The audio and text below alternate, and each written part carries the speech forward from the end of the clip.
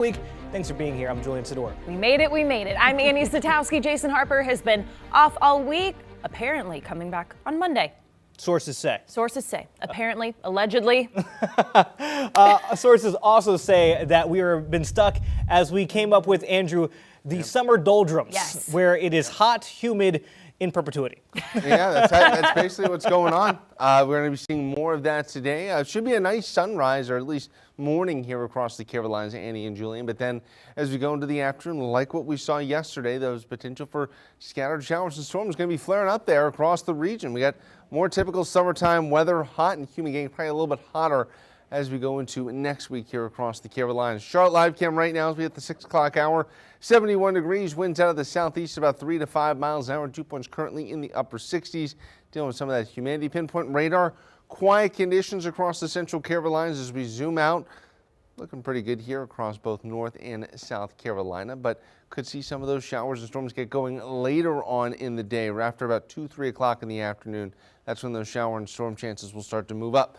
Drought monitor. Most recent drought monitor showing you some abnormally dry conditions across central portions of the Carolinas, moderate drought conditions elsewhere here, and then some pockets of still severe drought, but overall a marked improvement here with that latest drought monitor that came in yesterday. Temperatures right now upper 60s and lower 70s out there, 68 in Gastonia, 72 in Cheraw, middle 60s up across the mountains here. And as we go throughout the day, watching those temperatures that are going to be moving on up here into the upper 80s. I've got more in your forecast coming up in just a few minutes. All right, Andrew, thank you. Charlotte-Mecklenburg police are still trying to figure out why and how a teen was abandoned at the airport. The 15-year-old approached police Wednesday night, telling officers he'd been neglected. Queen City News reporter Matt Stell has new details in the investigation, with many questions still unanswered. Charlotte-Mecklenburg police say on Wednesday night, this teenage boy approached officers at the Charlotte airport, telling them that he is 15 and had been abandoned at the airport by his guardian. Police say the boy cannot tell officers anything about his guardian, his personal information, or even his home address. Police have now identified the young man. They aren't releasing his name, but said that he is now in the custody of the Department of Social Services. Now, of course, we've reached out to CMPD to try to get more answers about this teen. Was he here in Charlotte for a connecting flight? Had he just arrived on a flight, and was Charlotte his final destination? Did someone drop him off here at the airport? And is he even a Charlotte area native? Well, the department says they just don't have those answers right now. He could be special needs. It could be a very traumatic event. It could be he's protecting someone. Trish Hobson is with the Relatives, a crisis and resource center here in Charlotte that looks after children who have been abandoned by a parent or guardian. She tells us that the teen being in DSS custody is the best thing for him right now. I imagine that they're trying to find a temporary placement for him while they try to also find some family. If they can't find his parents, they might try to find some extended family. There has been speculation online that the teen may have come from the Raleigh area. We have reached out to Raleigh police to confirm if that's true, but we haven't heard back yet. In Charlotte, Matt Stell, Queen City News. Appalachian state officials are releasing new information on sexual misconduct investigation that led to a music professor's resignation. John Stanley Ross was a faculty member at App State's Hayes School of Music and the director of bands, joining the university in 2006.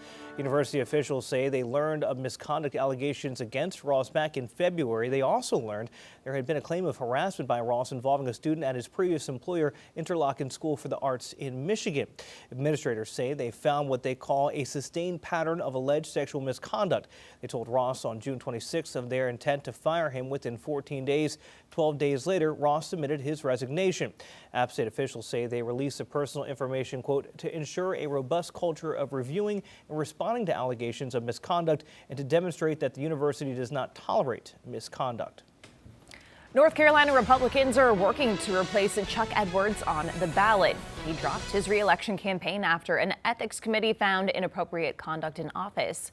Chief political correspondent Andy Weber spoke to the Democratic challenger, who will now face off against Edwards' replacement. While Chuck Edwards dropping out is a major development in the race to represent Western North Carolina in Congress, the Democrat in this contest, Jamie Ager, says his message will not change. Our political system is starting to lose the trust of people all over the country. and that they don't trust politicians. They don't trust that the system is working for people. Democrat Jamie Agger sitting down with Queen City News a day after his main opponent in the race for NC11, U.S. Rep. Chuck Edwards, said he would no longer seek re-election. A report released this week from the House Ethics Committee accused Edwards of giving 2 of his female staffers expensive gifts, taking them on lavish trips, and sending them messages discussing personal and romantic thoughts. What do you make of that report and his subsequent dropping out of the race?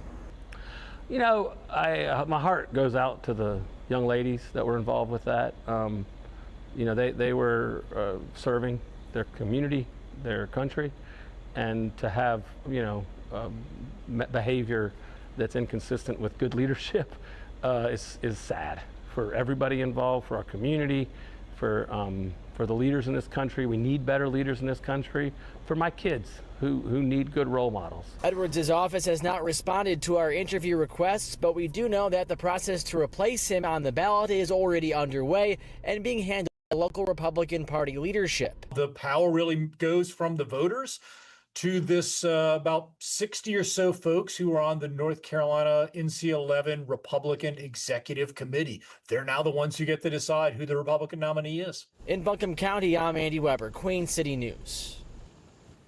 Well, half a dozen names have been floated to replace Edwards, including Henderson County Republican State Senator Tim Moffitt. He's expressed interest in the nomination on social media. And we're getting closer to South Carolina's special Republican primary for U.S. Senate. Today is the final day for early voting. Polls open at 8:30. There's a long list of candidates vying for late Senator Lindsey Graham's seat, including his sister Darlene. Congressmen Ralph Norman and Russell Fry, former Governor Mark Sanford, and businessman Mark Lynch are all in contention. Primary election day is next Tuesday. A runoff, if necessary, would be held on August 25th.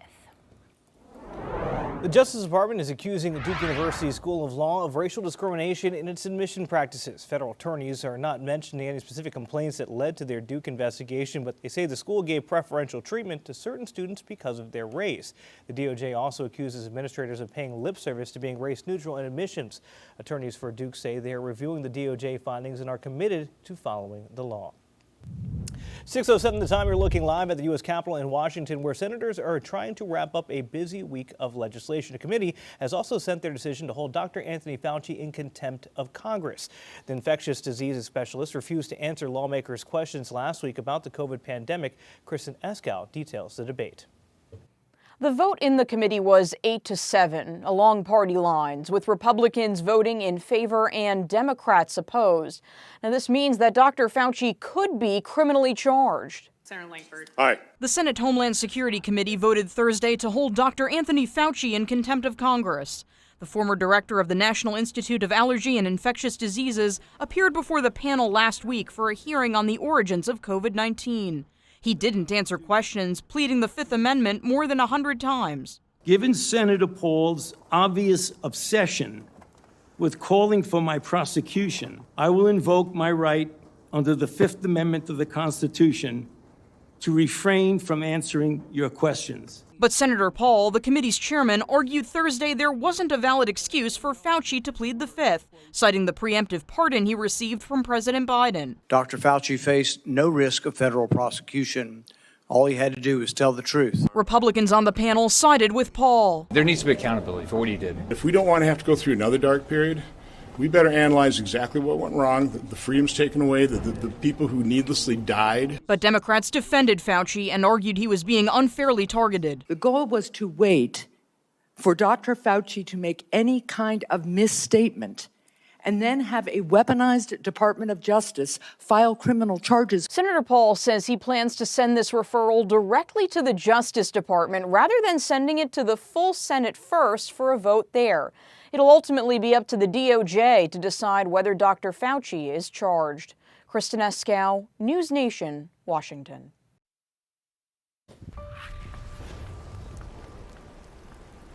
All right, getting back here to your forecast this morning. Starting to see more morning colors out there across the Carolinas on your Friday, and tracking a fairly similar day out there across the Carolinas. Sunshine in the morning, And then we're going to be watching some of those hit and miss showers and storms as we go into the afternoon, and hot and humid weather here developing as we go into early next week as the temperatures get even warmer out there across the region. 71 degrees right now. Southeasterly winds about 3 to 5 miles an hour. Dew points currently in the upper 60s. We've got that warm, humid air out there. Pinpoint radar here. Quiet conditions across the Central Carolina. Zooming out, not much going on across North and South Carolina.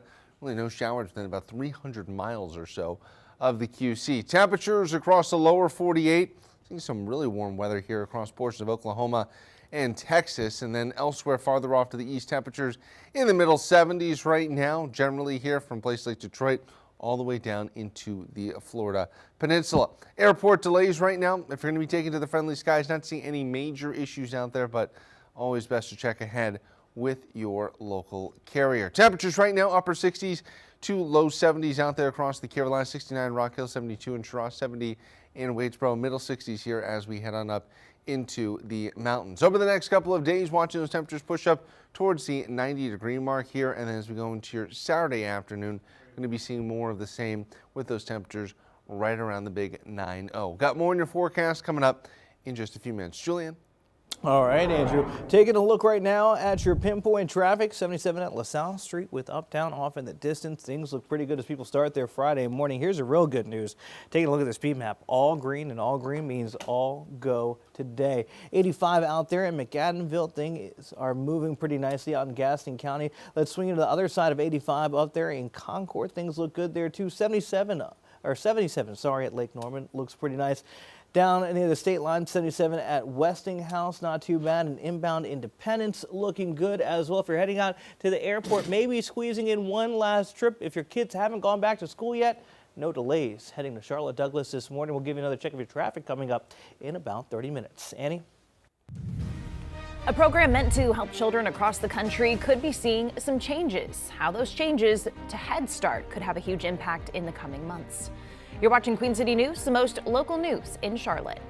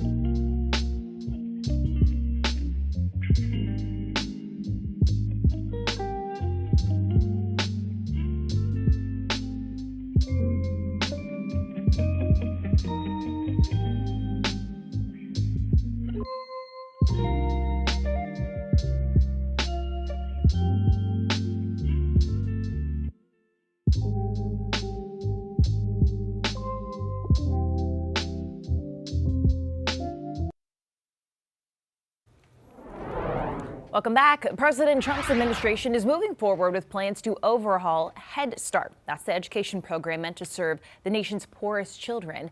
Head Start officially began in 1965 as part of President Lyndon B. Johnson's War on Poverty. It's now run by the Health and Human Services Department and current Secretary Robert F. Kennedy Jr. Now leaders are saying that they're making plans to cut many federal regulations surrounding that program. Head Start currently serves roughly 700,000 infants, toddlers, and pregnant women all across the country. The proposed changes would let the roughly 1,600 Head Start programs roll back changes and gain more independent control. The idea is to increase the number of slots open to children and reduce spending, but critics are worried about what they see as deregulating the program. It's the foundation. It's like when you build a house, you have to have a strong foundation. That's what we need for the children too. The newly proposed rules are expected to be published today and include a 60-day comment period.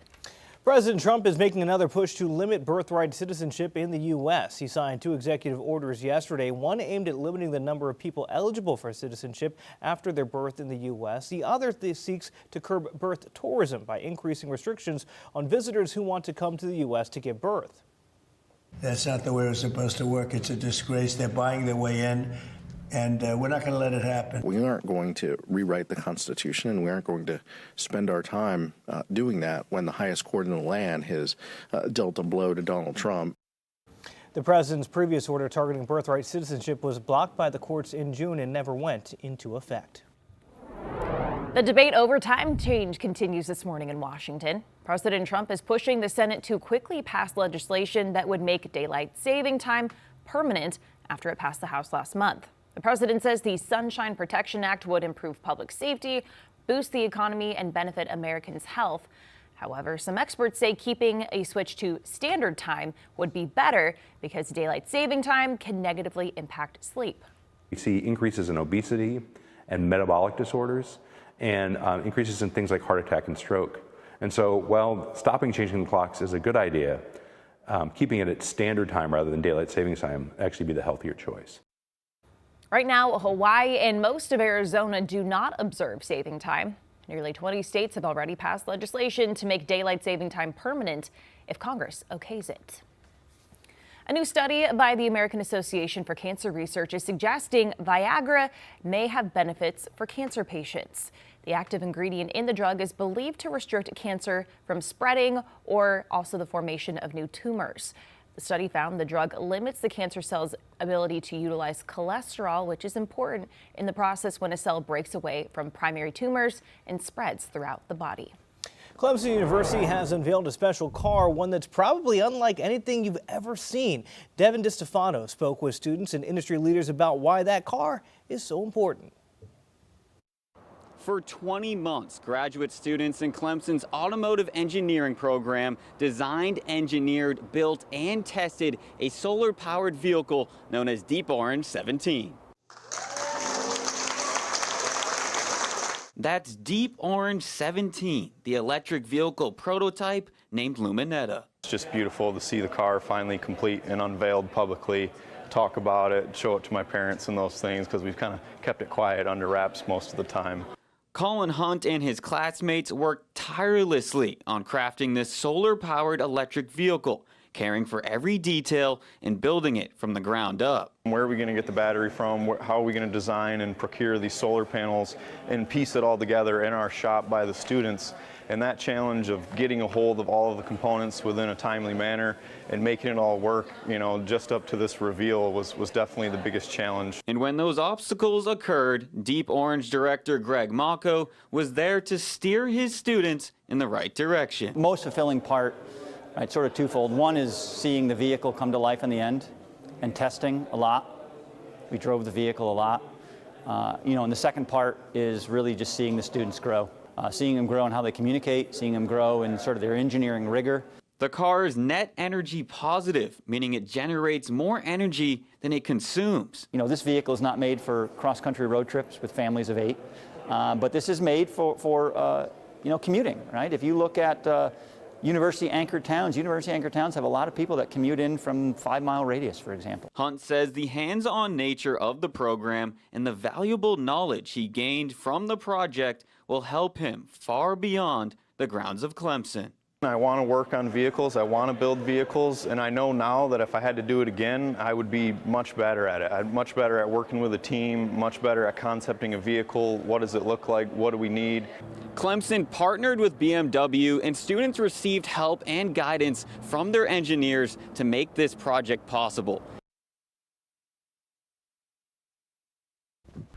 All right, some pretty cool stuff coming out of Clemson. It kind of looks like a reverse Cybertruck in terms of its body, right? Okay. Kind of a larger front. Okay. But yeah, it's giving Cybertruck vibes, but the technology is pretty cool. I don't think whether you're a Cybertruck, when you're a Mustang, whatever it is, you're going to have the AC on pretty much all weekend long, Andrew, right? Yeah, that's right. And temperature's going to be getting even hotter out there. Julian, Annie, as we go through your weekend heading into early next week, 71 degrees right now, winds out of the southeast at about 3 to 5 miles an hour. Dew points currently in the upper 60s. Boone camera right now. We've got kind of mostly clear skies as we head up into the higher elevations. Looking good. Pinpoint radar, no major issues across the central Carolinas. And as we zoom out, yeah, very much in good shape here across North and South Carolina. Temperatures low to mid 70s, 71 in Charlotte, 72 in Columbia, 73 in Florence, mid to upper 60s as we head up into the mountains. And the temperature outlook as we head towards the middle part of the month, getting a little bit warmer out there. Still going to be trending above average across the central Carolinas. Quick check in on some of the pollen counts we're seeing out there. Going to be getting a little bit higher here as we head into this weekend. Rain chances, well, for the most part, going to be holding steady as we go through the weekend and into early next week. Actually, even maybe coming down ever so slightly. Weekend forecast, scattered showers on your Saturday, and Sunday could be heating up with those temperatures in the lower 90s. Futurecast in motion as we go throughout your Friday here. Partly cloudy skies, temperatures trying to warm up a little bit here, and then we watch some of those scattered showers and storms developing as we head into your Friday evening here. Notice some of that storm activity continuing to push through. This is 8 o'clock on your Friday. As we move into Saturday here, cloud cover in the morning, and then watching some of those pop-up showers and storms again developing as we head into the afternoon. This is 8 o'clock on your Saturday. Some of those hit and miss showers and storms. And as we push into your Sunday, rinse, repeat, rinse, repeat. 2 o'clock, temperatures again up into the low to mid 90s. Keep getting a little bit hotter out there as we watch some of those showers and storms move through. And then as we go into your Monday, skies start to clear. And this is when we can see those temperatures trying to push up towards the middle 90s. Your pinpoint 7-day forecast, getting hotter and hotter out there, and it's very much going to be feeling like summer across the central Carolinas. All right, Andrew, thank you. Here's a live look over New York City this morning. We'll get a look at how Wall Street futures are shaping up to end your week. Business correspondent Jane King joins us in about 3 minutes.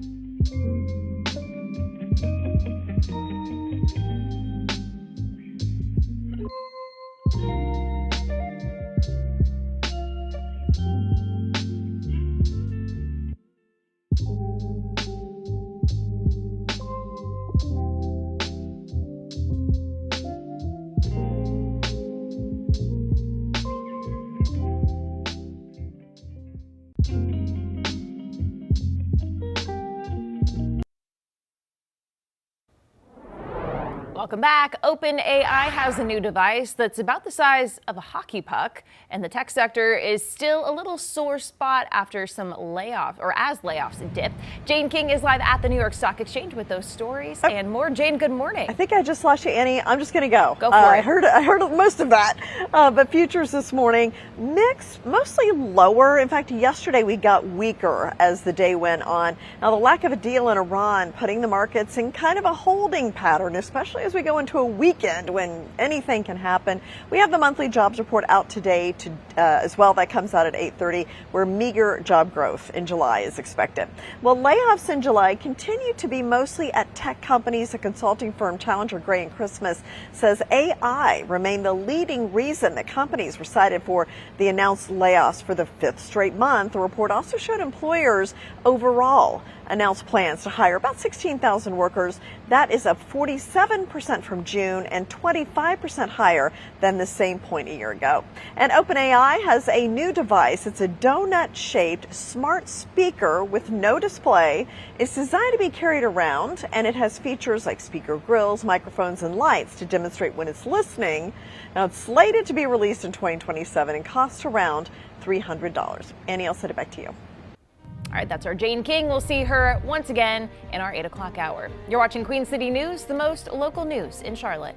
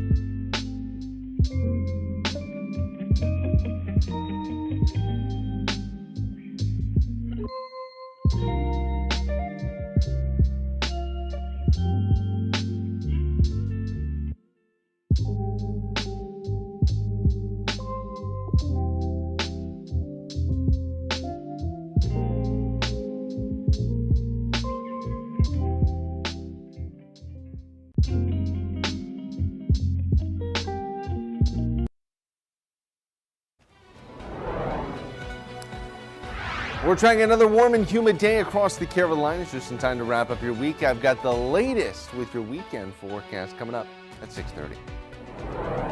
Concerns grow across the country over cybersecurity and our water systems. What's being done to keep our local supplies safe from hackers? And North Carolina elections leaders approve early voting plans for 80 counties. What could be changing this year for those heading to the polls? 6:30, happy Friday. Thank you so much for kicking your morning off here with us. I'm Annie Satowski. I'm Julian Store. Jason Harper is off. And I'm meteorologist Andrew Brayman in for meteorologist Ed Payton this morning. Thank you so much for waking up with us bright and early here on your Friday, made to the end of the week. A copy and paste forecast out there, guys, with more heat, humidity, and a couple of showers and storms likely this afternoon. More sun to start the day, though? Yeah. Okay. Yeah, we should see a little bit more sun. Yesterday we had a little bit of low cloud cover. Not seeing as much of that this morning, so you probably need the sunglasses here as we get things started, but it's not a whole lot's changing with the weather. Future's so bright, we need our shades. That's right. I like it. Absolutely, Annie. And as we look towards uptown from West Charlotte, looking good here. Starting to get in some of those morning colors here as we get things rolling on your Friday. Could see a few isolated showers and storms ahead for the Carolinas, and it's just kind of a typical summertime weekend weather forecast out there as we see more heat, humidity with those isolated showers and storms, and that is certainly going to be the case as we go into next week with more potentially hot and humid weather ahead for the Carolinas. 71 degrees right now, southeasterly winds about 3 to 5 miles an hour. Dew points currently in the upper 60s here across the central Carolinas. Up across the mountains here in Boone, a little bit of cloud cover outside in King Street. Otherwise, though, we are in good shape. Pinpoint radar, no major issues out there across the central Carolinas. As we zoom out north and South Carolina, we are in a pretty quiet state right now, but that will likely change, at least for some, as we head into the afternoon. Got our latest drought monitoring yesterday, seeing more improving conditions here across the Carolinas. Temperatures right now, upper 60s to lower 70s out there. Of course, in the mountains, a little bit cooler with temperatures down in the middle 60s. Compared to 24 hours ago, roughly everyone is pretty close to exactly where we were this time yesterday. I've got more on your forecast and what you can expect coming up with my Pinpoint 7-day forecast. Taking a look now at your pinpoint traffic here at 6:31. Things look pretty good at I-77 at LaSalle Street. Honestly, not much has changed so far. Starting to see a little bit of a slowdown there, Gastonia to Belmont, but traffic conditions usually lighter on Fridays. You can see kind of that slowdown starting to build there. 85 at McAdenville in Gaston County. We see those taillights going. But on the other side of 85 up there in Concord, things still look good. Let's take a look at 77 right now. First up in Lake Norman, traffic is moving pretty smoothly over there. South Charlotte, things look pretty good too. Let's go ahead and give you a look at inbound Independence. Again, pretty easy traffic conditions. Hopefully that continues throughout your Friday morning. Our next check of traffic coming up around 7:08. Government officials are on high alert after a recent wave of cyber attacks on American water systems. In some cases, those breaches led to the systems shutting down altogether. Queen City News reporter Jen Cardone spoke with Union County Water about how it's protecting the technology that helps keep your taps running. Water can often be something we take for granted until we don't have it. You may not have thought of it, but we certainly have. At Union County Water, employees practice mock scenarios annually in case someone tries to interfere with the operation of the utility. We know how to respond to mitigate any detrimental effects to our customers. Operations Director Chris Clark says the county has made major cybersecurity investments and actively watches for threats. At the end of the day, we are responsible for public health, safety, and welfare. Dr. Bill Chu is a UNC Charlotte cybersecurity professor. We knew this is a weak spot, and it just confirms it. He says hackers could redirect water flow, release sewage, and cause major disruptions. This is not a secret in the industry. He says antiquated equipment plays a role too, and local utilities are an easy target. They have a lifetime of 30, 40 years. So they're really old. They're perfectly fine working equipment, except they're not dealt with to prevent security attacks, cybersecurity attacks. Clark says if the worst were to happen, they'd use an emergency operations center, just like if the county were hit by a natural disaster. We would try to keep business as usual as much as possible, but we would have a all hands on deck response until we got a solid answer and we knew exactly what the issue were and how deep it went. Chu says resources and training are key to keeping infrastructure safe. Jen Cardone, Queen City News. We're getting closer to South Carolina's special Republican primary for U.S. Senate. Today is a final day for early voting. Polls open at 8:30 this morning and close this evening at 5. There's a long list of candidates vying for the late Lindsey Graham seat, including his sister Darlene, who's currently serving out the remainder of his term, Congressman Ralph Norman and Russell Fry, former Governor Mark Sanford, and businessman Mark Lynch also contending. Primary election day is Tuesday. A runoff would be held on August 25th. North Carolina voters could have fewer opportunities for early voting this fall. Several county boards of elections across North Carolina have changed when and where you can vote. Our Capitol reporter Shabnam Dinesh explains that some of these proposed changes have some county elections leaders already debating their plans.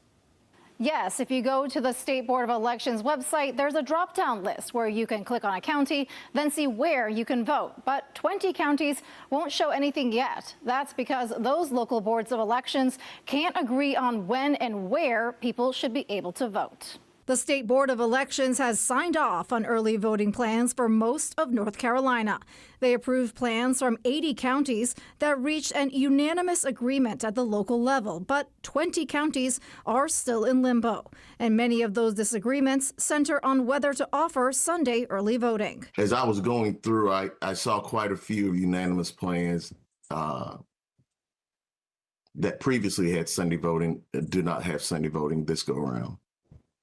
I just wanted to note that trend for the public. In Harnett County, for example, both sides agree on the same 5 early voting sites. The difference is the schedule. One plan would keep polls closed on Sundays during early voting, while the other plan would open them from 1 to 5 p.m. Voting rights advocates argue getting rid of Sunday early voting will reduce access for Souls to the Polls church efforts. Other disputes aren't about when you can vote, they're about where. In Guilford County, one plan would keep early voting sites at 2 college campuses, UNC Greensboro and North Carolina A&T, while the other plan does not. Critics say this could limit early voting access for college students. Republicans say early voting plans are developed locally and should reflect each county's needs. The 20 counties that couldn't reach a unanimous plan will return to the State Board of Elections later this month for final approval. Early voting starts October 15th. In Raleigh, I'm Shabnam Dinesh. This morning, Gaston County schools are getting ready for the start of classes. Students in Gaston County will return Wednesday, August 12th. We stopped by Forest View High School where they're prepping for a couple changes. There will be some staffing shakeups this year after the assistant principal and a handful of teachers left for other opportunities. Educators say, though, every year does bring changes, and they are excited about the start of the new year. Be involved with your kids, check in on them, ask them what they're learning, because I can guarantee even teenagers in high school, they want to share things with their parents. So just asking simple questions such as, what'd you do today in civics? It can really get the conversation going. Officials also gave us a sneak peek at some new buses for the district and renovations to the Forest View football stadium. Well, many South Carolina students will be eating food sourced from local farms thanks to a state program. Certified SC cafeterias making it easier for farmers and local educators to collaborate. The program offers schools reimbursements for the money they spend on the food to encourage them to work with local farms. It just means that we know our students are getting the best possible nutrition in their school meals because our farm is certified organic and GAP certified, which stands for Good Agricultural Practices. And that's just our way of making sure we're doing everything the right way for the students and giving them the best possible, school lunches. The State Department of Agriculture reports 67 school districts are joining the program. That means more than 538,000 students are benefiting from it already. Well, tax-free weekend in South Carolina kicks off today. Eligible items will be exempt from the 6% state sales tax, as well as many local sales taxes. Those items include clothes and accessories, shoes, school supplies, backpacks, and some bigger items like computers. Online shoppers also eligible for a tax-free weekend that runs through this Sunday. All right, football is back and the Panthers are starting off hot. We're getting a look at the team's success as preseason gets underway. You're watching Queen City News, the most honored and local news in Charlotte.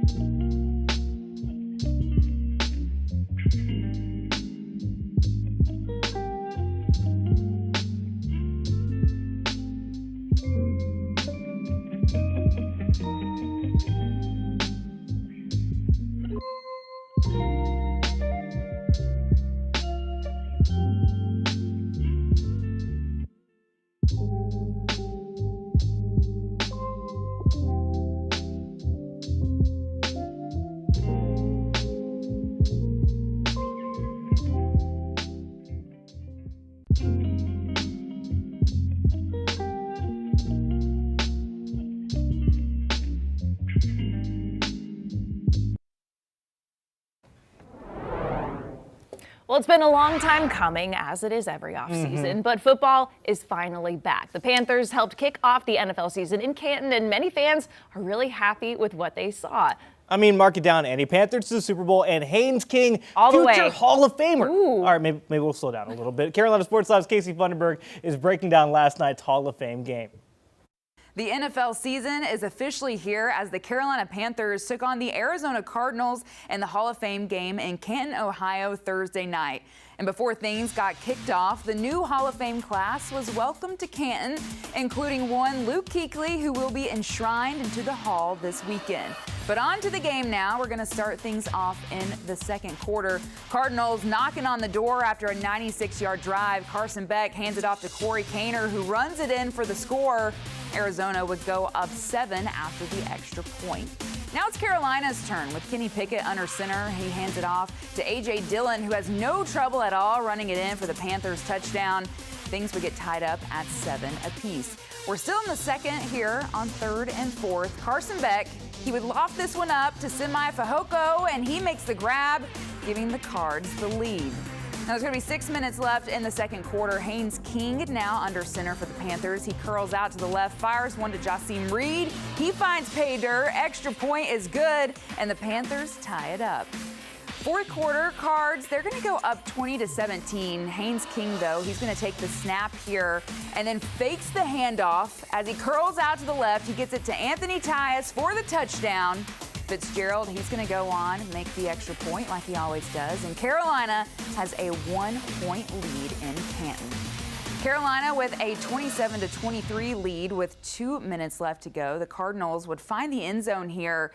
It's not yet ruled a touchdown, but after review, the ruling on the field was a TD. Cardinals regained the lead by 3. But wait, things are not going to be over after this one. It was going to look like a Cardinal win until Haynes King, he's going to come up big on the last play of the game here. He runs it in for a tutty, and the Panthers win the first game of the preseason, 33-30. Your final score in Canton. Head coach Dave Canales really happy about this one.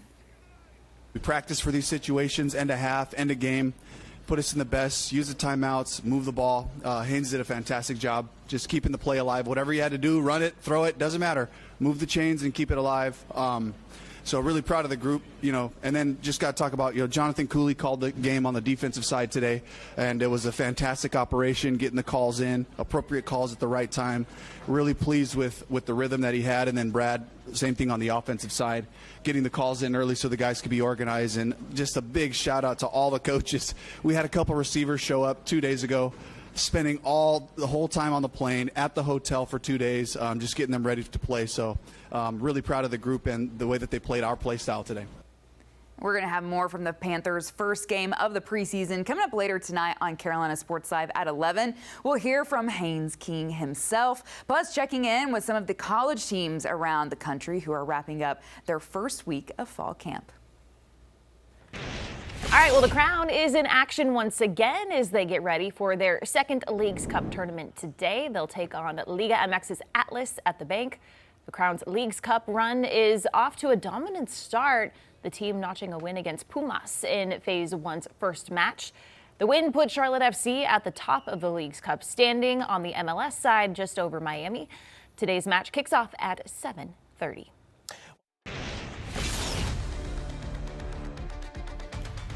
After a well-deserved week off around the track, is back in America's heartland as we go racing in Iowa. Drivers will take on the fastest short track on the planet, starting with the ARCA Menard Series in the Junior and Company 150 at 5. Then on Saturday, tomorrow, the O'Reilly Auto Parts Series will race in the Hy-Vee Perks 250. And then on Sunday, Cup drivers will race in the Iowa Corn 350 at 3:30. And we're also going one-on-one with Tyler Reddick as he looks to reclaim the first overall seed in the chase. Plus, we're hearing from the Gillionaire, Todd Gilliland, on his $1 million in-season tournament triumph around the track this Saturday, 11:30 a.m., right here on Queen City News. All right, coming up on, well, I was going to say 6:45, but we blew past that. Yep. Meteorologist Yeah. Andrew Brightman is here to show you the sun starting to come up. Andrew, unfortunately, that's going to really just kick the humidity into high gear because of all this moisture we have. Yeah, that's right. The moisture, we've got the heat, the humidity. This feels like temperatures going to be moving up, Annie, and temperatures right now haven't started to move up yet, but that will be changing here. 71 degrees.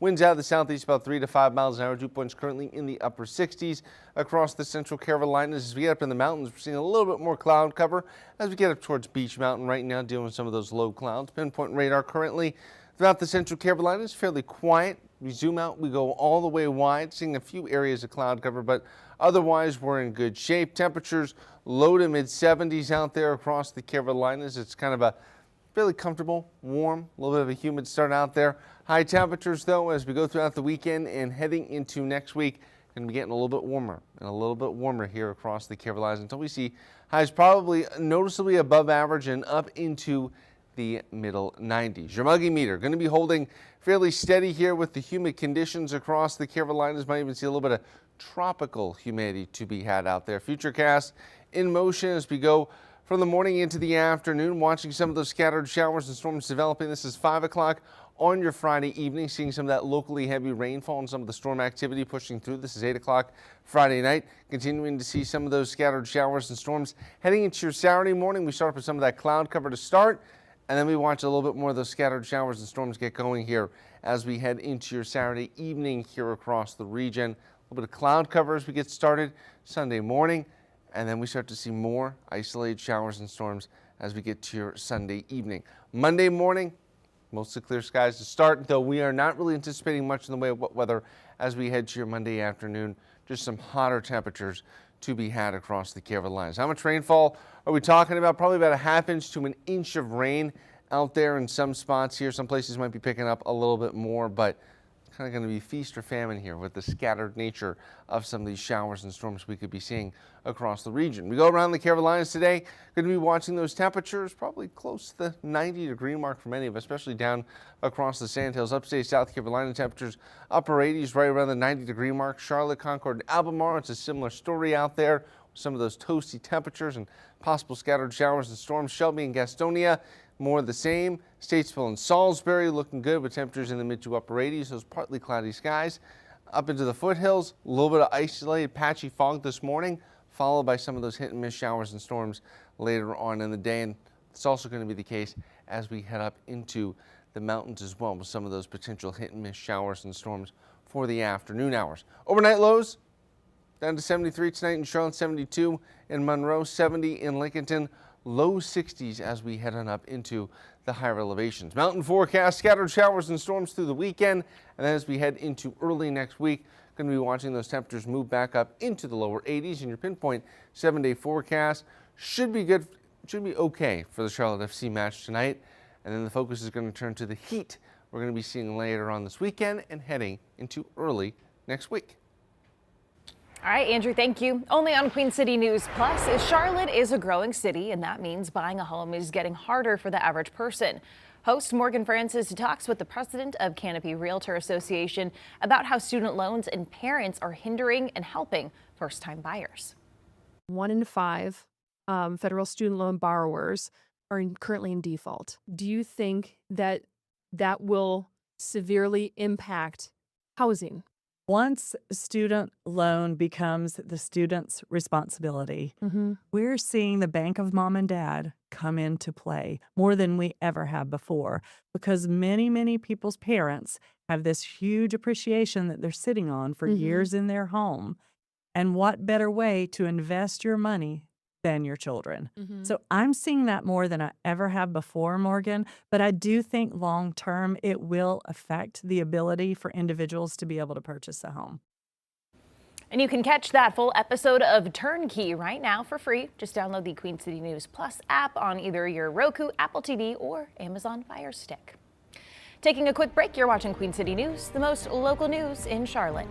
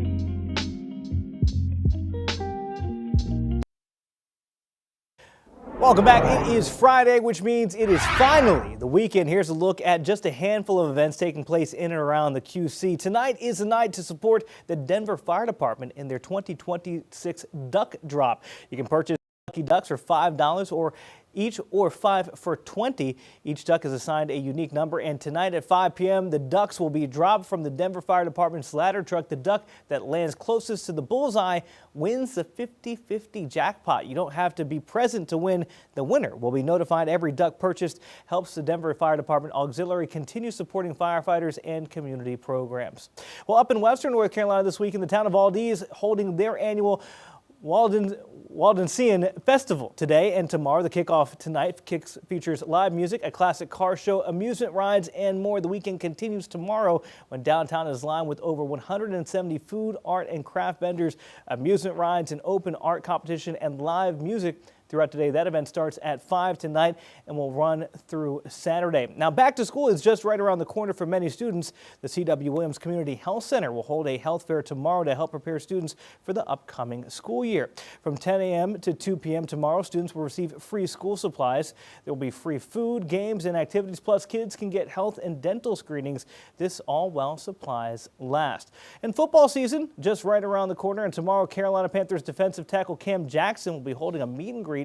This is his second annual GameStop meet and greet celebrating the launch of EA Sports Madden 27 and his birthday. The event is from 12 to 2 tomorrow at the GameStop on J.M. Keynes Drive. Fans will have the opportunity to meet Cam, take photos, receive autographs, participate in a free raffle, and compete against Cam in Madden 27. And that's just a handful, again, of the events happening around the Queen City. Be sure to check out our website, qcnews.com, for a full list of events. You're watching Queen City News, and we'll be right back.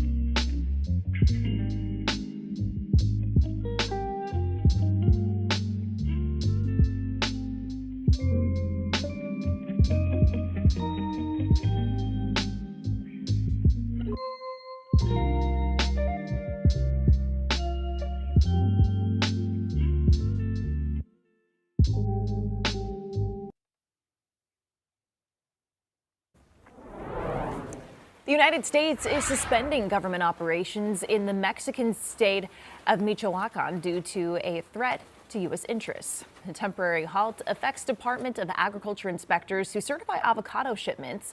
Authorities are working in coordination with U.S. officials to get those operations back to normal as soon as possible. The state is Mexico's main avocado exporter, supplying the U.S. with about 80% of its avocado imports. A record number of young adults are still living with their parents. According to new research from Realtor.com, nearly 1 in 3 young adults under the age of 35 are staying with their parents. What's most surprising is about 70% of them are employed. Taking a closer look in 2025, the median home price was $430,000, up about 34% from 2019, while the median asking rent was almost $2,000. That's an 18% jump. Researchers estimate a roughly 4 million unit housing supply gap, a shortage that leaves many young adults with fewer realistic ways to form independent households. 6:59 is the time. Stay with us as we head right into our 7 o'clock hour.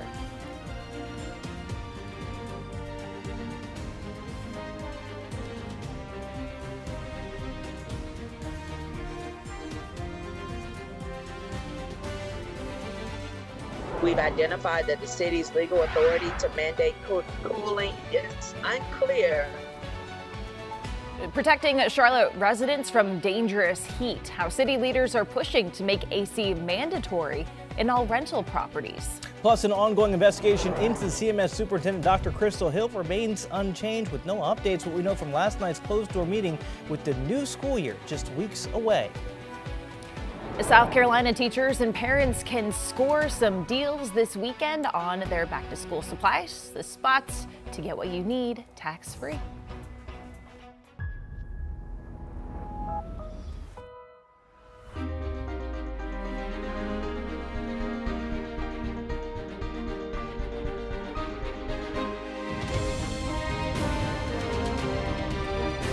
Queen City News starts now. Good morning. Welcome into Queen City News now just after 7 a.m. here on your Friday morning. Thanks for waking up with us. I'm Julian Sidori. I'm Annie Satowski. Jason Harper has been off all week. We are hoping to see him on Monday. Sources say he should appear.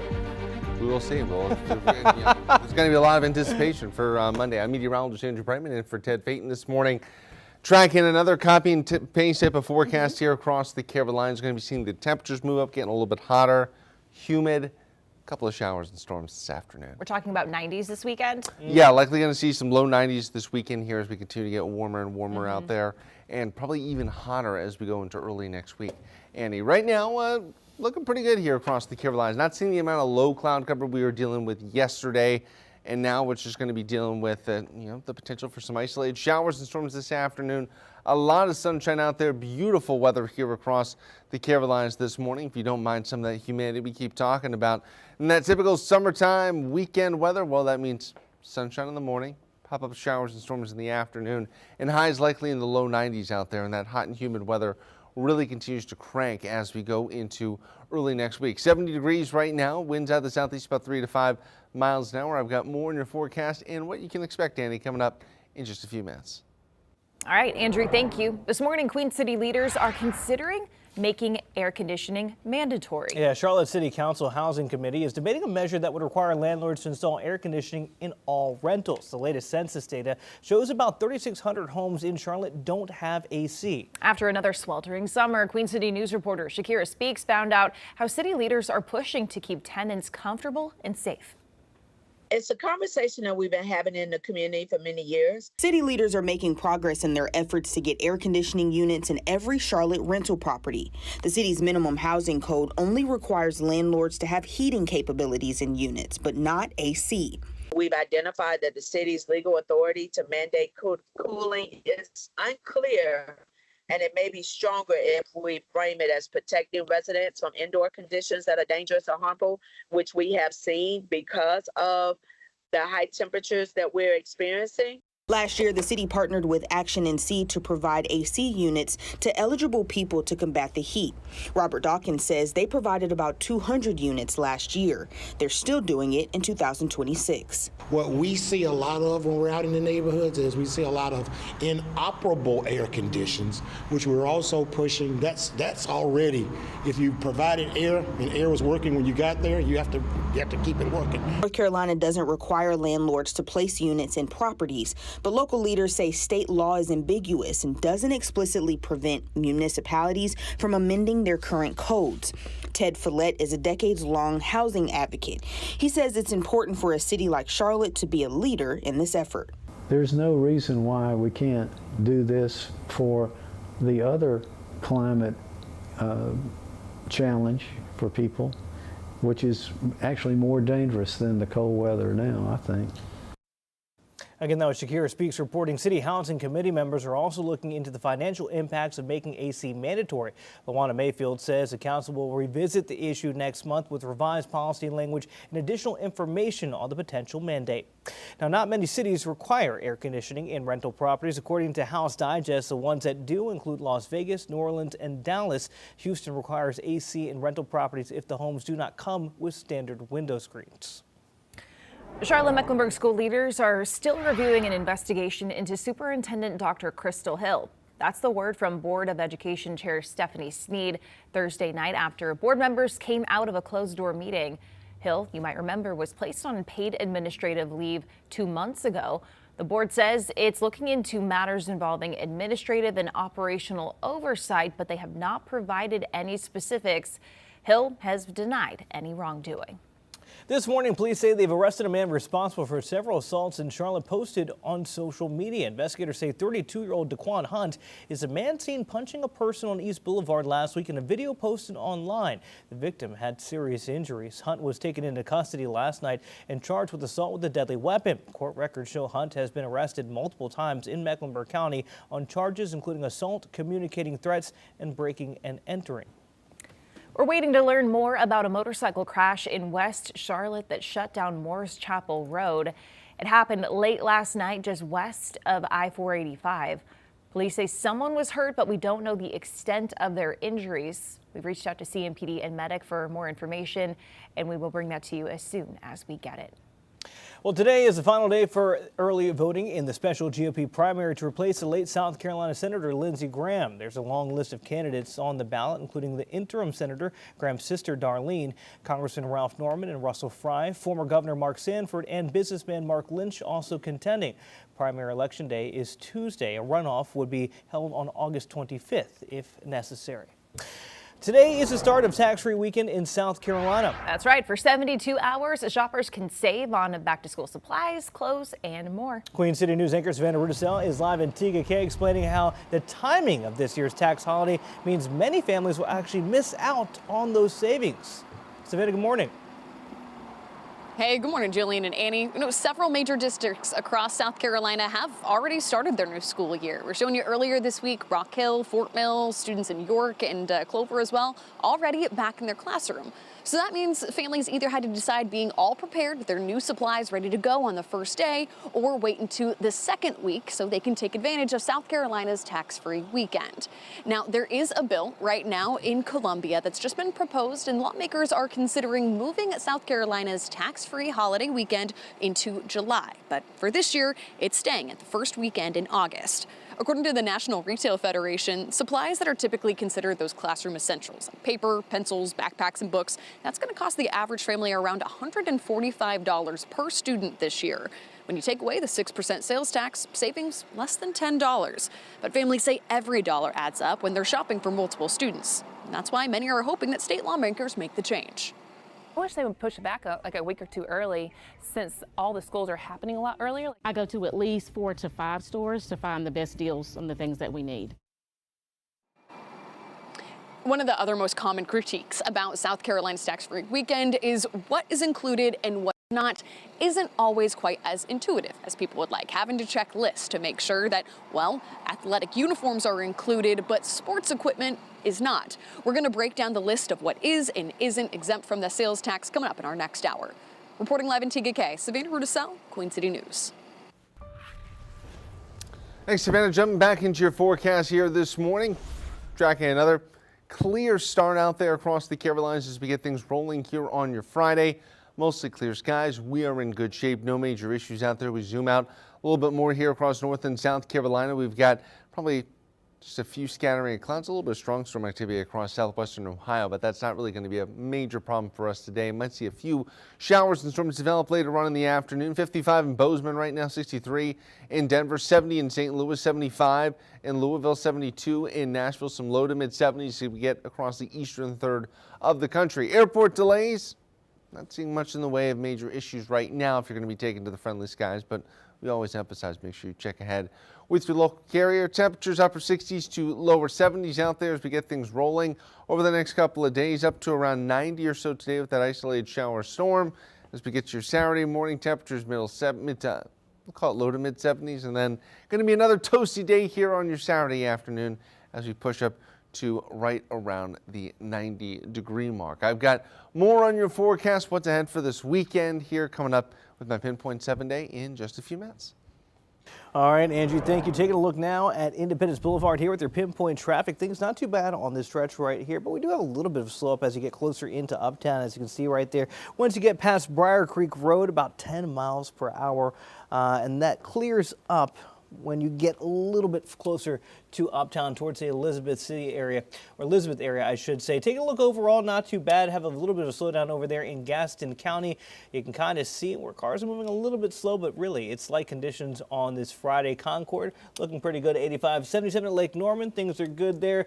Westinghouse, much of the same, just getting people out there on the roadways as you work your way closer to Uptown there. 77 gets a little bit slow coming down from that Lake Norman area, and then looking at your drive times to Charlotte Douglas this morning. Maybe you're squeezing in one more trip before school starts. If your kids haven't started already, no delays heading to CLT this morning.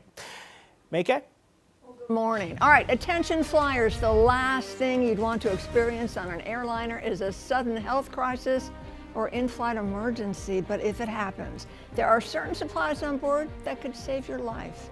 I'm Maykay Buehler. Coming up, I'll tell you what they are and the changes that may be coming to medical kit supplies on airliners. You're watching Queen City News, the most honored and the most local news in Charlotte. Stay with us.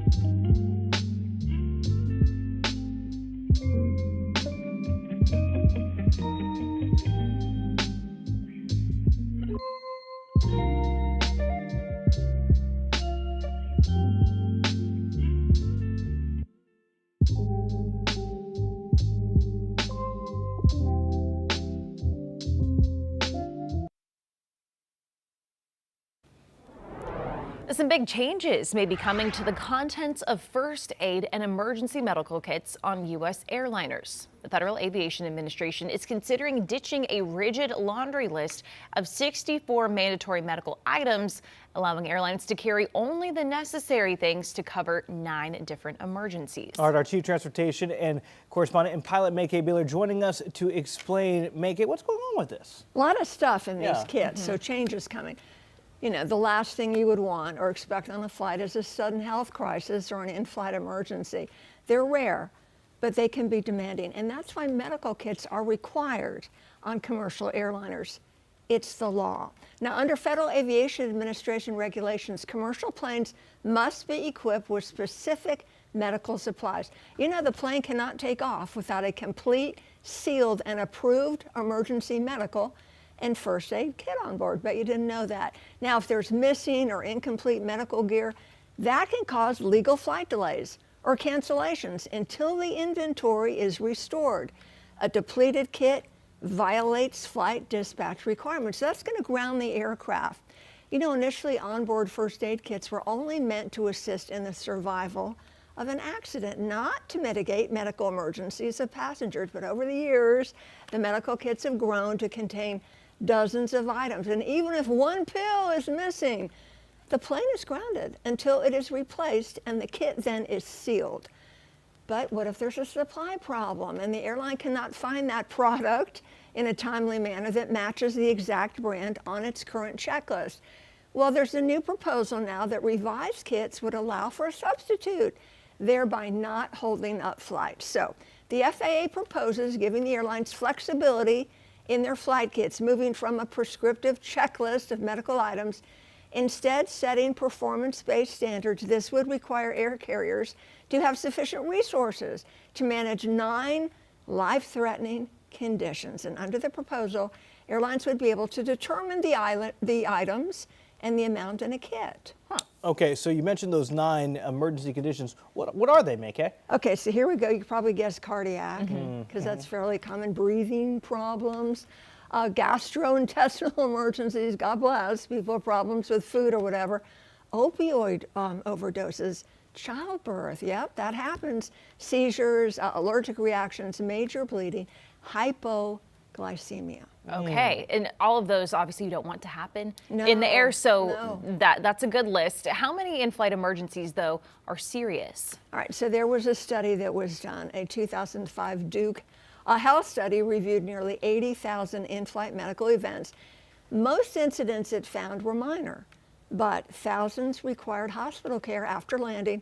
Hundreds died or prompted aircraft diversions. Okay, so what are the most common in-flight medical events? I was surprised by this. I thought it'd be maybe a heart attack or something. Cuts.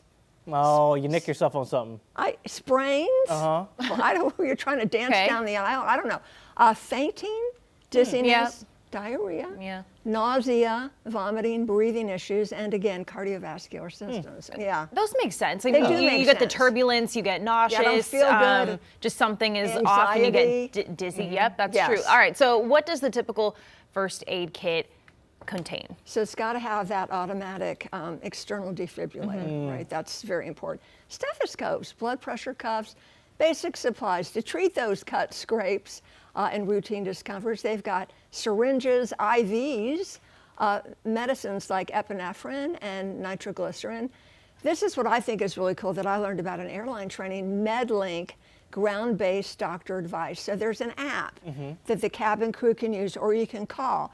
Talk to a doctor on the ground and describe what's happening, and that doctor can prescribe what to do and or recommend the pilot divert. Hey, that's serious. You need to get back this is, you need to divert. Okay. So as a pilot, Maykay, have you ever had a passenger with a medical emergency?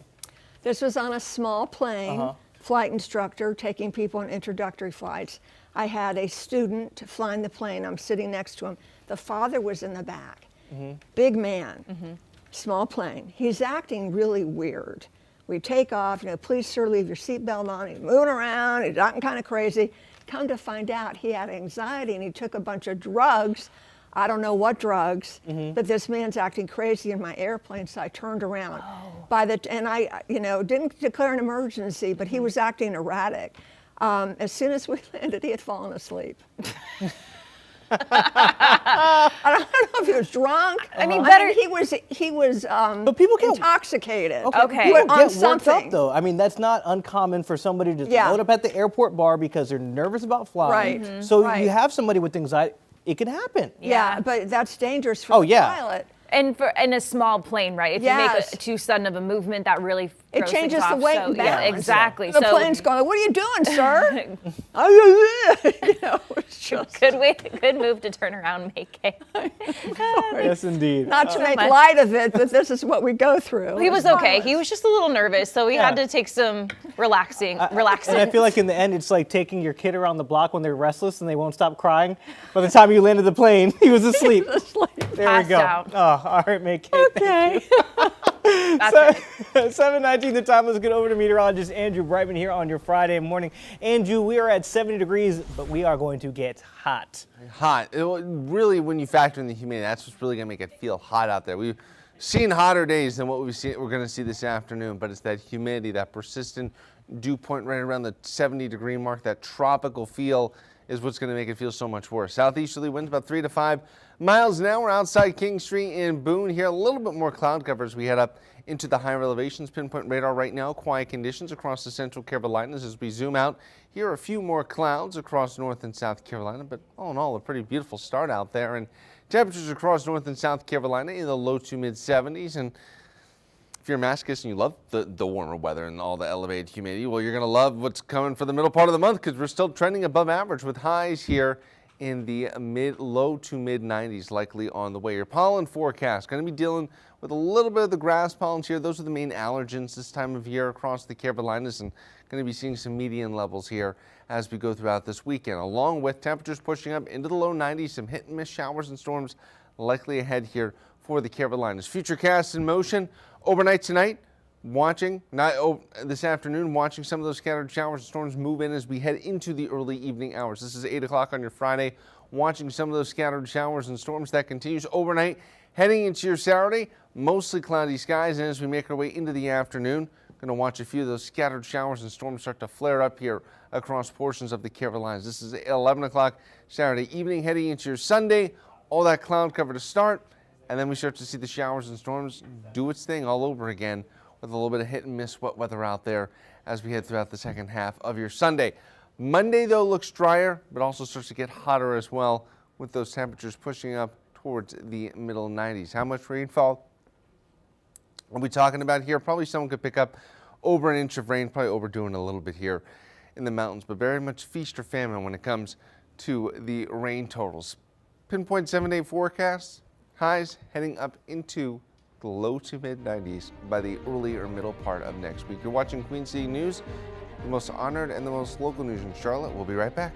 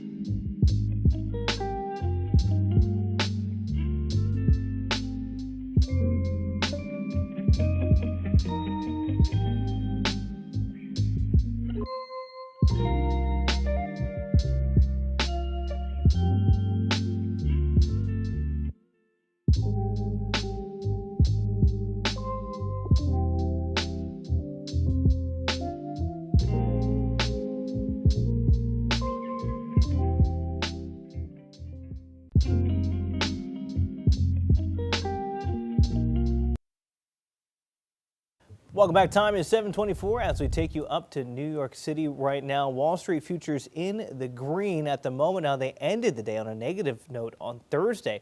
As we take a look right there, the Dow Jones down almost a percentage point. NASDAQ relatively unchanged. Same with the S&P 500. We'll talk with Jane King in about an hour. She'll join us live from the stock exchange at 8:25. All right, well, DoorDash is launching a new service to help you buy the things on the down low. It's meant to help you get some of the more embarrassing items you need without the awkwardness of having to do it in person. CringeMart helps deliver some odd combination of items like flaming hot Cheetos and Imodium. Oh, yeah. Yes, and some more intimate items you can fill in the blank. In other words, it's for your TMI essentials, right? Like not anymore, because I'm a fully functional and brave adult that I don't care what you think about me when I'm at the checkout, but younger me, you know, there were definitely things you would kind of like just check out like really fast, put them in the bag. You don't make eye contact. You don't make eye contact with anyone. The worst though would be in this day and age of when those things are locked up. Oh, and gosh, and you have to get an associate to come over and get it for you. Or when it's not scanning it self-checkout. And you need help. I've had that. Associate on the way. You're like just staring there.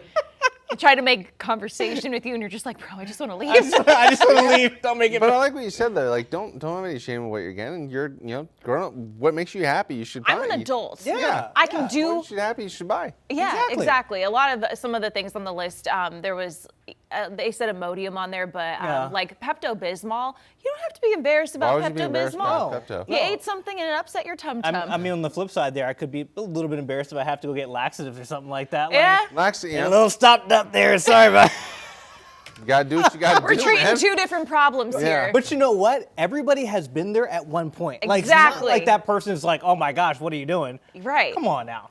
But also, I can see 21, 22-year-old me being like, yeah, I'm just going to order this. I don't want to deal with this. Fair enough. For me, it's I just don't want to go out in public.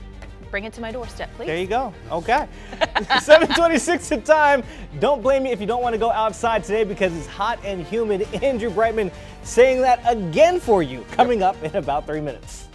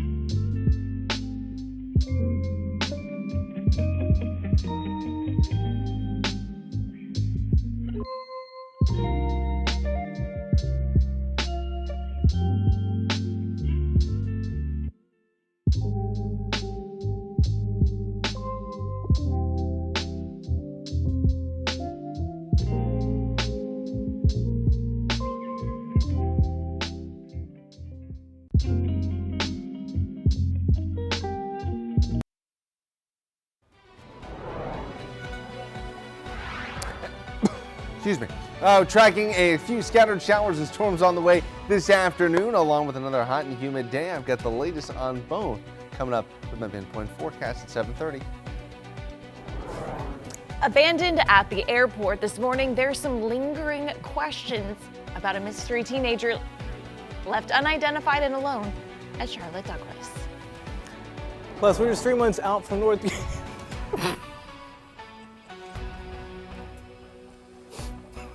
We're 3 months out from North Carolina's general election. What is next for voters in the western part of the state after Chuck Edwards dropped his re-election bid? So sorry. Normally everything goes off the rails around 7 o'clock. No, sorry, 9 o'clock. It's 7:30. It started at 7:30 because it is a Friday. Thank you so much for kicking off your weekend with us. I'm Annie Satowski. I am Julian Sador. Jason Harper is off. I am sweating because it's also hot and humid. So you know what? Andrew, thank you for that laugh, that moment of brevity there. We appreciate it. Not me. No, sorry. Are you good? Are you okay? Do you want some water? Perfection, but I will never attain it. Not today. I'll achieve excellence. Okay. Okay, as far as today, though, the cycle continues, hot and humid and a chance for showers. It's kind of, as you've been saying, rinse and repeat all weekend long. Yeah, very much a rinse and repeat type of forecast here as we've got those scattered showers and storms possible developing as we get into the afternoon hours. Partly cloudy skies out there across the Carolinas. This morning, actually, kind of a nice start out there, if you don't mind some of the mugginess that we're dealing with and really what we're going to be seeing with here as we go throughout your Friday. And what do you need to know here on your Friday is that we got more isolated afternoon storms ahead. That's summertime, a weekend weather on the way for the Carolinas as well, and then hot and humid weather as we go into early next week as those temperatures push up into the low to mid 90s. Charlotte live cam right now 70 degrees, winds out of the southeast about 3 to 5 miles an hour. Dew points currently in the upper 60s. Boone camera right now looking good, no major issues. A little bit of cloud cover outside on King Street, but otherwise we're in good shape. Pinpoint radar currently quiet conditions here all across the Carolinas, and that's going to be the case until at least after lunchtime here. As we zoom out a little bit more, seeing a few strong and severe storms across southwestern Ohio, but otherwise in good shape here as we get things rolling on your Friday. Temperatures across the lower 48, 55 in Bozeman is the cooler spot out there, 70 in Salt Lake City, 62 in Denver, 63 in Pierre, and eastern part of the third of the country. We've got those temperatures in the low to mid 70s. Upper 60s and low 70s here in and around Charlotte, 72 in Charlotte, 71 in Rockingham, mid to upper 60s as we head on up into the mountains. So warm start out there, a little bit on the humid side as well. I'm definitely going to be feeling humid as we go throughout the day. Hour by hour forecast, watching those temperatures move up eventually here into the mid to upper 80s. Going to be feeling even hotter than that. I'm talking more about your forecast and what you can expect here coming up in a few minutes, where we've got more on some of the scattered showers and storms we're going to be seeing across portions of the Carolinas here. More locally heavy rain. We saw some of that really last night here with some of those storms. So more of that coming up in just a few minutes. All right, Andrew, thank you. Taking a look now at your pinpoint traffic, I-77 at LaSalle Street. You can see a little bit slow moving inbound towards Uptown here, but also want to take you into Uptown, where you can see right there as you go between kind of like 12th Street on 277 inner. That's because of that construction there, just how slow it is. That purple means that traffic's not even moving. So it gives you kind of an idea. If you take I-277 inner, we've talked about this a lot, that the construction in that area is going to cause problems for people during their morning and evening commutes, and we're seeing that right now in live time. Now, overall, that's really the only blip that we're worrying about here. A little bit of slowing on 85 northbound coming out of Gastonia, but you can see right there in Gaston County, things are moving pretty good through McAdenville. 85 on the other side in Concord, things look good.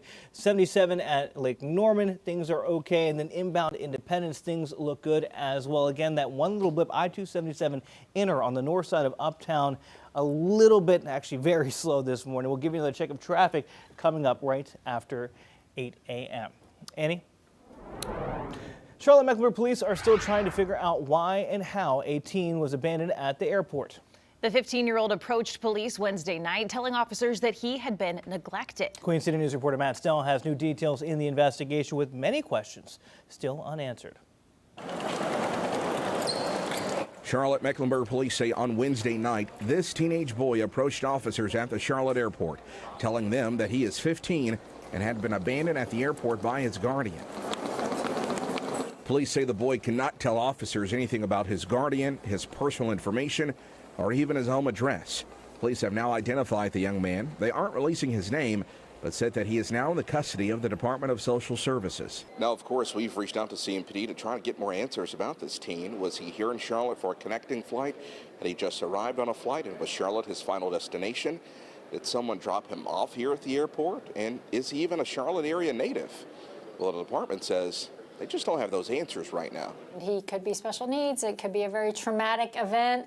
It could be he's protecting someone. Trish Hobson is with the Relatives, a crisis and resource center here in Charlotte that looks after children who have been abandoned by a parent or guardian. She tells us that the teen being in DSS custody is the best thing for him right now. I imagine that they're trying to find a temporary placement for him while they try to also find some family.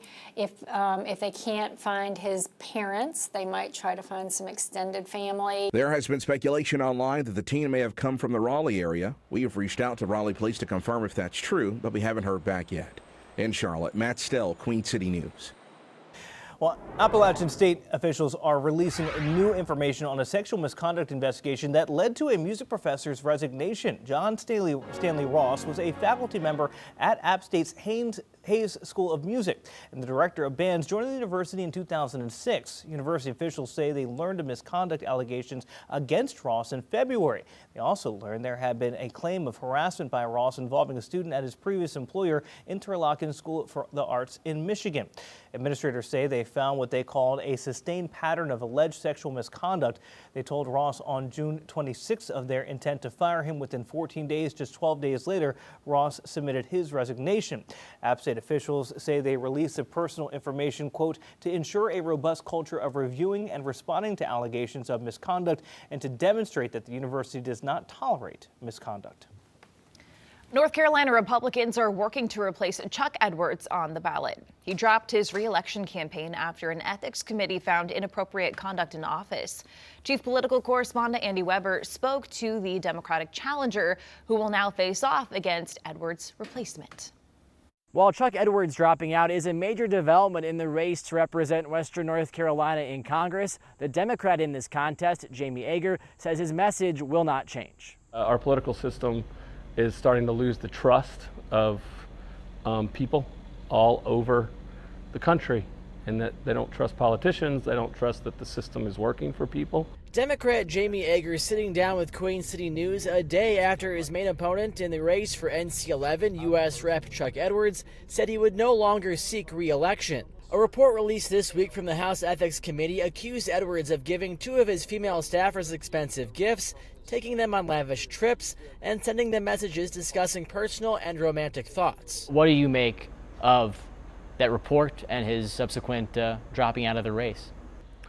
You know, my heart goes out to the young ladies that were involved with that. You know, they were serving their community, their country, and to have, you know, behavior that's inconsistent with good leadership is sad for everybody involved, for our community, for the leaders in this country. We need better leaders in this country, for my kids who need good role models. Edwards' office has not responded to our interview requests, but we do know that the process to replace him on the ballot is already underway and being handled by local Republican Party leadership. The power really goes from the voters to this about 60 or so folks who are on the North Carolina NC11 Republican Executive Committee. They're now the ones who get to decide who the Republican nominee is. In Buncombe County, I'm Andy Weber, Queen City News. Half a dozen names have been floated to replace Edwards, including Henderson County Republican State Senator Tim Moffitt. He has expressed interest in the nomination on social media. And we are getting closer to South Carolina's special Republican primary for U.S. Senate. Today is the final day for the early voting period. There's a long list of candidates vying for late Senator Lindsey Graham's seat, including his sister Darlene. Congressman Ralph Norman and Russell Fry, former Governor Mark Sanford, and businessman Mark Lynch are all in contention. Primary election day is next Tuesday. A runoff would be held on August 25th if necessary. The now former Miss North Carolina USA, Brittany Boltinghouse, has lost her title just weeks before the national competition. The head of the pageant hinting it was because of alleged hateful language she used. In a statement, the CEO of Miss USA said the decision was based on, quote, conduct over an extended period of time. In that statement, the CEO wrote that the organization, quote, does not tolerate racism, homophobia, transphobia, nor language that strips any person of their dignity. He did not explicitly say what Boltinghouse did that led to her losing her title. Mila Hadley, the original runner-up, will now represent North Carolina. All right, you're looking live at the U.S. Capitol in Washington, where senators are trying to wrap up a busy week of legislation. A committee has also sent their decision to hold Dr. Anthony Fauci in contempt of Congress to the DOJ. The infectious disease specialist refused to answer lawmakers' questions last week about the COVID pandemic. Kristen Eskow has details of the debate. The vote in the committee was 8-7 along party lines, with Republicans voting in favor and Democrats opposed. Now, this means that Dr. Fauci could be criminally charged. Senator Langford. Aye. The Senate Homeland Security Committee voted Thursday to hold Dr. Anthony Fauci in contempt of Congress. The former director of the National Institute of Allergy and Infectious Diseases appeared before the panel last week for a hearing on the origins of COVID-19.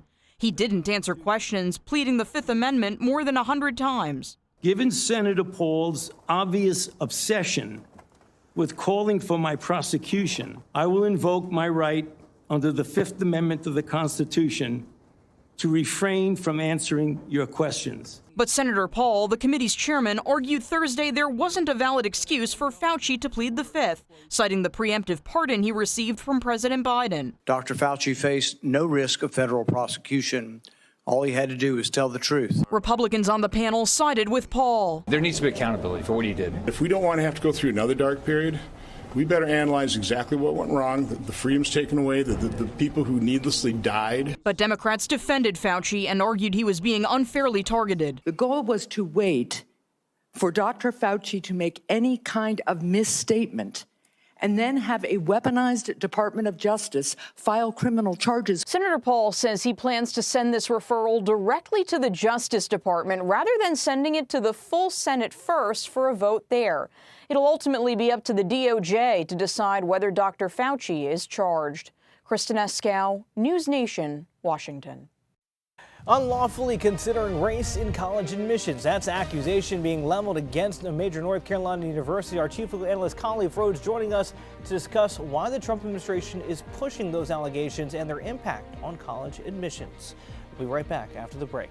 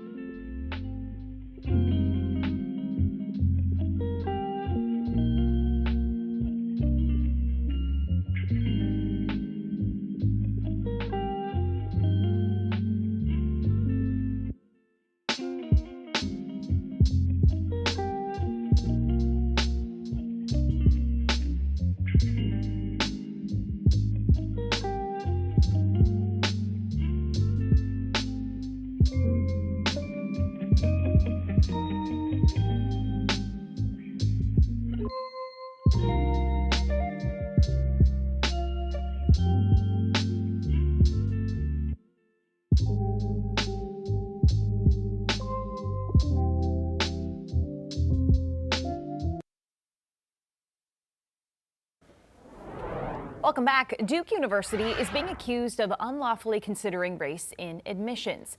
The Justice Department claims the university is using, quote, diversity essay questions to identify the preferred race for their admissions. Affirmative action in college admissions has been illegal since a 2023 Supreme Court ruling. The same ruling said colleges could continue to assess how applicants' backgrounds might speak to broader characteristics. All right, joining us now, our chief legal analyst, Conley Frodes. Cleve, what Annie just said right there, how their background might apply. I mean, when you write these essays, right, if you're talking about how you've been brought up, your culture and all that, is that considered now inadmissible? Should that not be added? Break this down for us, what they've determined here with these essays. Well, the 2023 case said that you couldn't use race as a determining factor. Right. But Justice Roberts, who wrote the opinion for the court, said that you may write an essay and describe your life experiences. And if race played a part in that, you may do that as well. And when the institutions decide to give you credit for that essay, it can't be because of the race, but it has to be because of the experience. So even if your experience involves race. Right. A little bit of a circle, but it's saying that if I was before the 2023 ruling giving you credit because of your racial experience alone, that would have been something that's outlawed. But let me hit on a couple things and take us back historically. African American admissions to law school was something that was outlawed for a number of years. I mean, there was something called reading into the law. Do you understand what that meant? That meant you couldn't go to law school, so you had to go get an apprentice. That one or two black attorneys you found in the country, study under them, and then you would take the bar because you couldn't go to law school. And then after Reconstruction and the Civil War, African Americans started going into law schools. But it was much, much later that law schools in the South specifically started admitting African Americans. Brown v. Board of Education happened in the 50s. Duke didn't admit an individual that was African American until 1961. So we're talking about not a long time of African Americans being admitted into law schools. There was never in this country a quota system of admitting African American students. Prior to 2023's decision, what you could do was that you could have an intent to ensure that you had a diverse student base and use race as a decision-making factor. But you couldn't say, I want to ensure that I have 47 black students at my school. That's never been allowed in the history of the admissions of law schools, never could be. But what could be was the intent to ensure that you had a diverse base. 2023, the Supreme Court said, listen, if your intent to ensure that the base is diverse, that's something that you can't do. But the outcomes, if the outcomes are still there and they're still occurring, that's something that the court cannot describe, or I should say remove. All right, so what do you see happening next here? I see that the Supreme Court's words are going to be used against them, and this is going to be one that I hate to say it, it's going to backfire on the Trump administration's attempt to dismantle or remove race from academics. And I can tell you why. You have to look at the Voting Rights Act case that Justice Alito just penned. I want to say at the end of last year or earlier this year. In that opinion, Justice Alito said a couple of things. When they were talking about was the Voting Rights Act something that was allowed and required, Justice Alito said, well, you guys have not showed me one time intent. He said, you're showing me all these outcomes. And he said, that's great, but if you don't show me intent, none of that matters. Basically making the Voting Rights Act irrelevant, right? Fast forward to this case. Look at what the Department of Justice said. Black and Hispanic applicants admitted at higher rates. During the 2024-2025 admission cycle, the median LSAT scores of rejected white and Asian applicants were higher. What they don't say in any of this is intent. How do you even go so about all they're proving showing is that, outcomes. though? How would you even go about proving that? Emails, letters. You'd have to explicitly say, though. Yeah, they'd have to be in a meeting. meeting. Right? They'd have to be in a meeting saying, we want to ensure that we have more African American students here, or we want to not moving from the quota portion. Even if they said this year we had 2%, we'd like to have 3% next year. That'd be a violation of the 2023 Supreme Court ruling. Finding some smoking gun like that is going to be near impossible. And again, I'll point to what the DOJ said. Not one of the things they mentioned was we found allegations of intent. All you found was allegations of outcomes. And guess what? The Supreme Court just said you can't use outcomes as a determining factor. So their own language that they've used to dismantle the Voting Rights Act will actually defend the very thing they're now trying to tear down. Interesting. All right. So immediately, what happens next? Duke will respond, and they'll do their research and say, okay, you showed us these percentages and statistics, but now show us the intent. And unless there's some secret hidden meeting, unless there's some Zoom recording of them, writing these numbers down and looking for them to be increased. And let me put the percentages that we're talking about, right? In law school admissions, there's 7.6% African-American first years, 7.8% overall African-American. So we're not talking about some drastic shift of 90+% admissions. No, actually it declined after 2023. Some law schools this year admitted no African-Americans at all. That's some of the things that have happened in the wake of the 2023 ruling. While the Department of Justice doesn't go after statistics, their goal is to ensure that you have compliance. So what's next is Duke will respond, but if they can't show intent, I think this one sits still. Okay. All right, thank you again. Our Chief Analyst Khalif Rose weighing in on that for us. 7:50 the time. Let's get over to meteorologist Andrew Brightman here on your Friday morning. Andrew, we are going to be hot and humid and getting even hotter this weekend, right? Yeah, I wish that wasn't the case, Julian, but you're absolutely right here as we go into your weekend forecast. 70 degrees right now, winds out of the southeast about 3 to 5 miles an hour. Dew points currently in the upper 60s. We deal with some of that mugginess here. Beach Mountain, seeing a lot more sunshine here, getting more and more beautiful across the higher elevations as well. Pinpoint radar, fairly quiet here across the central Carolinas. Zooming out, there's that Bermuda high we've been talking about so much over the past few days. Still got that general southerly flow going through portions of the Carolinas, keeping our temperatures on the warm side, keeping the humidity up, and also some elevated shower and storm chances out there. 73 in Fayetteville, 73 in Florence, 72 in Columbia, 67 as we head up into the mountains. And temperatures, yeah, we got low to mid 70s out there right now. High temperatures over the next few days going to be kind of hovering in the middle 90s out there as we go to early next week. So yeah, still going to be very toasty, feeling very much like summer out there. And you combine that with the humidity, feels like temperatures likely going to be potentially in the mid to upper 90s as we go through the first half of next week. Your weekend forecast, watching some isolated showers and storms tomorrow as well. Might even see a little bit of that on your Sunday, but generally it's going to be over the next couple of days. Our chances for some of this wet weather. 2 o'clock this afternoon, you see some of those showers and storms trying to push in through central portions of the Carolinas here. 8 o'clock this evening, seeing those scattered showers, pop-up thunderstorms as we head throughout your Saturday. A little bit of cloud cover in the morning, and as we head into the afternoon, some, you guessed it, hit and miss showers and storms developing across the region. I sound like a broken record, I know, but this is the type of pattern we have been locked into here across the Carolinas. Let's go to your pinpoint 7-day forecast here. Watching that heat and humidity on the way as we go into early next week, with highs moving up into the middle 90s. You're watching Queen City News, the most honored and the most local news in Charlotte. We'll be right back.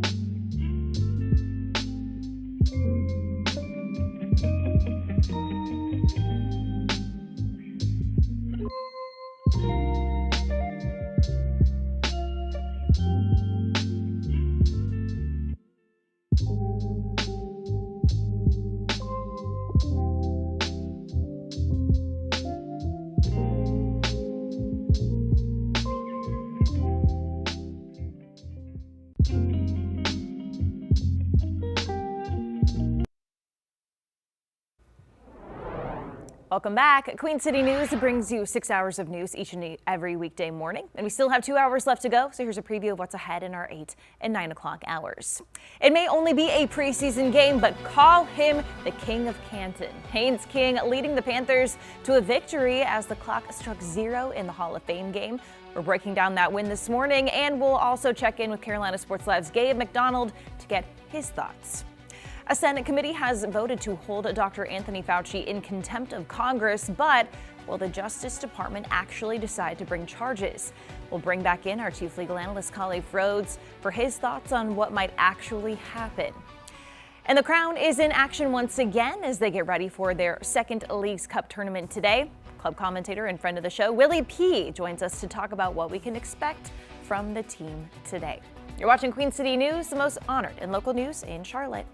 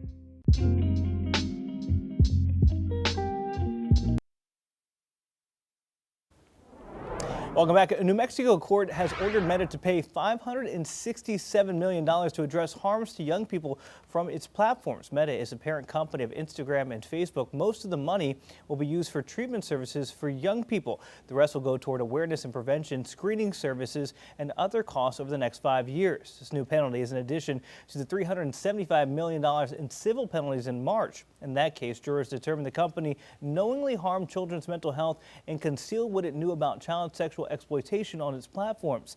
Meta says it will appeal this latest court decision.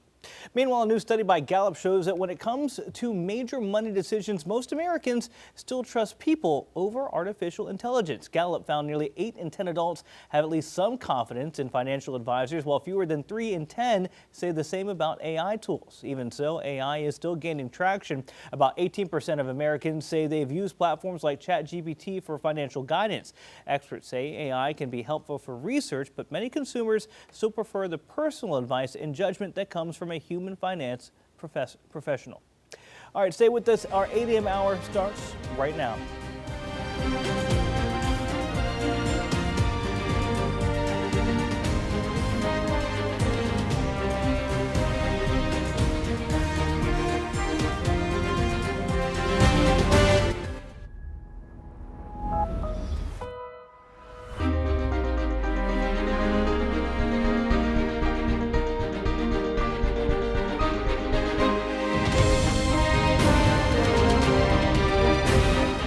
City News starts now.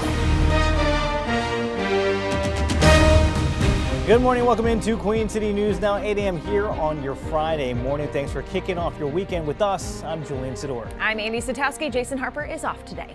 And I'm meteorologist Andrew Brightman, in for meteorologist Ted Phaeton this morning. Thank you so much for waking up with us bright and early as we get things rolling here on your Friday, tracking a lot of humidity, a little bit of heat, a little bit of shower and storm activity mixed in here across the Carolinas. That's what we're going to be dealing with, not just today, but really through the weekend as well. And probably until fall hits, right? Yeah. You said we need a cold front to come in and just chill us out. Really got to get to about Labor Day weekend, Okay. and then things will start to feel a little bit better here across the Carolinas. Just got to hang in there until then. Right now, though, around the crown here, we've got lots of sunshine, beautiful weather out there across the Carolinas here as we get things rolling on your Friday. Going to be seeing, probably a couple of showers and storms flaring up later on in the day. Right now, though, as you get things started, what do you need to know? Could see some more isolated showers and storms out there. More typical summertime weekend weather on the way as we see those temperatures start to push up into probably the low 90s out there, and then going to be staying hot and humid as we go into next week here. Right now, though, 73 degrees now, starting to warm up ever so slightly here across the Carolinas. Southerly winds at about 3 to 5 miles an hour. Dew points right around the 70-degree mark. Boone camera as we head outside on King Street here. We are seeing also more sunshine here as we get things started this morning. Pinpoint radar, quiet conditions across the central Carolinas right now. We zoom out, high pressure off the eastern seaboard near the island of Bermuda. And in North and South Carolina, not seeing all that much here. A little bit of storm activity as we get into southwestern portions of Ohio, but otherwise there's nothing within about 500 miles of the QC right now. Drought monitor, nice improvement from where we were last week, continuing to do more and more damage to the drought conditions here across the Carolinas. I've got more on your forecast coming up in just a few minutes. All right, let's give you a look now at your pinpoint traffic. I-77 at LaSalle Street. Traffic moving pretty slow heading inbound there, but this is a real problem there because of that construction on I-277 working on that bridge right there. Really slow down to 2 lanes right there because they do have lanes closed for that construction work. You're down to about 5 miles per hour, almost bumper to bumper in that stretch. Overall, though, that's really the only nick that we're seeing in terms of a slope. Let's bring you out to 85 in McAdenville. Not too bad. 85 on the other side at Poplar 10. Things look good in Concord. Taking you up there to Mooresville and Lake Norman area. Things moving pretty smoothly. Inbound Independence, things looking good too. Normally we do see lighter traffic on Fridays, and especially because not all the schools are back in session. So a light traffic day today. Just keep in mind I-277 in or on that stretch north of Uptown going to be slow as they continue to do construction work. We'll give you another check of your traffic coming up right after 8:30. South Carolina is suspending sales tax this weekend on back-to-school essentials. The 6% state sales tax on items like backpacks, laptops, and new sneakers is lifted today through Sunday, both in-store and online. Queen City News anchor Savannah Russo live in TKK as families look to save on supplies as the cost of household expenses continue to rise. Savannah, good morning. Hey, good morning, guys. National consumer researchers like NerdWallet and the Century Foundation, they say costs are up pretty much across the board here for all back-to-school essentials. Now, they vary in the research by exactly how much, but that range it's typically about 8 to 14% more expensive for the exact same school supply list that you had last year. So South Carolina deal hunters say that having about 6% off here this weekend is going to help things bring them back to normal a little bit. Now, not everything that people may be wanting to purchase this weekend is included on the tax exemption this list.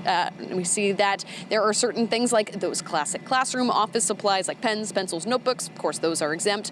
Most clothes, and that even includes pajamas and sleepwear, learning technology like laptops, and any school-required software. Again, both either in-person or online purchases in South Carolina, those can be bought without tax.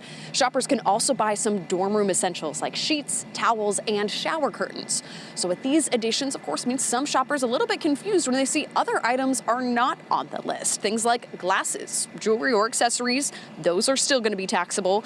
Also, furniture, small household appliances, or any other items used, quote, in a trade or business. Also still taxable in South Carolina. So shoppers say their biggest savings typically come from those non-classroom yet school essentials. Take my sibling-in-laws shopping. They are anywhere from 11 to 14, so all of them are going back to school. Tax-free day, and I'm looking forward for it. I know I'll save about maybe $500 or $600.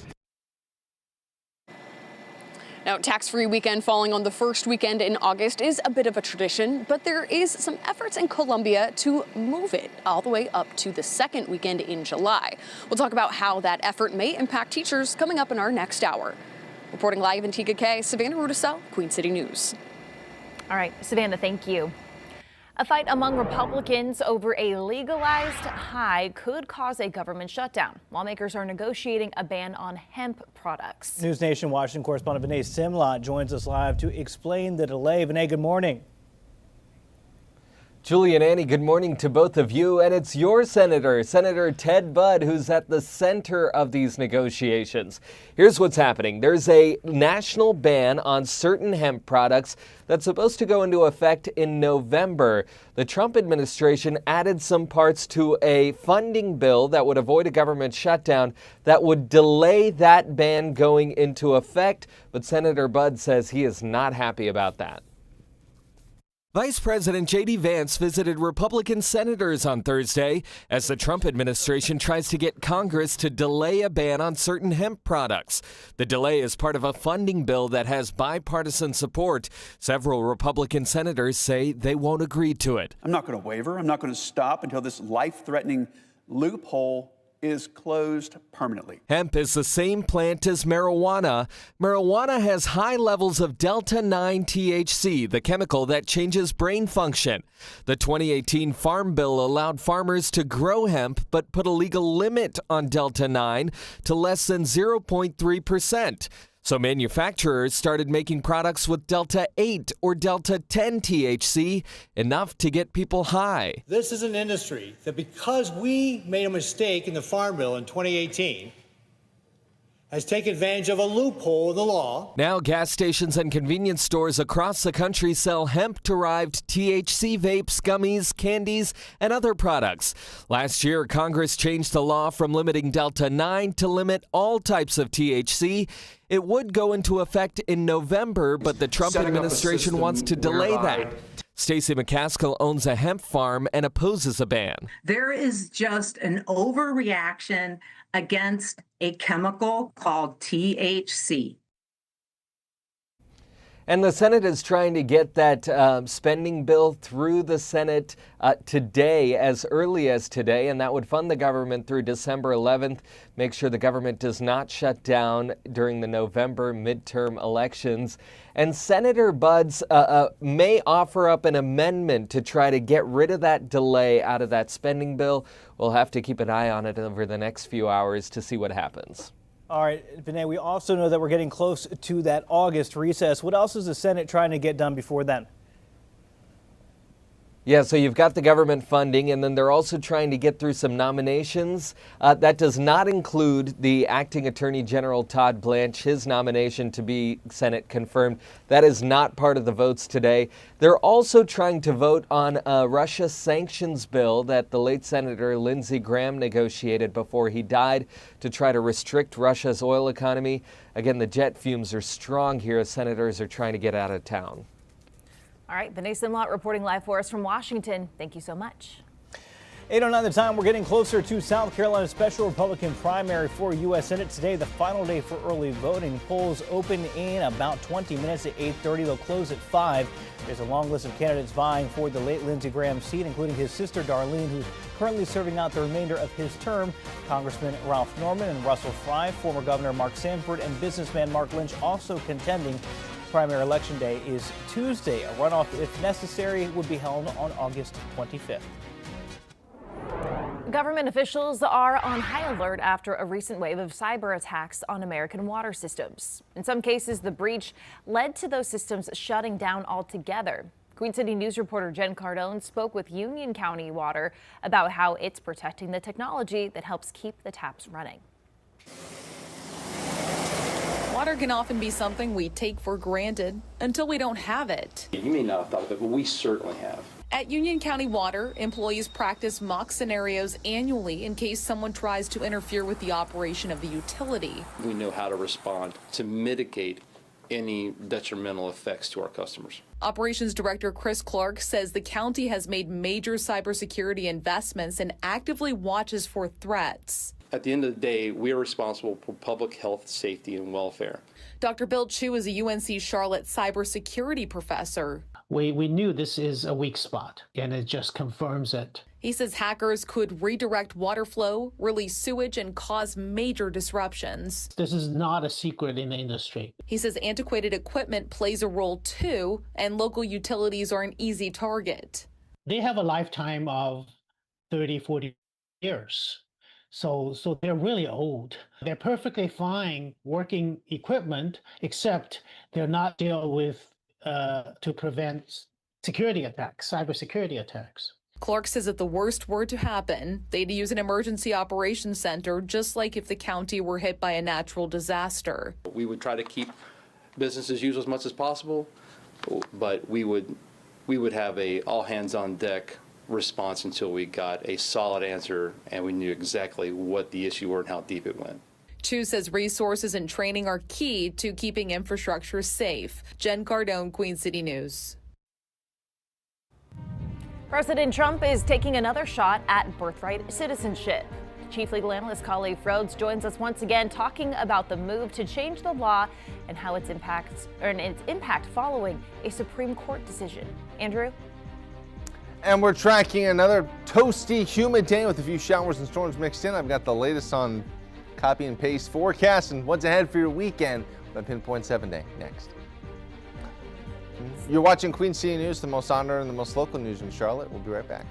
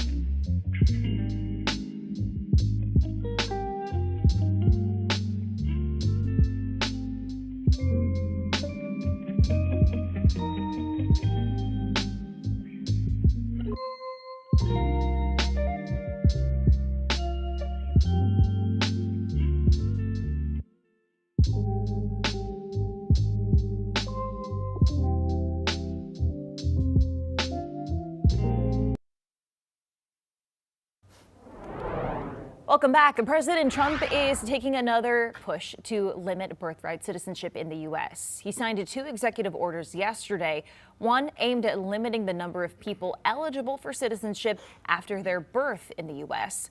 The other seeks to curb birth tourism by increasing restrictions on visitors who want to come to the U.S. to have their child. In June, the Supreme Court rejected the president's previous effort to limit the constitutional protection of birthright citizenship. All right, joining us now, our chief legal analyst, Kali Frodes. Khalif, you said in the past something related to birthright citizenship would have to go through Congress. Obviously, this is not an act of Congress. So what is your take on this? Well, I'd say that we've already been down this road before, that birthright citizenship is something that's guaranteed by the Constitution, and no executive order can strike that down. But that birther tourism that Annie talked about in the beginning, that's not the first time we're hearing this, right? It was, if you listen to the oral arguments, they talked about it during oral arguments. Sauer says when he's there that we're in a new world order where 8 billion people are one plane ride away from having a child who is a U.S. citizen. And Justice Roberts came right back and said, well, it's a new world. It's the same Constitution. That's telling, because he said your guys' argument regarding this birthright citizenship using the executive order to get rid of something that the Constitution allows is dead on arrival. However, it opens up the door for you to have this other conversation about what enforcement looks like and what access looks like and what the process will look like. And so now President Trump takes it away from that hearing and says, all right, what we can do is now limit who we allow in. If we recognize that there's 8 billion people that can fly here and now have a child and we can't stop them once we let them in, now we'll just make sure I have policies on ensuring that we scrutinize the type of people that we let in. Look for folks that are potentially pregnant or having children. Look for folks that are participating in some type of scheme to bring folks here just for the sole purpose of touching their feet on the ground and having a child. So that's what this executive order is intending to do. Limit the amount of folks you let in so that you won't have to worry about the argument of are they citizens once they get in. The numbers on birth tourism, though, are limited, right? We don't really have a lot of data on that. So how would you go about proving birth tourism, right?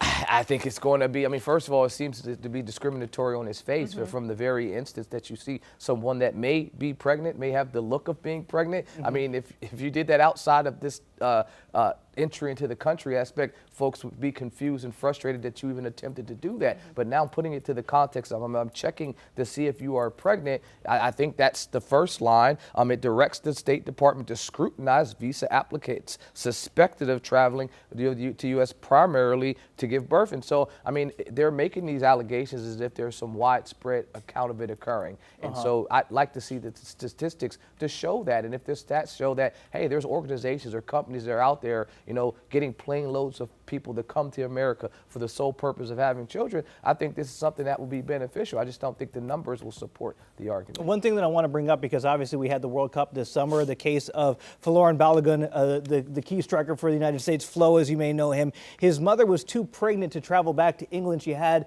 him here in the United States, and that's why he has American citizenship. In that case, though, would you be able to look at that and say, well, did you come to the United States for the intent of having a child? Did you know there was a possibility? And when would those questions happen? And legally, what rights would those people have to answer that or not answer And that's the scary part. The questions are going to be happening right at the door of entry. And so you're now empowering a person, an officer, this individual to make a determination of a enter or not to enter. And now you're emphasizing and scrutinizing what they're looking for. So once they make it through and that visa is stamped and you're here, it's a done deal. You go back to and defer to what the Supreme Court just said. They're here. They are subject to the jurisdiction of. Guess what? Now they will be able to have the rights of a United States citizen. And so that child born here would be a U.S. citizen. Stopping them prior to any of that happening is all that this is instructing the administration is asking the folks to do. All right. So what happens immediately next? I think there'll still be litigation after this. I think something like this will still have the same organizations that sued with the first executive order. They'll sue again. I think it'll be less successful than the first one. I think the Trump administration will be within their right to instruct those Border Patrol folks and people that are ports of entry to scrutinize for this. So for sure, litigation, but I think they will not be successful when taking it to court. Okay, our chief legal analyst, Khalif Rhodes, weighing on that for us. Khalif, thank you. 8:19, let's get over to meteorologist Andrew Brightman. Andrew, as we move through this Friday, obviously we're going to get into the 90s. What is it going to feel like? I'm looking at that humidity. Gosh, we got a lot of humid air out there. Yeah, a lot of humid air. It's not going to be crazy hot where we're going to have a wild feels like factor out there. Probably feel like the low to mid 90s. versus actual air temperature, probably around 89 or 90 this afternoon. But we'll see that start to ramp up as we go throughout the weekend and into next week. Southerly winds here at about 3 to 5 miles an hour. Dew points right around the 70-degree mark. Beach Mountain, as we get up into the higher elevations here, looking good. Pinpoint radar across Central Carolinas. No major issues. We zoom out. We go wide. Partly cloudy skies here across the Central Carolinas, but looking pretty good here, and that's really what we're going to be seeing until the early afternoon hours. Then the shower and storm chances will start to tick up for the region. Low to mid 70s right now across the southeast here.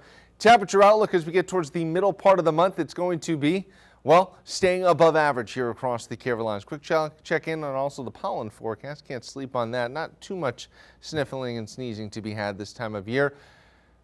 Could see a few more isolated showers and storms on your Saturday. Sunday, we're going to be heating up into the lower 90s. Futurecast here as we go throughout your Friday. Heading into the afternoon, we'll start to see those showers and storms pop up once again here across the region. Notice as we get to 5 o'clock, more showers and storms rolling through. It fades overnight. Saturday starts off dry, a little bit of low cloud cover to start. And then as we head into the afternoon, some hit and miss showers and storms developing across the region. This is 8 o'clock. On your Saturday, some of those scattered showers developing here.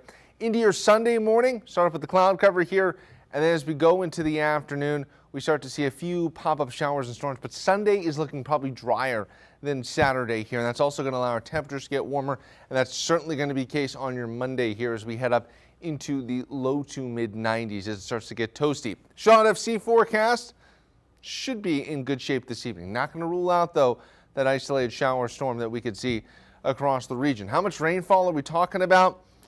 Very much feast or famine, what we're going to be seeing here over the next 2 to 3 days. Someone could pick up, 1 to 2 inches of rain. Other parts like Lancaster here in this run of our in-house Futurecast model, hardly anything. That's how it's really going to work right through the weekend with these hit and miss showers and storms. As for today, partly cloudy skies. That isolated thunderstorm is going to be possible later on in the day. Overnight lows, low to mid 70s in your pinpoint 7-day forecast. Tracking some toasty weather, Julian, as we go into early next week. All right, hot and toasty, as Andrew was saying. Also hot up there in New York. Stock futures in the green. We're talking with Jane King live from the New York Stock Exchange about what the markets may hold for this Friday. We'll be right back.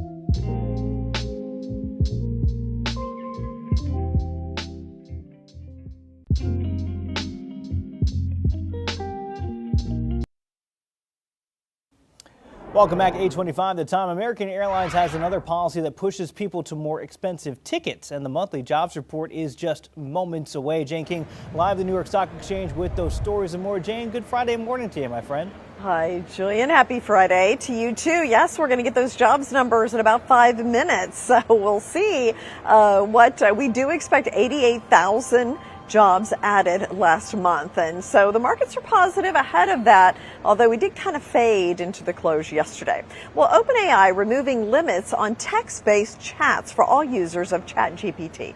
Users will also get the new Think button. It lets them select higher reasoning power for complex questions. And OpenAI said there will still be separate limits for files, images, voice, and image generation.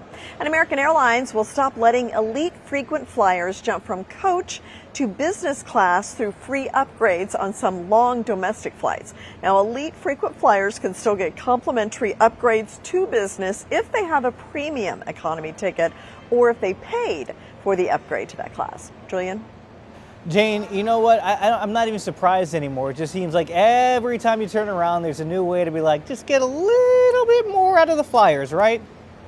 Yeah, well, they're really trying to get people not to buy those bare bones tickets. So you can't go into the lounges anymore. You can't upgrade to the, business class with it. So they're really pushing people into the higher levels of tickets. The times we live in. All right, Jane, thank you. We'll catch you coming up in about an hour with an update on that jobs report. Let's get you outside right now. A look at Independence Boulevard. We're talking about your pinpoint traffic on the other side of this break.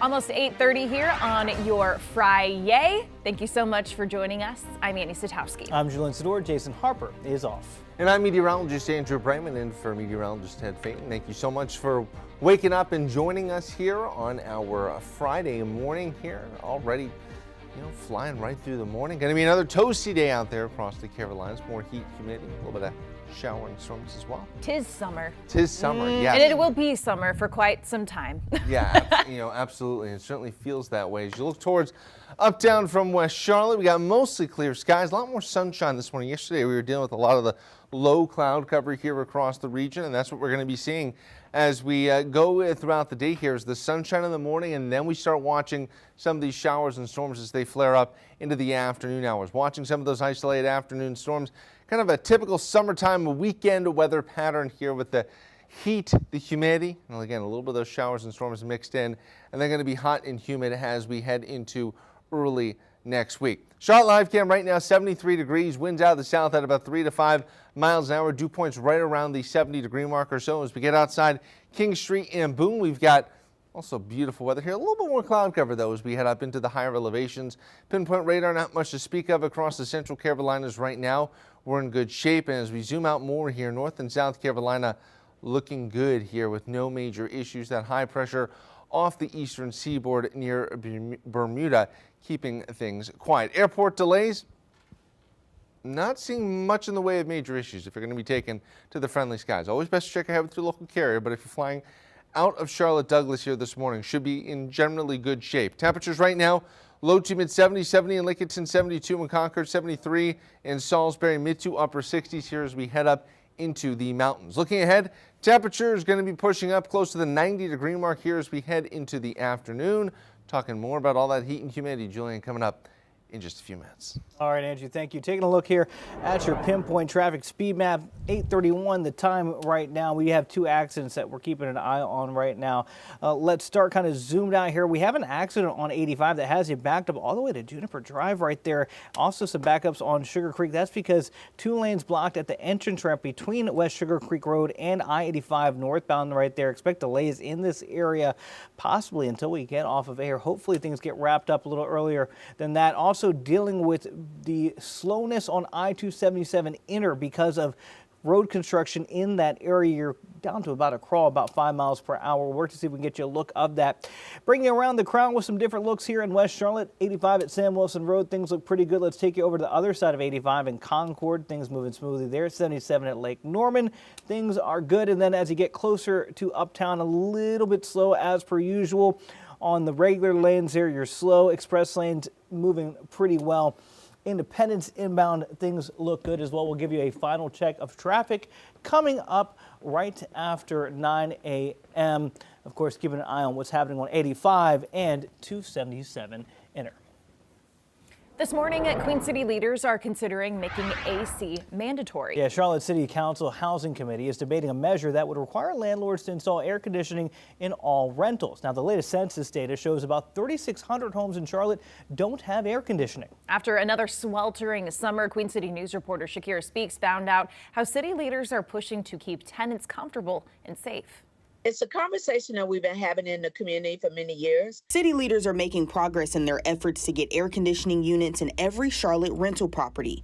The city's minimum housing code only requires landlords to have heating capabilities in units, but not AC. We've identified that the city's legal authority to mandate cooling is unclear, and it may be stronger if we frame it as protecting residents from indoor conditions that are dangerous or harmful, which we have seen because of the high temperatures that we're experiencing. Last year, the city partnered with Action NC to provide AC units to eligible people to combat the heat. Robert Dawkins says they provided about 200 units last year. They're still doing it in 2026. What we see a lot of when we're out in the neighborhoods is we see a lot of inoperable air conditions, which we're also pushing. That's already, if you provided air and air was working when you got there, you have to keep it working. North Carolina doesn't require landlords to place units in properties, but local leaders say state law is ambiguous and doesn't explicitly prevent municipalities from amending their current codes. Ted Follett is a decades-long housing advocate. He says it's important for a city like Charlotte to be a leader in this effort. There's no reason why we can't do this for the other climate challenge for people, which is actually more dangerous than the cold weather now, I think. Again, that was Shakira Speaks reporting. Now, City Housing Committee members are also looking into the financial impacts of making AC mandatory. Luana Mayfield says the council will revisit the issue next month with revised policy language and additional information on the potential mandate. For reference, not many cities require air conditioning in rental properties. According to House Digest, the ones that do include Las Vegas, New Orleans, and Dallas. Houston requires AC in rental properties if the homes do not come with standard window screens. Charlotte-Mecklenburg school leaders are still reviewing an investigation into Superintendent Dr. Crystal Hill. That's the word from the Board of Education Chair Stephanie Sneed after Thursday night's board meeting in a closed-door session. Hill was placed on paid leave 2 months ago. The board says it's looking into matters involving administrative and operational oversight, but haven't provided any specifics. Hill, for her part, has denied any wrongdoing. Well, this morning, police say they've arrested a man responsible for several assaults in Charlotte posted on social media. Investigators say 32-year-old Daquan Hunt is a man seen punching a person on East Boulevard last week in a video posted online. The victim had serious injuries. Hunt was taken into custody last night and charged with assault with a deadly weapon. Court records show Hunt has been arrested multiple times in Mecklenburg County on charges including assault, communicating threats, and breaking and entering. Well, today is the final day for early voting in the special GOP primary to replace the late South Carolina Senator Lindsey Graham. Polls now open. They'll stay open until 5 today. There's a long list of candidates on the ballot, including interim Senator Graham's sister, Darlene, Congressman Ralph Norman and Russell Fry, former Governor Mark Sanford, and businessman Mark Lynch, all contending. Primary election day is Tuesday. A runoff, if necessary, would be on August 25th. This morning, a Chatwin woman is sharing her pregnancy story and is hoping to inspire other women to advocate for themselves. Queen City News reporter David Schumann explains how getting a second opinion led to the birth of a happy, healthy baby girl. This is Zanelle. She's a very stretchy baby. She's been playful and growing. Zanelle being born healthy seemed unbelievable for a long time to her mother, Aubrey L. Thompson. She had a choice to make during the pregnancy.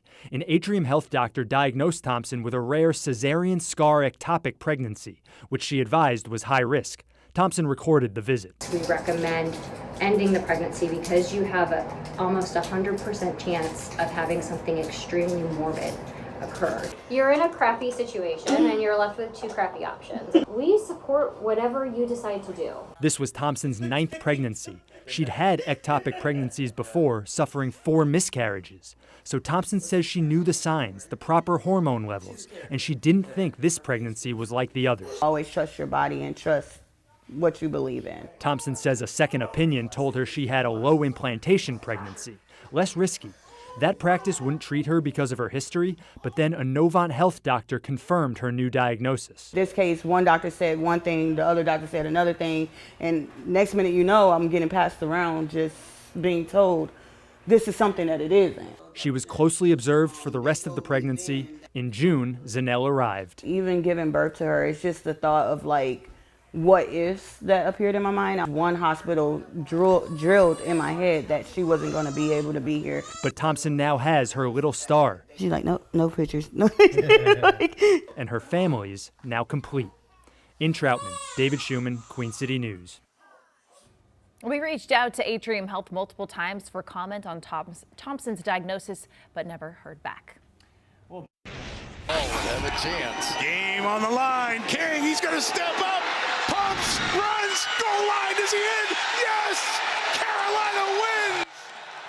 Well, Panthers fans, get hyped. It may be preseason, but the black and blue already working some magic ahead of the 2026 campaign. Undrafted quarterback Haynes King rushed in for the game-winning tutty in last night's Hall of Fame game. Panthers beating the Cardinals 33-30. Our Carolina Sports Live's Gabe McDonald will join us in our next hour with more details on the King.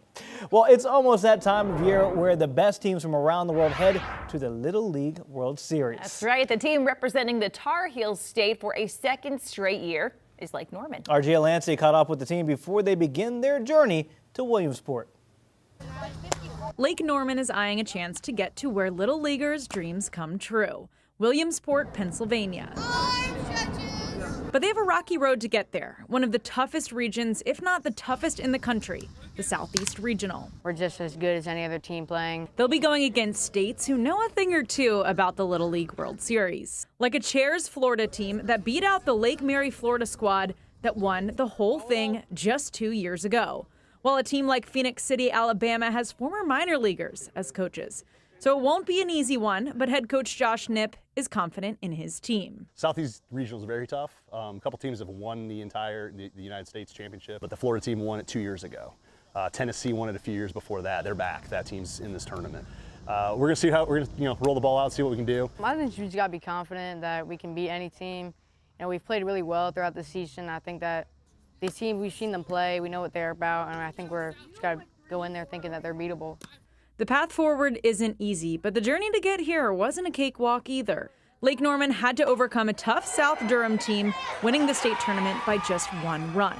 They showed resilience to get to where they are, which Coach Knipp said is what they'll have to do again if they want to go the distance and bring back some hardware to Lake Norman. This team plays a really good brand of baseball, I feel like. I call it Defiance baseball. They play some good defense, they pitch. But this team has a little thump to it. I will say that our bats are probably one of the best I've seen from this age group. So hopefully our bats will carry us a little bit and play some pitching, play some defense, and we'll go from there. I think if we just always stay in the game and just be confident, and I think that we just play to our best abilities, then I think we'll be fine.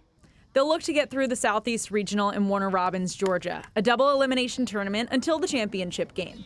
And if they win that, they'll punch their ticket to Williamsport. Reporting from Cornelius, Gia Lancy, Carolina Sports Live. All right, did you hear about the 97-year-old grandma who was strapped on top of the wing of a plane? Yeah, I'm Kay Wheeler coming up the daring airborne adventure that landed her in the Guinness Book of World Records, and where you can experience a heart-pounding thrill of a lifetime, something similar. You're watching Queen City News, the most honored and the most local news in Charlotte. Stay with us.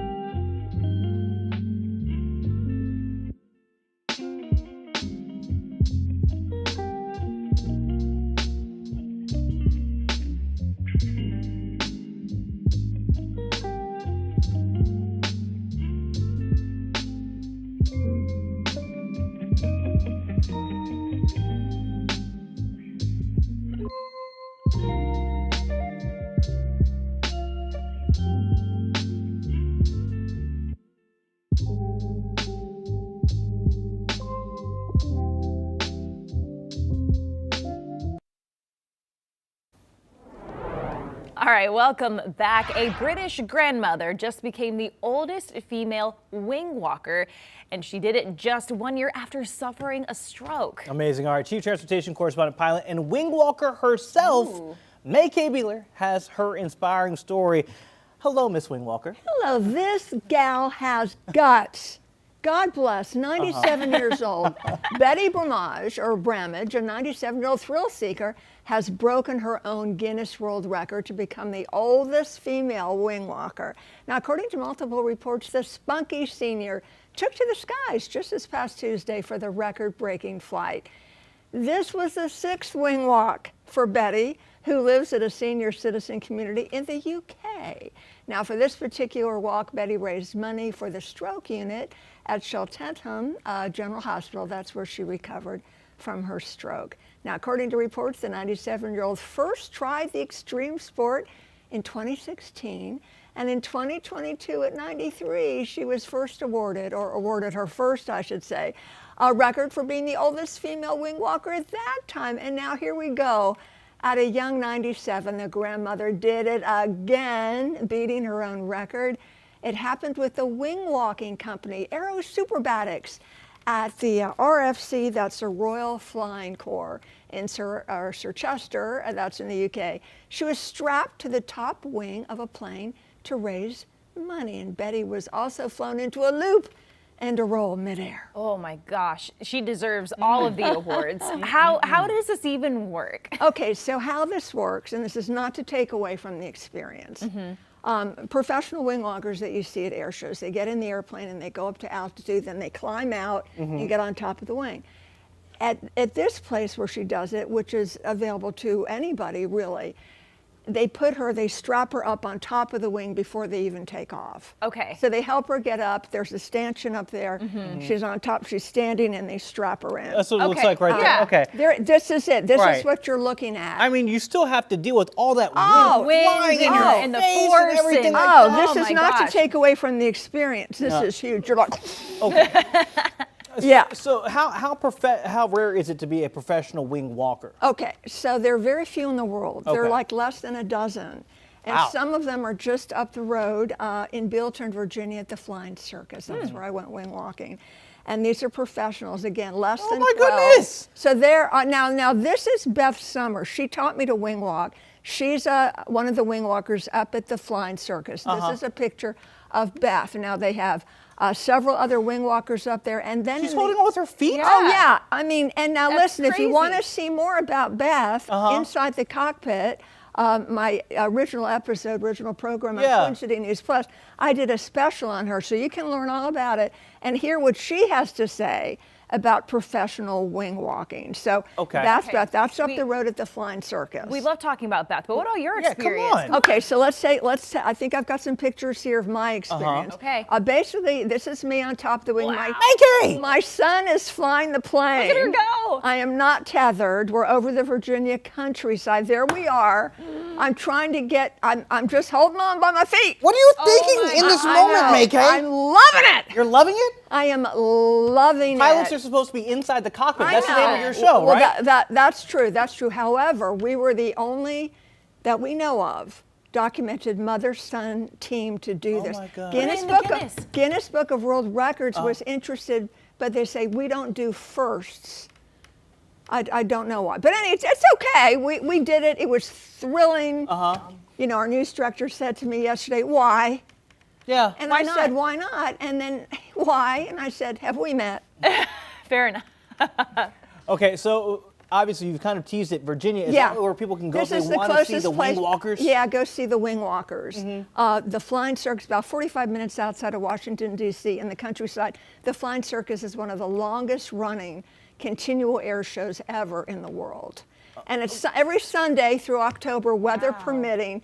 Barnstormers, you can take rides in airplanes, see the wing walkers. It's really, really cool. It's great for families, kids of all ages. Really quick, like if I wanted to become a wing walker, could I go do it? There used to be a place you could learn in Washington State. They're closed for now. You can go to the UK, the same place Betty was. Okay. But they're going to strap you on top. Okay, so it's So not you're like I'm in the cockpit and then I climb out onto the wing. I mean, all that it's stuff. a pretty big liability. Yeah. What did you think? It Okay, is. so you loved it. What was the first time you did it, though? What did you think? Well, I've only done it once. I just did the one That's time. it? Okay. Yeah, it was a one-time Never deal. again. No, I hope to do it again. Okay. But up till now, I've done it once. I didn't have time to think. I trained for this for over a year. Yeah. There's a choreography of what you do, where you put your feet, everything. What did I it was feel just like? Windy. I think that goes without saying. That's all I have to That's say. why you have the special superhuman suit. That's really cool. Windy. Oh my gosh. All right.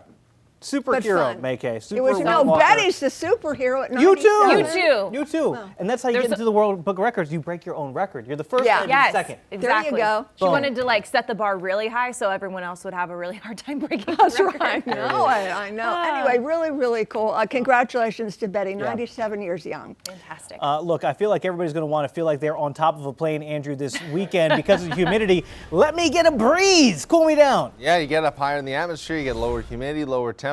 Yeah, everything's better. You get a little bit higher on days like today. And what we're going to see through the weekend, 73 degrees right now, winds out of the south about 3 to 5 miles an hour here. Boone Camera outside on King Street, a little bit more cloud cover across the higher elevations, and we'll be watching a few showers there later on this afternoon. Also in around the QC, going to be tracking some of that scattered shower and potential storm activity. Zooming out all the way across North and South Carolina, partly cloudy skies, really looking pretty good out there. Temperatures currently mid to upper 70s. You get farther off to the east, we got low 80s along the coastline here. 81 in Wilmington, 82 in Myrtle Beach, 82 in Charleston, upper 60s here as we head on up into the mountains. High temperatures over the next 7 days going to be probably pushing up towards the middle 90s. Very, very toasty temperatures out there, and probably going to be feeling even hotter than that. And the Muggy meter hovering relatively elevated here. Not a whole lot of change in the humidity across the Carolinas anytime soon. Futurecast today. Partly cloudy skies, watching those showers and storms that are going to be flaring up here as we go into the afternoon and the early evening hours. Could see some locally heavy rain pushing in to your Saturday. Here, cloud cover to start, and then we watch some of those hit and miss showers and storms developing as we head into the afternoon and during the evening hours. It's 11 o'clock on your Saturday, showing you some of those scattered showers. And as we keep pushing forward here into your Sunday morning, we start off dry, and then we watch a couple of those scattered showers starting to pop up here across the region. Moving into your Monday, we start off with the cloud cover here. Should clear out, and temperatures getting warmer and warmer and warmer out there across the Carolinas. Charlotte FC forecast this evening should be in good shape if you're going to be heading on over to the bank, though can't rule out that isolated shower or storm. Pinpoint 7-day forecast, watching temperatures up into the middle 90s as we head into early next week. You're watching Queen City News, the most honor and the most local news in Charlotte. We'll be right back.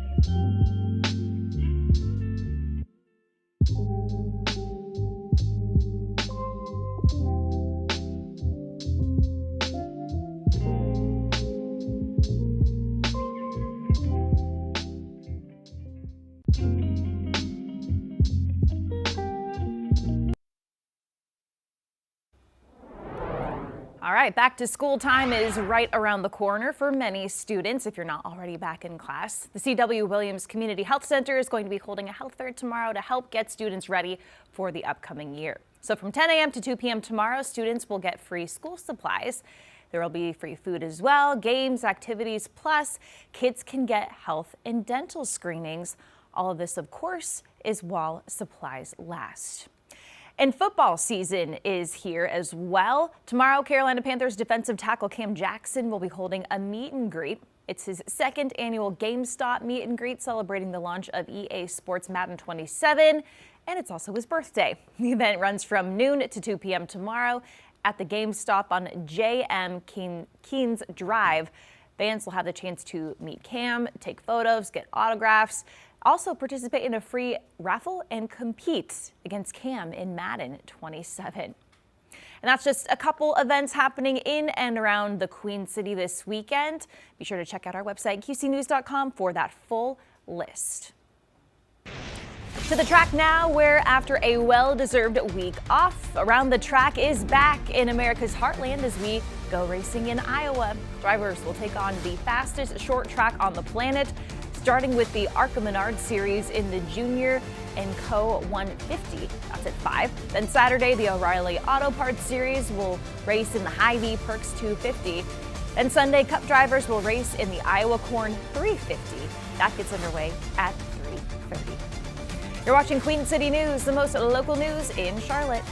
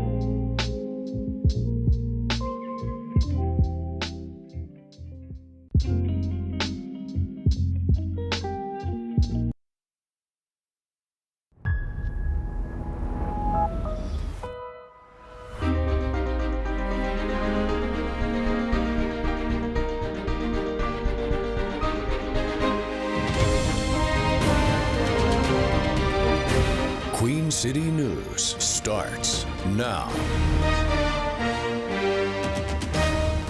Good morning and welcome into the Power Hour, as meteorologist Andrew Brightman likes to call it, the last hour of Queen City News now for the week. I'm Julian Sidor. I'm Annie Satowski. Jason Harper is off. And I am the aforementioned meteorologist. And for Ted Payton this morning, thank you so much. Waking up with us bright and early here on your Friday, tracking another summertime day out there across the Carolinas. It's really, I mean, temperatures aren't crazy hot out there. We've seen hotter at the beginning of July, but it's the humidity, man. That's what they always that's say. That's what they always say. It's not the heat that'll get you. It's true. It's those dew points down, you know, in the lower 70s. I mean, Julian, you remember last year when we were in Southwest Utah, it'd get up to 105, but you could hit, if you'd sit in the shade, you would actually cool off. But there's just no escape when you've got the humidity, the dew points that we're seeing here across the Carolinas right now. Lots of sunshine out there. Isolated afternoon storms on the way here across the Carolinas as we continue this summertime pattern here, and that will continue into the weekend, and then going to be hot and humid as we go into early next week. Charlotte live cam right now, 76 degrees. Light and variable winds here at about 5 to 10 miles an hour. 2 points currently in the lower 70s right now. Boone camera, a little bit of cloud cover as we head up into the higher elevations. Otherwise, though, we're in good shape. Just now start to turn on visible satellite. Lots of sunshine across the Piedmont. A little bit more cloud cover, though, as we get up into portions of the mountains here as we get towards the mid-morning hours on your Friday. Pinpoint radar, though nothing to really talk about here. And as we zoom out farther, I mean, there's nothing really within 500 miles of Charlotte when we start talking about what weather. Maybe about 400 miles you get up into portions of Ohio here. We'll see a little bit more wet weather this afternoon. Temperatures across the lower 48, Bozeman, the cool spot in the upper 40s, but east of the Rockies, a lot of places in the mid to upper 70s. Talking more about what you can expect with your forecast in just a few minutes. Julian? All right, Andrew, thank you. Taking a look here at your pinpoint traffic speed map here at 9:01. Not too many delays here. We got two areas that I want to touch on real quickly. We had an accident earlier on I-85 heading out of town there. The accident has since been removed. 2 lanes were closed, but you can still see those residual delays as you get past Graham Street in that area. This is kind of where it was. The extent of that earlier, we were backed up to Juniper Drive. You're still seeing delays in that area, but not too bad. Let's move you over to Uptown there, where we have construction work that has things down to a crawl. Now, we don't have a live moving picture, but we do have a live still that I want to show you of this area. It kind of puts it into context, just how slow you are. You can see you're down to 2 lanes in that area where those cones are. So that kind of gives you an idea of just how slow things are moving. Around the crown, though, pretty easy Friday so far. 85 at Sam Wilson looks good. 85 at Poplar 10. Up in Concord, things are moving well. 77 at Lake Norman, things a little bit slow, but not too bad. Of course, as normal this time of day, 9 o'clock hour, you're a little bit slow coming into town on 77 at LaSalle Street, but not too bad, all things considered. Independence inbound also not too bad at this hour. If something major happens, we'll let you know on our website, qcnews.com. Well, South Carolina's tax-free holiday begins today. That's right. From now through Sunday, back-to-school essentials like classroom supplies, new clothes, and even computers are exempt from the state's 6% sales tax. Queen City News anchor Savannah Rudisell is live in Tega Cay. Savannah, good morning. Can you explain why local families aren't taking advantage of these savings? Yeah, Julian, it all comes down to the timing of this weekend. It's traditionally the first weekend in August. However, if you'll remember, there are several very large districts here in our area and across the state that are already back in the classroom. Rock Hill, Fort Mill, Clover, and York students, they all had their first days earlier this week. So families either had to choose letting their students have all of their new supplies ready to go on that first day, or waiting until the second week to grab them in order to take advantage of the discounts. Now, costs this year in general are up. Now, so there is a bill in the South Carolina State House that hasn't gotten much motion on it yet, but state lawmakers are preparing to at least discuss moving this tax-free holiday weekend up into July. Now, market researchers like Century Foundation and NerdWallet say costs are up about 8 to 14% this year for your average back-to-school shopper, so there's going to be a lot more bargain hunters around this year. According to the National Retail Federation, classroom essentials, things just like the paper, pencils, and pens, all of that is going to cost the average family around $145 per student this school year. Without South Carolina sales tax, savings this weekend would be less than about $10. But families say every dollar adds up, especially when they're shopping for multiple students. It's another reason why they say they really hope state lawmakers agree to that change. School starts, we always have a hard time with that because I'm more of a planner. I think just the timing of it, when tax-free weekend usually falls before we get our supply checks from our schools. And so most of us have been spending our money all summer long when we see things and when we get ideas. Now, the cost will also apply to any purchases made online while in the state of South Carolina. And the South Carolina Department of Revenue, their officials say that last year collectively, South Carolinians saved about $1.5 million during tax-free weekend. Again, it runs through Sunday. Reporting live in TKK, Savannah Rudisell, Queen City News. All right, Savannah, thank you. A Senate committee is moving forward with its attempts to hold Dr. Anthony Fauci in contempt of Congress. Yesterday, lawmakers voted 8-5 to approve the contempt resolution. Fauci, who led the federal COVID response, refused to answer questions on his handling of the pandemic during a hearing last week. Fauci said committee members, Senator Rand Paul, is obsessed with prosecuting him, and he followed his attorney's advice by pleading the Fifth. Senator Paul argues there wasn't a valid excuse for Fauci to plead the Fifth, citing the preemptive pardon that he received from former President Biden. All right, we want to bring back in our chief legal analyst, Khalif Rhodes, for this. Khalif, a lot of things to break down there. We'll get to whether or not you think this will move forward. But can you break down Senator Paul's argument there? Because legal analysts are kind of split, saying it may not be the right interpretation. Yeah, I said this at the moment when we covered this last week, and I'll reiterate it. We're at step one. Step one is that they'd send it back to committee. Committee would make a vote across party lines. I suspected that it would pass, and as it did, but I thought that he would send it to the full Senate. Didn't see him jumping over the full Senate and sending it right to the Department of Justice for them to conduct their own and go through their own process. So I think that we're exactly where I was assuming we'd be. It would get passed in committee. I think his interpretation of that is inaccurate, and I said this at the time. A couple of things are problematic. President Biden gave Dr. Fauci a pardon for all crimes that were connected to him in that role right during the COVID era. Right. And that his pardon would only be limited to any federal type of crimes. And so there could be some state charges that could be brought if there are any type of state charges out there. And so that pardon wouldn't protect that. So if you're in a Senate hearing and you're talking about making comments about connecting to anything connected to COVID from that era, and then the state of North Carolina, for instance, decides to bring criminal charges against you, that pardon wouldn't protect you. So his attorney is advising him exactly what I would advise him, that, yeah, you're going to go ahead and plead the Fifth, because if there is an opportunity that criminal charges can be brought, why not wait and protect yourself? I think that is the rationality he's taken. While it may protect me from federal charges, the states are still open to do whatever they want. If it happens that he is found to be in contempt of Congress, what could happen after that? This is going to be, again, a confusing process, because I think that it's null and void for them to even send it there. So I think the process stops there, because he hasn't been held in contempt of Congress. He's been held in contempt of this committee. So historically what would happen is, and this is what Julian is saying while legal experts are confused, is because historically you would go to this committee, Senator Paul is over and chairing the committee, they give their recommendation, then the Senate has to have a vote. After the vote, then it goes to the Department of Justice to initiate the criminal proceedings and go forward with their investigation.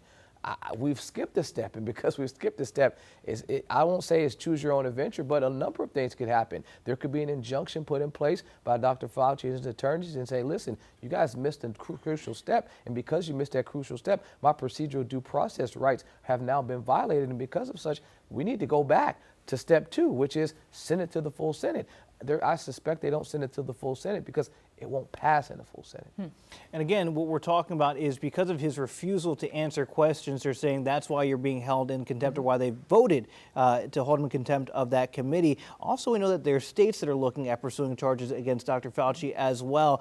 Khalif, it's very interesting. Do you think that the states or that Congress has a better case here, or is there a case at all? I don't think there's a case at all. I mean, the only thing that I think was telling from the hearings last week was the release of a number of his private diary notes and his communications with himself, talking about and walking through his thought process. A number of those things were just letting folks get a glimpse into the inner workings of his mindset during that time. Now, if there was any criminality during that, that's something that investigators will have to, search through. I mentioned this when we talked about it last week, and I'll reiterate, the accessing and the releasing of his actual private diary could be something that opens up the individuals that released it to some type of criminality, because while it was found on a public computer, if they were primarily personal notes, that still doesn't give you access to getting those documents to his private diary. Really quickly, because we're out of time, the American public, they just want answers, and they feel like they're being denied those because of Dr. Fauci pleading the Fifth.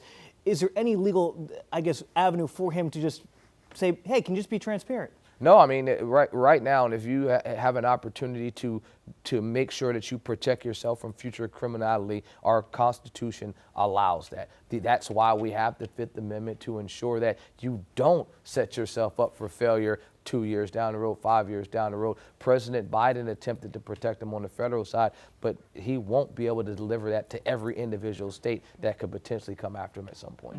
All right. Colleague, thank you so much. 9:11 the time. Let's get over to meteorologist Andrew Brightman here, taking a look at your Friday and weekend forecast. Andrew, we're already heating up. Yep, temperatures starting to move up now a little bit, Julian, up to 76 degrees. Light and variable winds about 5 to 10 miles an hour. Dew points currently in the lower 70s here as we deal with all that humidity. That's really going to be the story here every Friday. It's been the story of our week. Up at Beech Mountain here, still several months before the screen turns to white, but doing a little bit more cloud cover as we get up into the higher elevations. You can see that represented by our pinpoint visible satellite imagery here this morning. A little bit more cloud cover, Hickory up through Boone, in around Charlotte. We still got mostly clear skies in the upstate of South Carolina, seeing some of that cloud cover right now. Pinpoint radar, quiet conditions across the Central Carolinas right now. No major issues. Zooming out, though, across North and South Carolina, we are looking good. Talking more about what's on the way this weekend, who can see a little bit of what weather in just a few minutes. Annie? All right, Andrew, thank you. Soccer is once again returning to the bank as Leagues Cup play continues.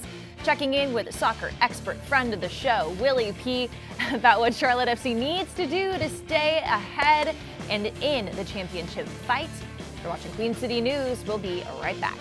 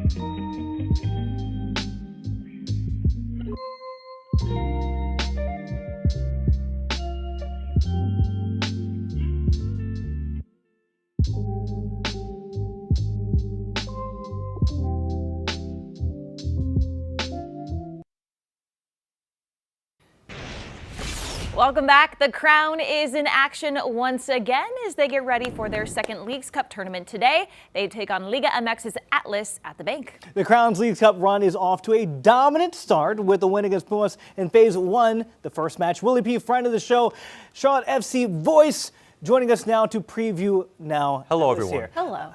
First of all, Welcome. Let's talk about Pumas. Yes. Very impressive showing, right? You're supposed to win these games, some would say. How do you feel, though? No, Pumas, I didn't have a lot of hope. Really? Going into Pumas personally, because Pumas a good team. Not because I didn't have faith in Charlotte FC, but Pumas a really, really good team. They were in the finals of Liga MX last year. They won the second half of their season. First half, second half champions play. They lost to Cruz Azul, but they have a pretty strong team, and they fielded a pretty strong team on Tuesday night. But Charlotte FC came out the aggressor, and I loved the way that Dean Smith played the lineup. The way that I talked about it with him on Tuesday was that he found the right combination of hunger as well as quality. You saw a lot of guys who had some first-team reps during the season. And I think something that has made us more adept for this tournament this year, guys, is that Charlotte FC has had to go into that depth a lot more. They've had to have guys play a lot of minutes, like a Will Cleary, like a Luca De La Torre. They've had to really kind of change and mismatch the lineup. David Schnegg, another one who's had a lot of minutes that might not ordinarily have had some at this point of the season. So Charlotte was more battle-tested going into that contest. They were more together. They showed some great fight when it came to putting the midfielders high. Fullbacks got high as well. And they put some real nice quality shots on target, got themselves 3 goals, and put themselves in good position for the rest of this tournament. Absolutely. So we have the Atlas next. Do you take that same sort of approach into this game, or do you have to change it around based on this team? You know, Charlotte is not a team that adapts to the opposition necessarily. They like to feel like they can dictate the terms no matter how they set up. So when I asked Dean Smith about the particular adjustment they've made since the departure of Kelvin Vargas, going with a flat 3 midfield and putting Pep Biel a little bit higher up on the wing to have a little bit of wing freedom, I said, is that something we might see again? And he said, very, very much so, because they have had to try to overcompensate for not really having a lot of wing width in terms of guys that they have able to be used. So it's allowed Charlotte FC to be more stout in the middle, get more bodies forward, and most importantly, be defensively solid, which they were. I mean, Tyler Miller had one of the easiest days I've ever seen a Charlotte FC goalkeeper have in terms of not really seeing a lot of shots on the opposition side. We like to see that. Of course, the big news from this week, I'm going to take us back to the internet age when Alan! What's up there on Alan? Maxi! Yeah. Maxi trained yesterday for the first time with Charlotte FC. He was there as recently as Tuesday night. Tuesday night he was back at the stadium. First opportunity to see the boys in person. He flew in literally, got in at like 2:20 and literally went from the airport to the hotel to the stadium for the game on Tuesday night. Did some fitness testing on Wednesday. He's going to do a little bit more of that today. I don't believe he's going to feature tonight. Soonest we might see him is Tuesday night against Pachuca in Charlotte's final Leagues Cup match. Don't know how much they necessarily are going to see him. I think a lot of that will be determined by how the fitness tests go today. But I think anything more than a cameo in Tuesday's contest portends really, really well for Charlotte's next league game, which is a week from Saturday. You kind of mapped that out there. Pretend that, well, don't pretend. There are a lot of new soccer fans because of the World Cup excitement, right? So explain this this play that we're in right now with the Leagues Cup, right? So we have game tonight and then next week, and then it goes to knockouts, so this right? So this tournament is between teams in Major League Soccer and the Mexican League, which is called Liga MX. And they have this, it's kind of like group stage, but it's not. Charlotte is playing 3 teams from the Mexican League, and there's a table that involves MLS clubs and Liga MX clubs. Based on how well you do against the opposite side, you have the opportunity to advance. Now, only the top 4 MLS teams advance from this tournament, which means you have to win a lot of games and you have to win by a lot. Charlotte FC, after the first stage of games, is in second place in the table over all the MLS teams competing in this tournament. There's 18 teams competing in this tournament, basically matching all those from Liga MX. So Charlotte's in pretty good position. They need to be able to keep it going, though. It's very hard to win or at least advance in this tournament when you've lost 1 game. Like a lot of times you'll see teams that even have won 3 games and not advance. It's possible that that can happen. So you have to win your games. You have to get high goal-scoring competition, and also you have to keep that goal differential high. Goal differential is something that people from the World Cup will remember very well. Again, Willie P., the voice of Charlotte FC, joining us. And Willie, I'm going to let you go ahead and ask meteorologist Andrew Brightman the question that's burning on your mind. I was very wet Tuesday, Doppler Drew. Is that going to happen tonight? That's all I'm asking. Are we talking, were you wet from the rain or was it sweat? It was a little humid out there. It was a lot. It was a lot. A lot of everything. I got to ask the question. Both. There's the forecast this evening here. There's a small chance of a shower or storm, but generally looking all right there outside across the Carolinas. We're going to be heading over to the bank for the FC match here, and especially by the later evening hours, should be in good shape here in uptown Charlotte with temperatures coming down into the mid to upper 70s here. Now, back to the here and now. What do we got going on? So outside, temperatures starting to warm up, 76 degrees, light and variable winds about 5 to 10 miles an hour. Dew points currently in the lower 70s out there. Beach Mountain as we get up into the higher elevations, a little bit of cloud cover as we get things started here. Pinpoint radar. Quiet conditions across the central Carolinas. As we zoom out, we go wide. High pressure off the eastern seaboard. Isolated cloud cover out there as we get things rolling. Temperatures in the mid to upper 70s to right around the 80-degree mark. 81 in Fayetteville, 77 in Florence. Low to mid 80s here as we get along the coast. Up across the mountains, temperatures in the upper 60s. Muggy meter. Going to be humid out there across the region. We're going to be dealing with the soupiness in the air across the Carolinas. That's why the air temperature is 89, but it's going to feel more like 94 here in Charlotte. Places like Chirag going to be feeling close to 100 degrees today. Futurecast heading into the afternoon. Clouds start to break. We see a few scattered showers and storms starting to develop here across the region as we go into your Friday night. Still seeing some of those scattered showers going here, and as rolling into your Saturday, a little bit of cloud cover to start. Then might see a few more hit and miss showers and storms developing as we go into your Saturday afternoon and Saturday evening out there. It's 11 o'clock on your Saturday, seeing that potential wet weather rolling into your Sunday. Mostly cloudy skies to start, and then we start to see maybe an isolated shower. But you'll notice here the trend as we get through the weekend into next week. Those rain chances are starting to come down here. 5 o'clock Monday morning, mostly clear, and then heading into the afternoon, watching, you guessed it, the potential for some hit and miss showers and storms out there across the Carolinas. Beach weekend forecast. Not too dissimilar from what we're expecting here in Charlotte, though storm chances may be slightly higher on Sunday. Pinpoint 7-day forecast. Going to be getting hot as we go into early next week. You're watching Queen City News, the most honored and the most local news in Charlotte. We'll be right back.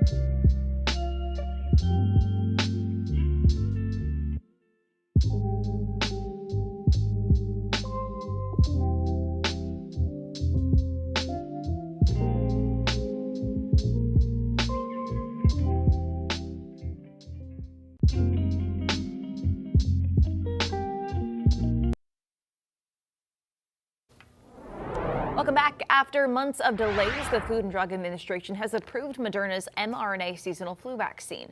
This could mark a transition in federal vaccine policy, as it was unclear if any mRNA vaccines would be approved this year. Health Secretary Robert Kennedy Jr. has been vocal about his disapproval, and last year he canceled $500 million in funding for vaccines being developed with that technology. Critics say this unscientific skepticism of vaccines is dangerous.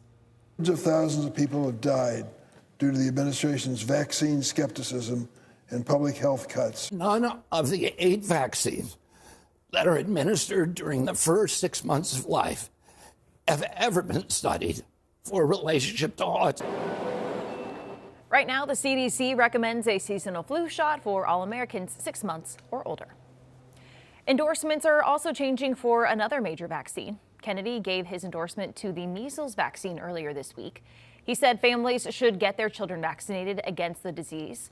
During an appearance on CNN, he said the vaccine is effective and stops most cases. The CDC has confirmed more than 2,300 measles cases this year, the highest number since 1991. Well, bosses at Meta say its AI accessed the internet on its own and hacked another company. This is the latest company in a series of disclosures about AI models going rogue. In recent weeks, OpenAI and Anthropic also have described instances of AI models going beyond humans' instructions to access the web and find ways around other companies' digital security. Meta said in a statement a misconfiguration during cybersecurity testing inadvertently allowed one of its models to access the internet.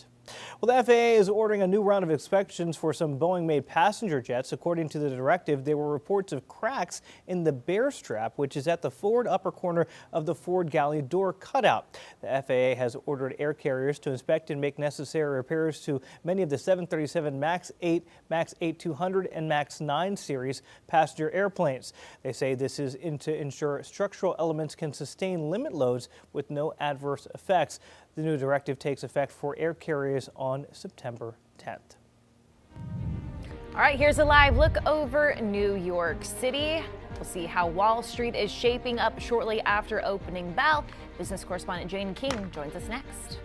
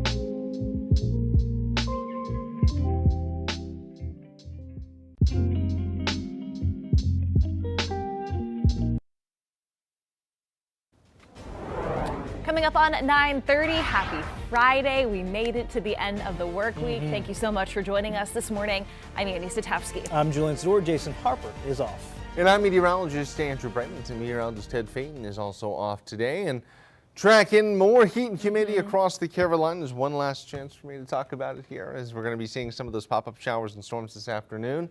It's going to be getting hot out there. I was showing you some of the feels like temperatures last half hour, and that's really going to be some of the stories here across the Carolinas. Not a whole lot going on, at least right now, in terms of looking up in the sky. A little bit of scattering of low clouds, but a lot more sunshine this morning compared to where we were 24 hours ago here across the region. So Gaston County looking good right now across the Central Carolinas here and around Charlotte. Isolated afternoon storms ahead, typical summertime weekend weather pattern out there, and then getting even hotter and potentially more humid as we go into early next week. Charlotte live cam right now, 76 degrees, light and variable winds about 5 to 10 miles an hour. Dew points currently in the lower 70s right now. And as we get up towards Beech Mountain, a little bit of cloud cover as we get up into the higher elevations, but also looking pretty good as we get up through the mountains as well. Pinpoint satellite shows you a little bit more of that cloud cover as we head up into the higher elevations. Also seeing some of that cloud cover as well, a little bit of low cloud cover. This is what we're watching here early this morning across the upstate of South Carolina. But otherwise, not much to talk about besides that world famous humidity we keep dealing with. Pinpoint radar, quiet conditions. Zooming out, still got the big old Bermuda high off the eastern seaboard here, giving us that southwesterly flow and what's been spurring some of these showers and storms along with all the humidity we've been dealing with here across the region. Quick check in some of the airport delays. Take it to the friendly skies this morning. Not seeing major issues here with almost all of the hubs across the lower 48. Talking more about what's on the way for your weekend with my pinpoint forecast in just a few minutes. Julian? All right, Angie, thank you. Some breaking news just into the newsroom about a shooting that actually happened last night. We're learning about this deadly shooting that happened in Rock Hill. Police responded to Springdale Road off of Dave Lyle Boulevard around 10:40 last night, where they found an 18-year-old with gunshot wounds who was taken to the hospital where he later died. Officers say they were then told about a 20-year-old at a different hospital, also with a gunshot wound.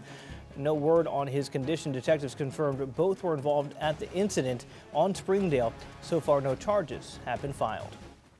Well, a new study is out on just how much we are paying in federal taxes. And the monthly jobs numbers were released just moments ago. Jane King live at the New York Stock Exchange with those stories and today's opening numbers. Jane, good morning. How did the jobs numbers look today? Well, kind of a disappointment in terms of job growth or lack of it, Julian and Annie. In fact, we lost jobs last month, down 23,000. So we expected some meager job growth. The unemployment rate did tick lower, 4.1%. It was government and education jobs that weighed on that number the most. We actually saw manufacturing up a little bit. So the markets are slightly higher. A weaker jobs number means maybe the Fed won't raise interest rates in September. So the market's factoring that in. And also it's a very quiet start as we're heading into a weekend when anything could happen with Iran. So could be a quiet day ahead. All right, Jane, well, there's also a new report showing just how much we're paying in taxes. Well, economist Stephen Morris said Americans now pay more in taxes than on food, clothing, and housing combined. In a post shared on X, Morris cited a chart from the Committee to Unleash Prosperity, estimating Americans paid about $8.2 trillion in taxes last year, compared with roughly $7.4 trillion spent on food, clothing, and housing. And Morris comments come as many Americans feel they're already overburdened by taxes. All right, Jane, Ford lovers want to know this. They unveiled the name and price of their new pickup truck. What's going on there? That's right, and a new electric pickup truck. So they confirmed to Business Insider that it's a mid-sized truck. It will be called the Fathom. And it also said it will have a starting price of $28,000 to $30,000. And the name and the price, big departure from Ford's recent electric vehicle efforts. Of course, they had the Mustang and the F-150 Lightning, which were named after iconic, nostalgic Ford vehicles, and they were quite expensive, too. All right, again, Jane King live at the New York Stock Exchange for us. Jane, thank you. We'll catch you up with you dark and early on Monday morning. Okay. We are getting closer to South Carolina's special Republican primary for U.S. Senate. Today is the final day for early voting. Polls are open now until 5 p.m. There's a long list of candidates vying for late Senator Lindsey Graham's seat. That includes his sister Darlene. Congressman Ralph Norman and Russell Fry, former Governor Mark Sanford, and businessman Mark Lynch are all contending. Primary election day is Tuesday the 11th, then a runoff, if needed, would be held on August 25th. North Carolina Republicans are working to replace Chuck Edwards on the ballot. He dropped his re-election campaign after an ethics committee found inappropriate conduct in office. Chief political correspondent Andy Weber spoke to the Democratic challenger, who will now face off against Edwards' replacement. While Chuck Edwards dropping out is a major development in the race to represent Western North Carolina in Congress, the Democrat in this contest, Jamie Ager, says his message will not change. Our political system is starting to lose the trust of people all over the country, and that they don't trust politicians, they don't trust that the system is working for people. Democrat Jamie Ager sitting down with Queen City News a day after his main opponent in the race for NC11, U.S. Rep. Chuck Edwards, said he would no longer seek re-election. A report released this week from the House Ethics Committee accused Edwards of giving two of his female staffers expensive gifts, taking them on lavish trips, and sending them messages discussing personal and romantic thoughts. What do you make of that report and his subsequent dropping out of the race?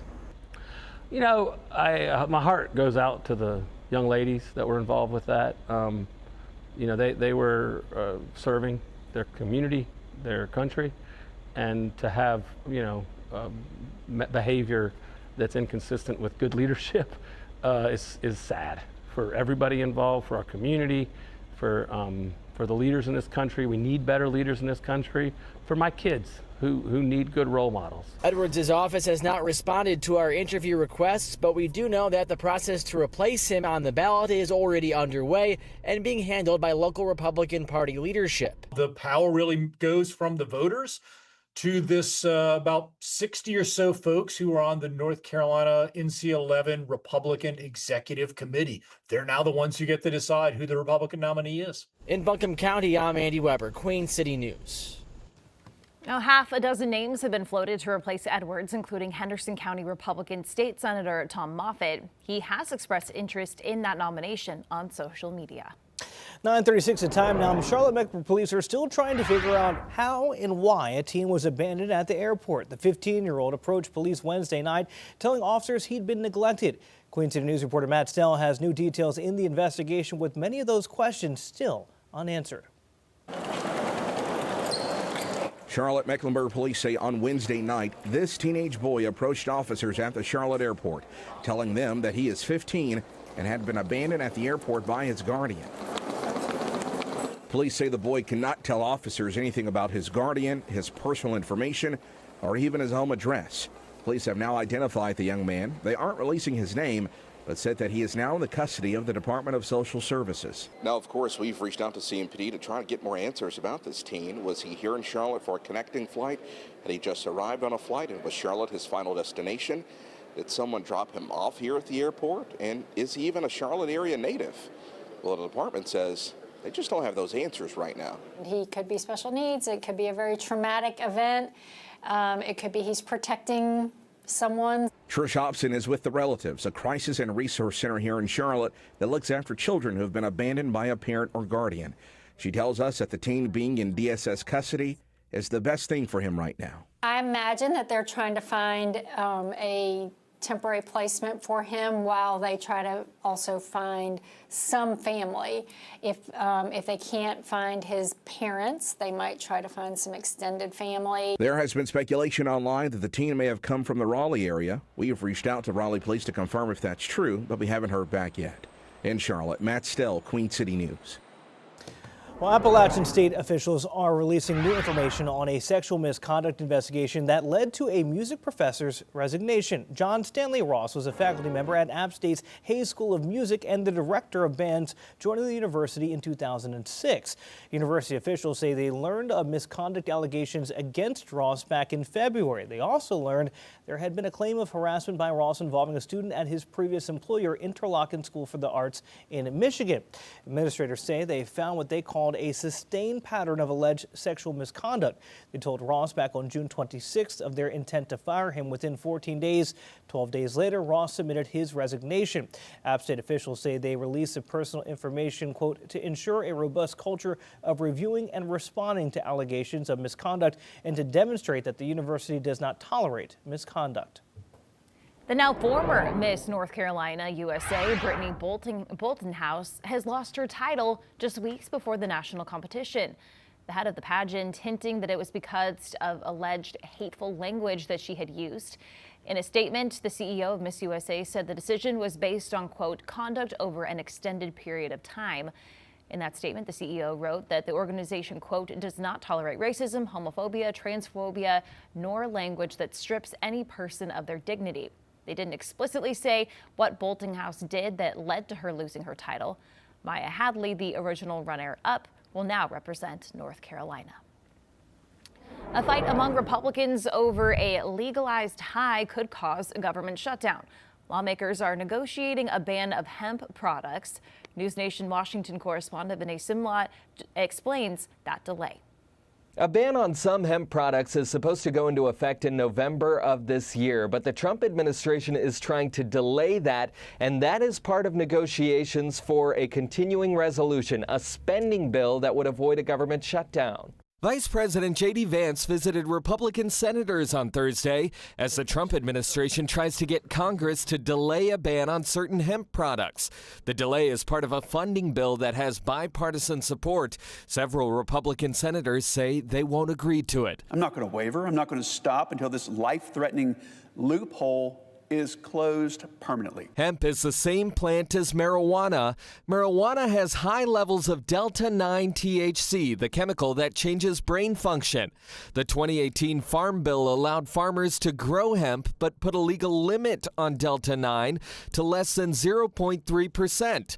So manufacturers started making products with delta-8 or delta-10 THC, enough to get people high. This is an industry that, because we made a mistake in the Farm Bill in 2018, has taken advantage of a loophole in the law. Now gas stations and convenience stores across the country sell hemp-derived THC vapes, gummies, candies, and other products. Last year, Congress changed the law from limiting delta-9 to limit all types of THC. It would go into effect in November, but the Trump administration wants to delay that. Stacey McCaskill owns a hemp farm and opposes a ban. There is just an overreaction against a chemical called THC. Now, that temporary spending bill would fund the government through December 11th, avoid a government shutdown during the midterm elections.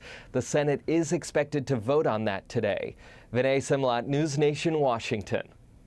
Well, football is back, baby, and the Panthers starting off on top. We're getting a live report on the game and the team's success before the regular season. You're watching Queen City News, the most honored and the most local news in Charlotte. We'll be right back.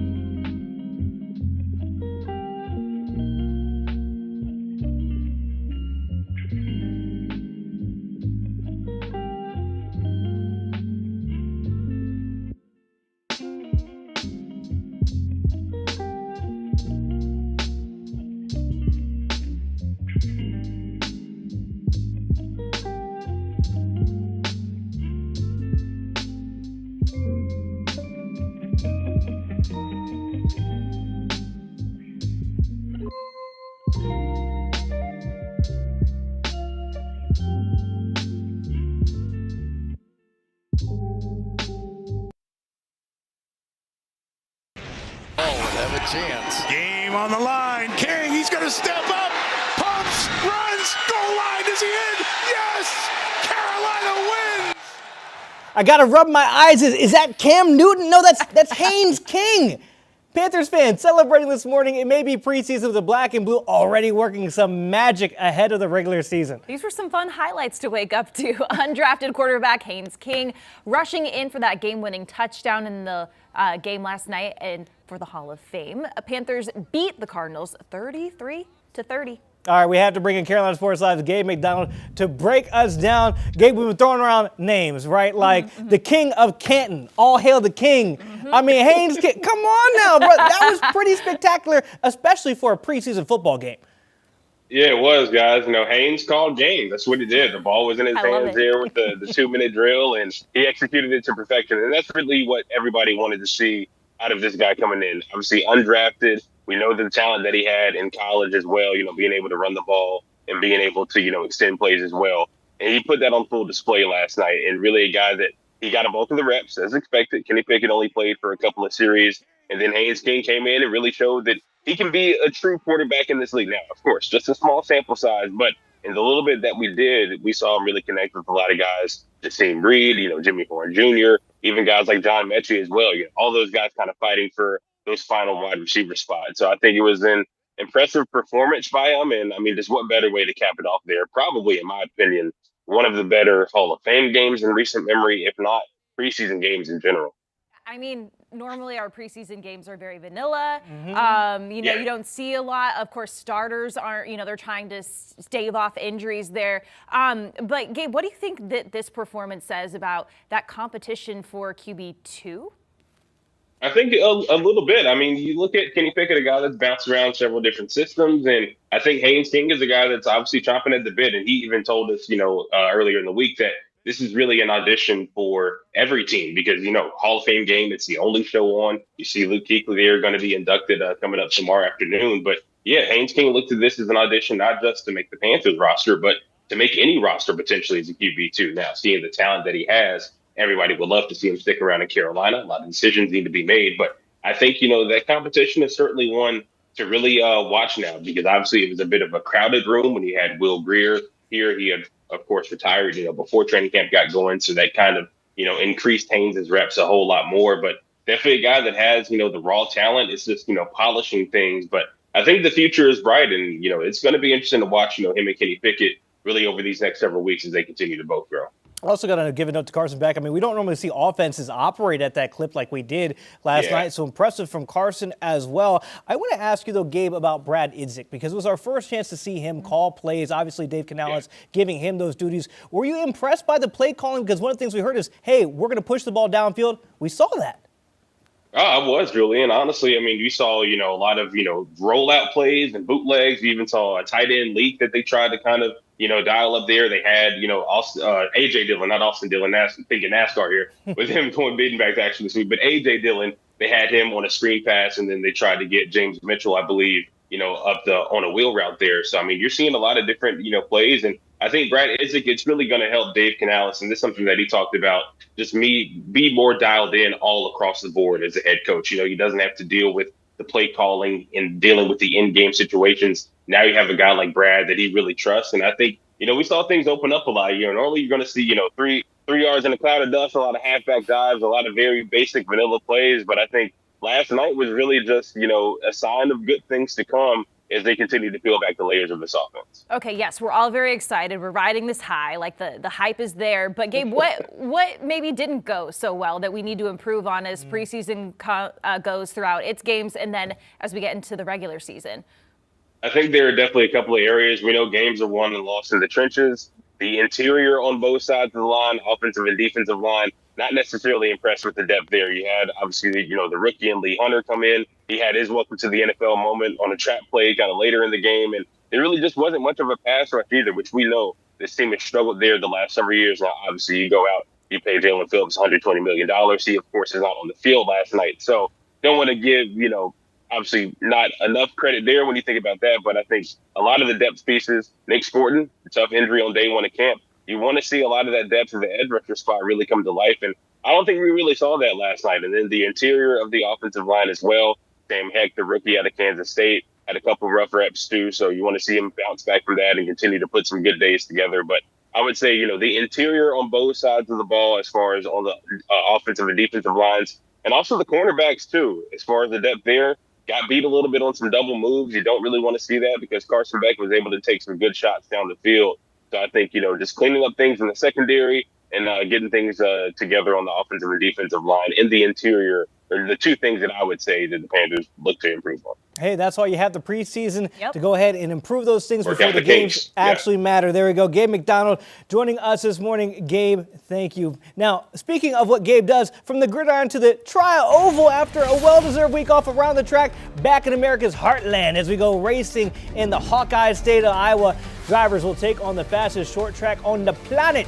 Starting with the ARCA Menards Series in the Junior and Company 150 at 5. Then tomorrow, the O'Reilly Auto Parts Series will race in the Hy-Vee Perks 250. Then Sunday, Cup drivers will race in the Iowa Corn 350 at 3:30.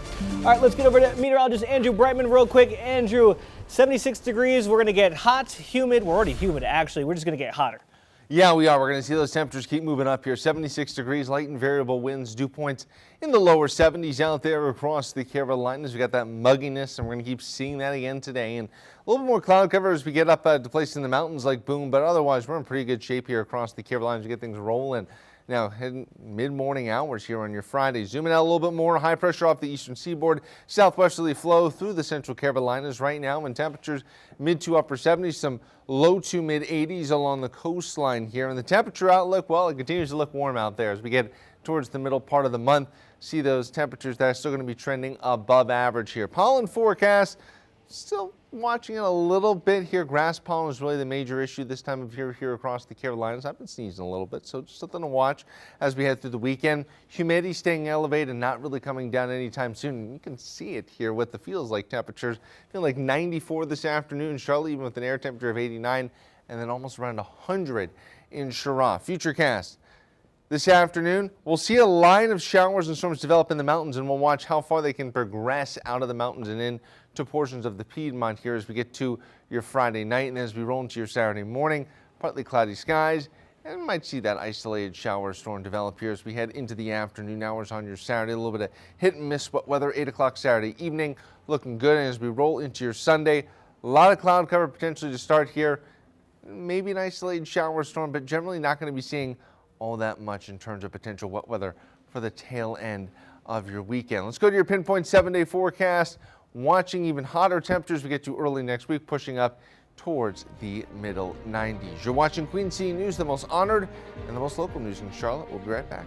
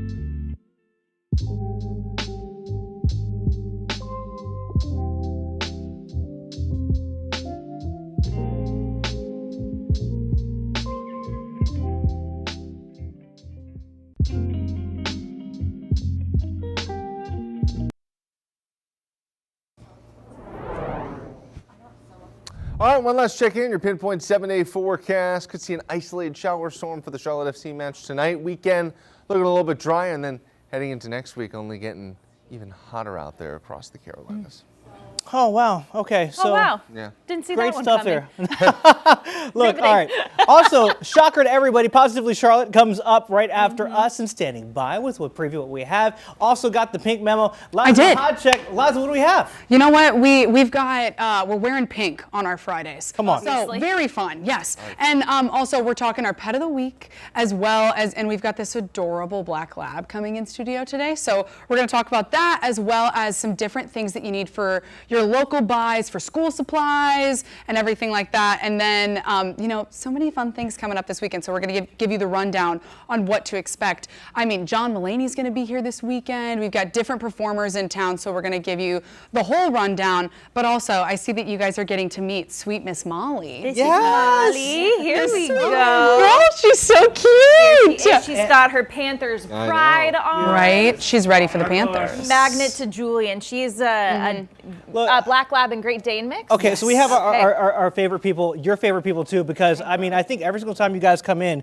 you guys are what, a 75% success rate of having one of us adopt a pet? Yes, always. I mean, so here's the thing. I mean, you guys do such a good job, and that's why you at home, another very adoptable pet, who's a Panthers fan. Come on, after our Panthers win. There you go. So you have that coming up next on Positively Charlotte. We'll see you guys dark and early Monday morning at 4 a.m. Everybody go out there and have a great weekend. Go Charlotte FC, baby.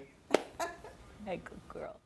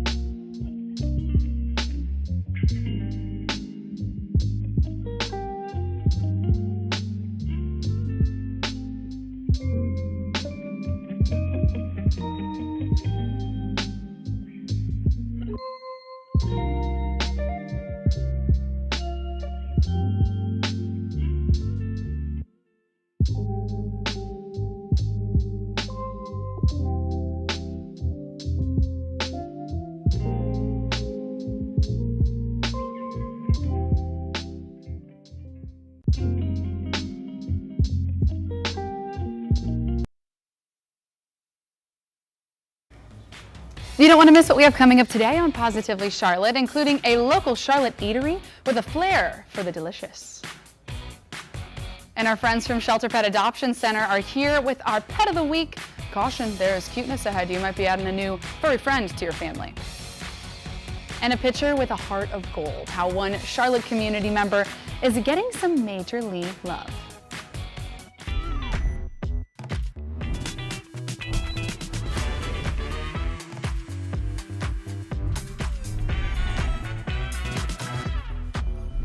Thanks so much for joining us on your Friday. Welcome to Positively Charlotte. I'm Liza Mahacek. We're so excited to be kicking off your weekend with you. So many fun things coming up this weekend in the Queen City. Of course, we're always staying busy, but if you are feeling hungry, we've got a place that you can go to if you're looking for some good eats to kick off your weekend. We've got a hot spot for you. We took a trip over to Phillips Place to check it out. Looking for a place that has a vibe as beautiful as its dishes and food, we've got a spot for you. We're checking out Lamani and hearing how they are bringing the taste of the Mediterranean to the heart of South Park.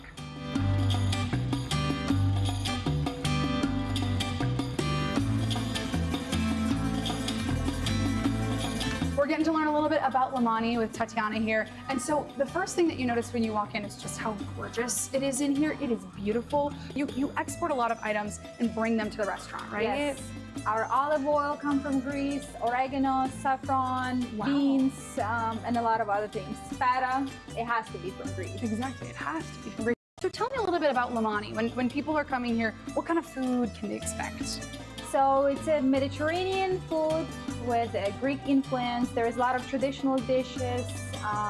Also, our chef creates a lot of specialties, fresh seafood. That's what we're famous for. Fish being delivered every day from all around the world. Wow. What does Lamani actually mean? Yes, so Lamani from Greek is actually seaport or harbor. So that's the place where fishermen would leave very early in the morning to go fish, and they would come back with the freshest catch of the day. I love that. Well, you know what? Let's go see some of the freshest catch back in the kitchen and go check out some of this food. I've got Chef Giannis here, and we are in the kitchen about to cook it up. So what are we making today? Today we're making dorado, dorado, or else we call it tsipura in Greek. Ooh, okay, I'm excited. So how do we get started?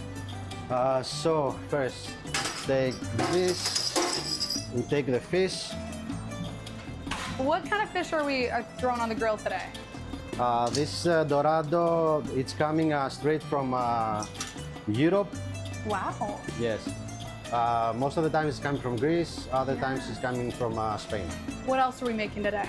We're making some lamb chops, now we're going to make lamb chops, yes. Oh, very exciting. So they're coming from New Zealand. Oh, wow. Yes. Okay. They are the best. They're the best. Yes. They're the best ones. 4 pieces. Okay, fantastic. They are dry aged for 2 weeks. Really? Yes. Oh my goodness. And we marinate them. And we use only salt, kosher salt, and mixed black pepper. So and now what do we do? We're going to put them in the salamander. Lovely. Get that nice sear. Yes. Love it. So next step, we're going to debone the fish. Okay. I feel like that's one of the hardest parts. You start with the head, and then the fins, and then the tail, and you just go under the bones. Wow. You just open it like this. That's amazing. Fantastic. This is almost ready. Okay. I need to check the lamb chops. He's a multitasking king. Look at those grill marks. So the next step is we add oregano, Greek oregano, parsley, and capers. Oh, delicious. Oh, that looks delicious. Wow. So we have the fries. Okay, lovely. We add oregano and salt. You keep it pretty, basic with these specific seasonings, right? Yes. Yeah. Simple. Simple. That's Yes. what we need. Oh, lovely. Look at that. Oh my goodness. I'm drooling. And of course, oregano. Naturally. Yes. Parsley and lado lemon. Oh my gosh, so this one gets the special sauce too. Yes. Oh, love. And voila, there you have it. We've got our completed dishes. Chef, thank you so much for this. We so appreciate it. You're welcome. And if you want a taste of the Mediterranean, make sure that you come on over to Phillips Place and check out Lamani. Well, the Panthers lit up the Ohio night sky last night with a nail-biter of a win against the Arizona Cardinals. Third-string rookie Haynes King showed everybody what he was made of from the minute that he touched the field and clinched the game with a 5-yard run and no time on the clock. The Hall of Fame game definitely has us excited for the regular season, and we will be watching Haynes with great interest, so keep pounding. And on this Friday, we are bringing you a Panthers fan and an adorable, sweet little furry friend with our adorable and adoptable pet of the week. Karen and Cassandra from the Shelter Pet Adoption Center are here, and we've got our Panthers fan. Who is this? So this is Molly. She's a 2-year-old Great Dane Lab mix. Oh my gosh, she is precious and so soft. She has the temperament of a Great Dane, because I feel like Danes are always very chill. Very nice, very mellow. She's definitely on the chill side. She definitely prefers to be a lap dog. Yeah, which is so funny. You said that, you know, there are people who have come in and you know, when you want to play with her, she's just like, I just want to get in your lap. Yeah. I just want to get in your lap. So if you want, you know, more of like a lay around kind of dog, I feel like she's your gal. She's so sweet. But you know, tell me a little bit about her personality, and also I know that she's been in foster for a little while, right? So she's been with her foster parents for about a month now, and her foster parents have nothing but good things to say about her. She is super, super sweet, does very well with her other dog, and she honestly will come up to you for affection at any point. Doesn't have any problem with kids or anything like that. She's absolutely fantastic. Look at her. She's just adorable. She's beautiful and she's so sweet. How could you not want her in your home? So you guys also have a ton of kittens because it's kitten season. Yes, right? we have so many kittens on site and even in foster as well. We just got a new transport of cats this past Thursday, and about 12 of them were kittens. Oh my goodness. And we have many more in foster, so if anyone's looking for a kitten. And they've got orange cats. We got a lot of orange kittens, which all the little kids like because of Harry Potter or whatever it is. You know what? Also, the orange cats are always crazy. Oh yeah. Which I love. People love the craziness of the orange cat. That's true. You know, when people are wanting to come, if they want to foster, you know, if maybe they can't adopt at this time, what does the fostering process look like with you guys? Yeah, for our fostering process is super simple. It's a small application you have to fill out, and we typically, you know, we do our very best to kind of guide our fosters on everything they need to do in regards to getting supplies and making sure they have everything they need to help them in their foster placement. And sometimes we have short-term fostering available, and sometimes we have long-term fostering available. So it depends on what the foster prefers to do. I love it. Well, you know what? How could you not want to take this sweet little girl? So cute. Ladies, thank you so much as always for coming in. We so appreciate it. Pleasure. We got the information right there on your screen. If you want to go and adopt sweet Miss Molly, she is ready for a home. So thank you guys so much. You're welcome. Thank you for having me. And Pride is almost here. After the break, we talk to the organization about what we can expect August 15th and 16th. And Buc-ee's is making a splash, but not for the right reasons. What's got the internet mad at the Beaver after the break? And you're taking a live look at West Charlotte. We will be right back with more positivity.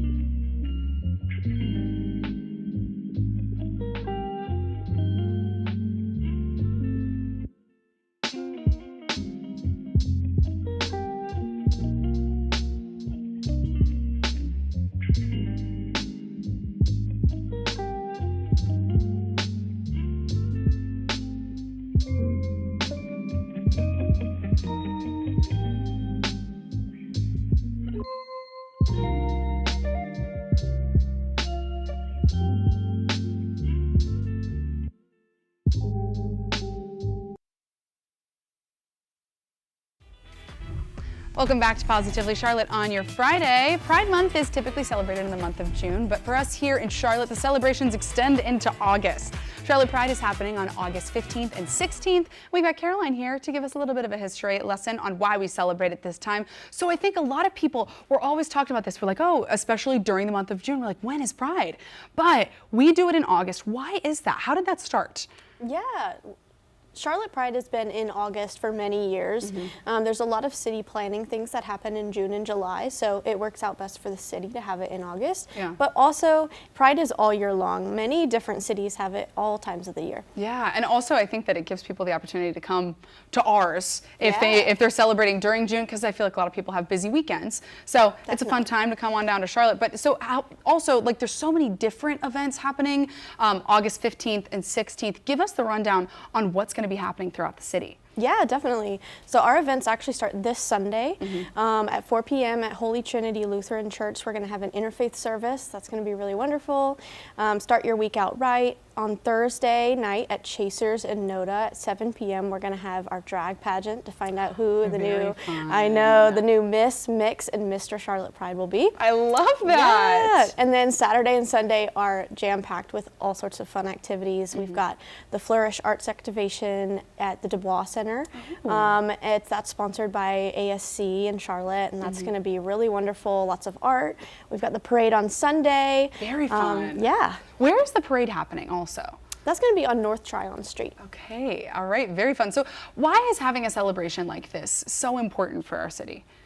You know, well, for our city, it brings in a lot of tourism revenue as well, but I think if you go to the parade or the festival, you see how meaningful it is to people, really, to see that community come together and be a part of something really wonderful and great. There's so many resources and all different ages, people who it's their first Pride, it's their 50th Pride. It really makes a difference. Yeah, and what would you say is your favorite part of a Pride weekend? Ooh, I think I'm really looking forward to our main stage entertainers this year. Very fun. Who do we have on the main stage? We've got Lauren Sanderson, we've got Lesbian Rock, we've got Isabella Love Story, who's a Honduran pop singer. Oh my gosh, fun. Yeah, we've even got a little bit of country with Brian Ruby, and then we've got a rap duo, Flyana Boss.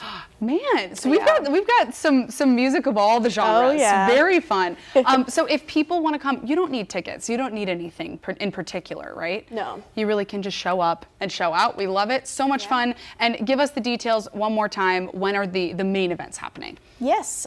So this Sunday for the interfaith service, this Thursday for the drag pageant, and then for Saturday and Sunday for the festival and parade. We love it. Awesome. Well, thank you so much for sharing this with us today. We are so looking forward to Pride. Yes. Happy Pride. And popular cereals are about to get a makeover. Kellogg's says it will remove all artificial colors from its cereals by the end of this year. That's a full year ahead of schedule. And the company says that it will now use fruit and vegetable juices to give cereals like Froot Loops and Apple Jacks their bright color. Kellogg's is also dropping an artificial preservative called BHT.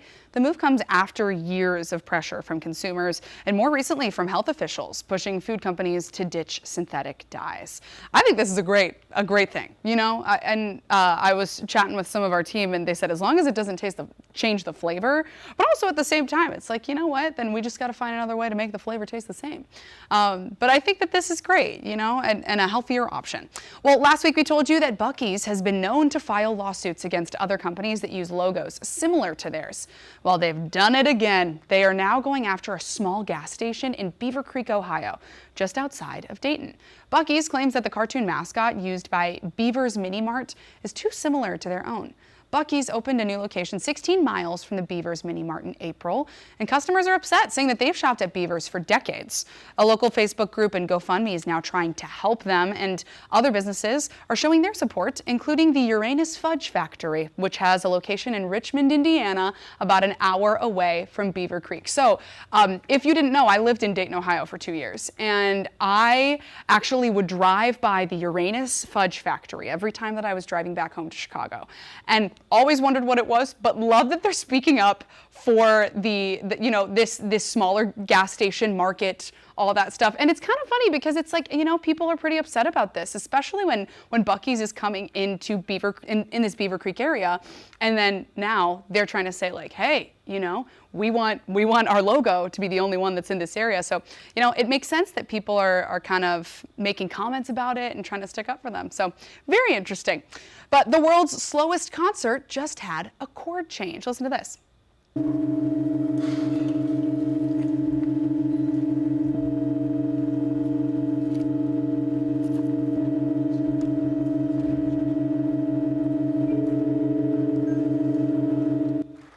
This is the John Cage Organ Project in Eastern Germany. It's been playing the same composition for nearly 25 years. The chord was changed yesterday by putting an eighth pipe in place. This crowd gathered to be the first to hear the new higher tone from this chord change. An electric blower sends air through the pipes, keeping the sound going without interruption, and sandbag keys hold down the keys. So the performance is not due to end until the year 2640. So we've got quite a long time. Yeah, I think that, other than this, probably the longest one was the Eras Tour when Taylor Swift was doing 3 hours straight. But hey, I love that they've got this unending concert. At any point you can go in there and you'll be able to hear it. But exciting that they've got a new chord now. Very fun. Well, after the break, you can get the kiddos ready for back to school season while you also are shopping local. We show you some cute finds to get your student classroom ready.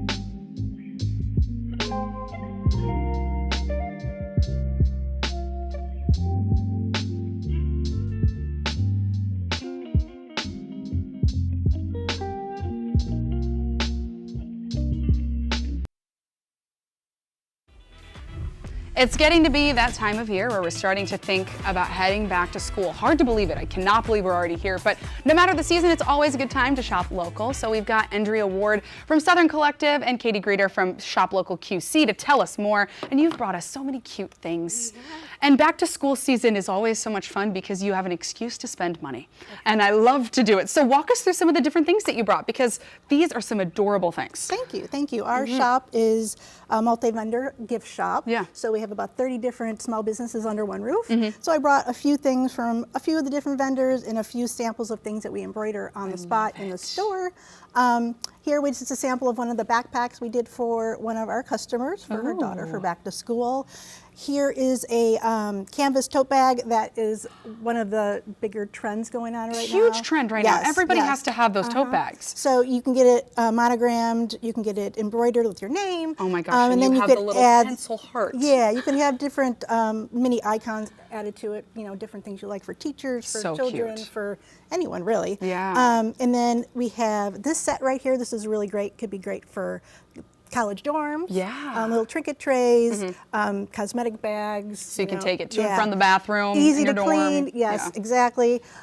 This here, another new craze that's going on, are wreath sashes for your front door. This one I did a teacher vibe to it, so the teacher can hang it on their door. It says back to school. That is so cute. And then you could change it out every season. I didn't even know about the wreath sashes. I need to come and get one from you. Yes, we have for the wreath all on kinds. my door. And then we have a few more things down here. We have a teacher lanyard that one of our artists makes. Different attachments. You can switch it out for every season. They come different themes that you can switch out. They Velcro on there. And then some fun, just little trinkets for school, little magnetic frames. We have some bookmarks here. Cute little earrings one of our artists made with little books. So I thought those are cute adorable. for teachers.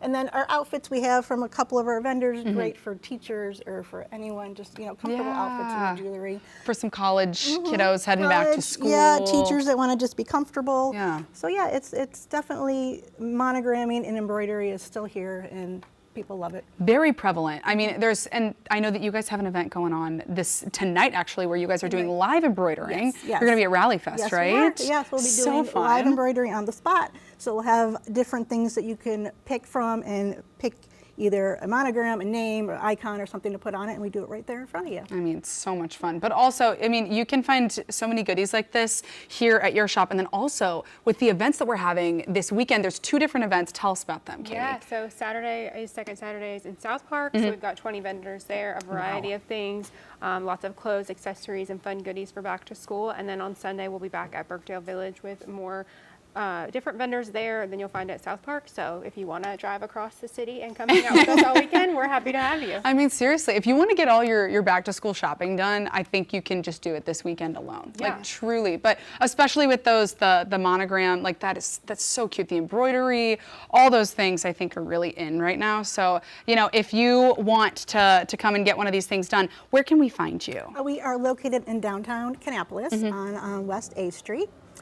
Great little area. Make it a day trip. Come see downtown Kannapolis. There's a lot to change there, but we'd love to have you and come see the shop. So much fun. And then also you guys are going to be at South Park for Second Saturday Market, and then also Birkdale Village Commons Market. So we've got the information right there on your screen. If you want to learn more about those events, you can go over to shoplocalqc.com. Ladies, thank you so much for sharing this with us today. Thanks for coming in. Thanks for having us. Thank you.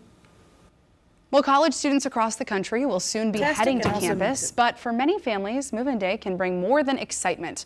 It comes with a list of growing expenses.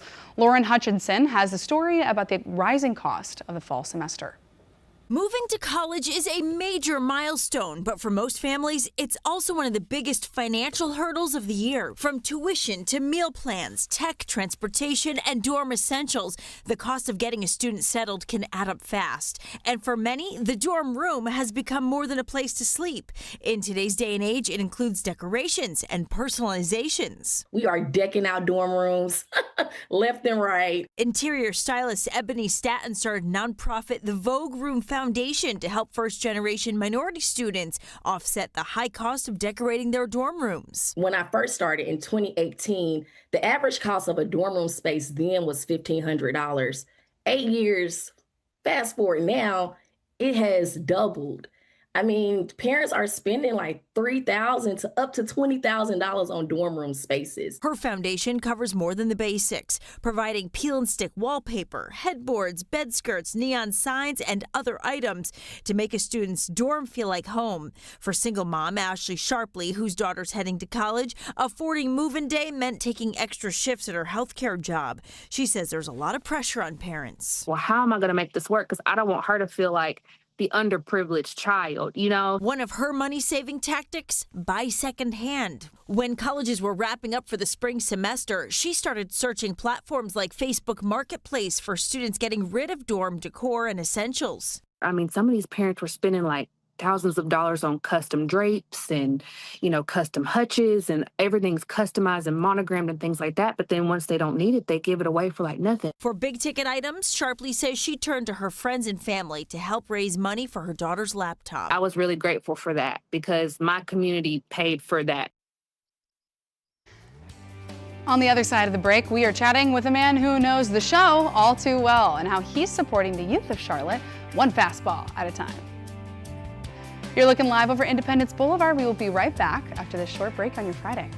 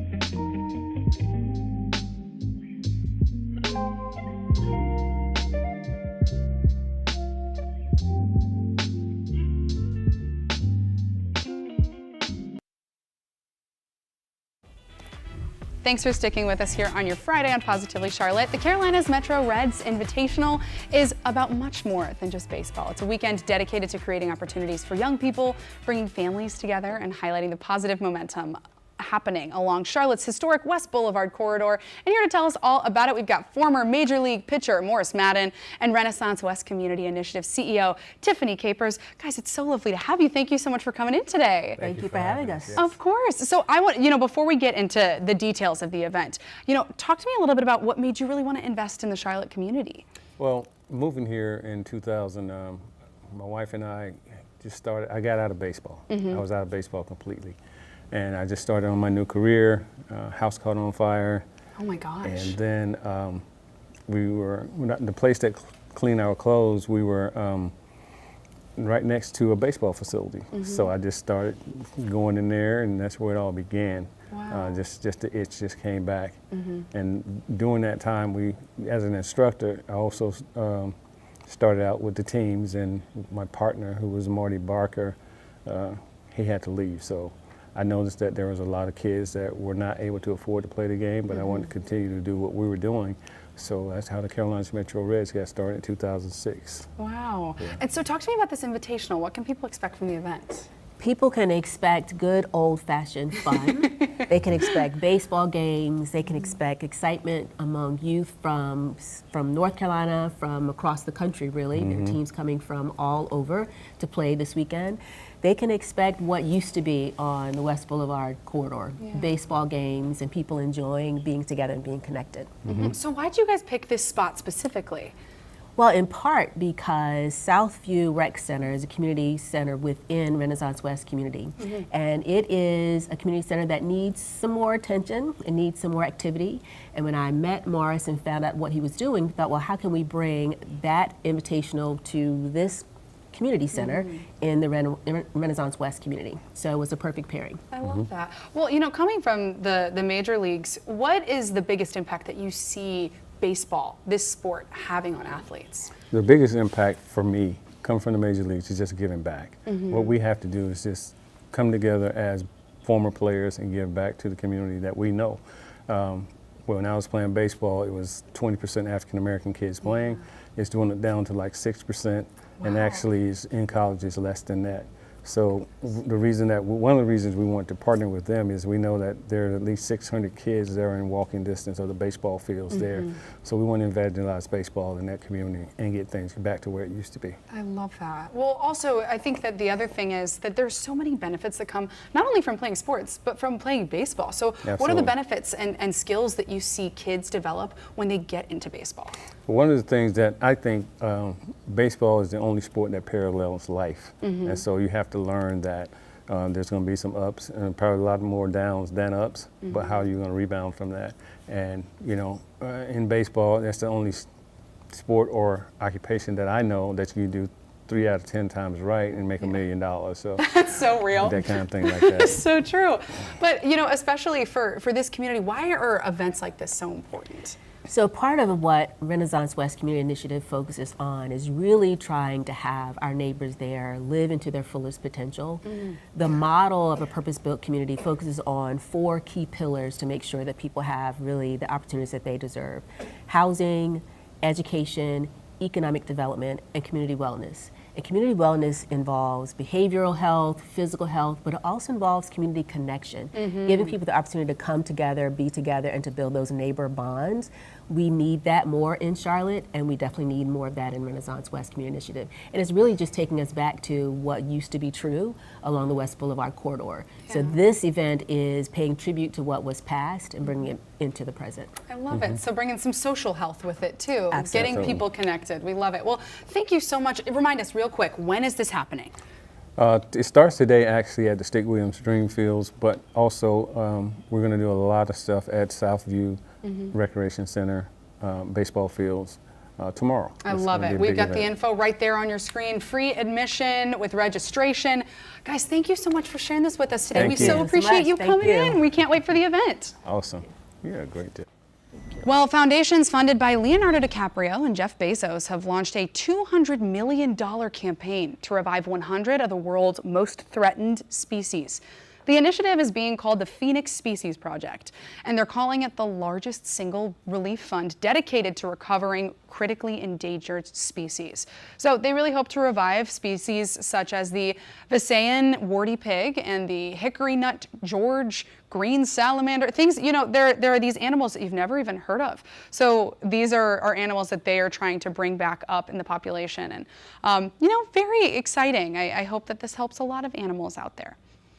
Well, in today's entertainment report, a new spin-off from the 90s sitcom Martin, plus a Gilmore Girls documentary is in the works. And Nicolas Cage talks about his upcoming role as legendary coach John Madden. Here's Melvin Robert. We are getting our first look at the upcoming spin-off about this beloved character from Martin. She's a pretty lady, and then sign some autographs. The Barnell man can, shaboing boing. The Barnell man can. Did you miss me? That's right, Tommy Davidson, Martin Lawrence, and more Martin cast members are reprising their roles in the original series for the new spin-off called The Barnell Hill Show. Paramount Plus released some images yesterday offering fans a first look at the new show and everyone who's returning.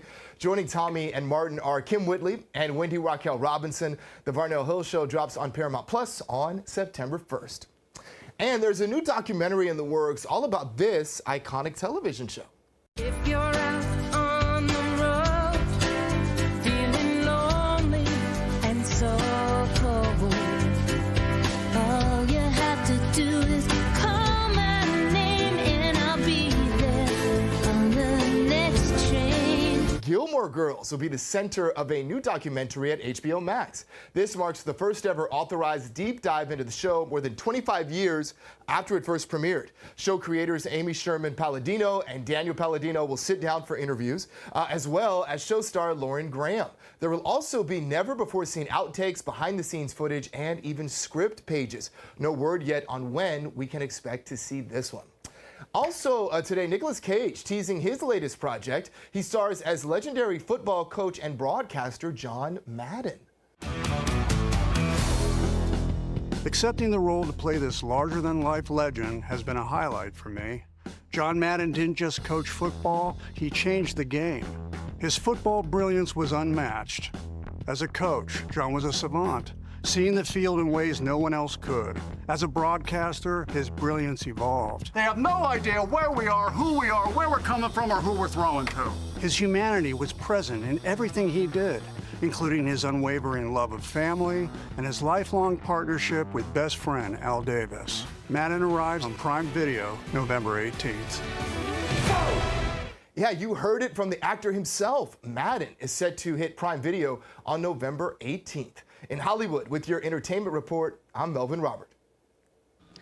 Well, TikTok creators will get access to characters and scenes from hundreds of Disney titles, including Pixar, Marvel, and Star Wars, to use in their own short-form videos. Select TikTok videos will also stream on Disney Plus under a new vertical video section aimed at younger viewers.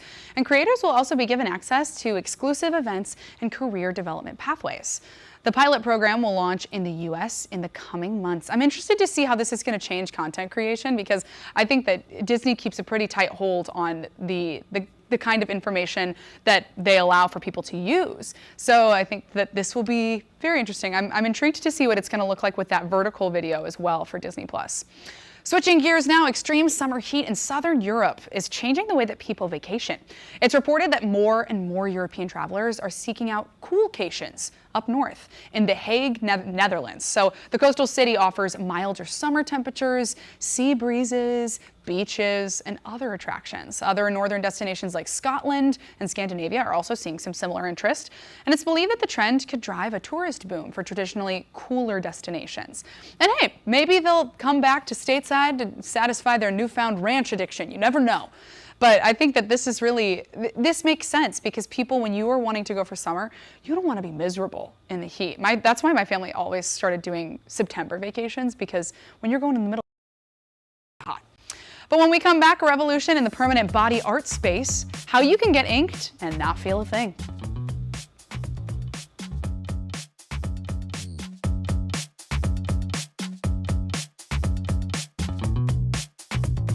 The For more influential local creators, Charlotte chef-approved food trends, and not-so-secret hotspots near you, follow Positively Charlotte on Instagram.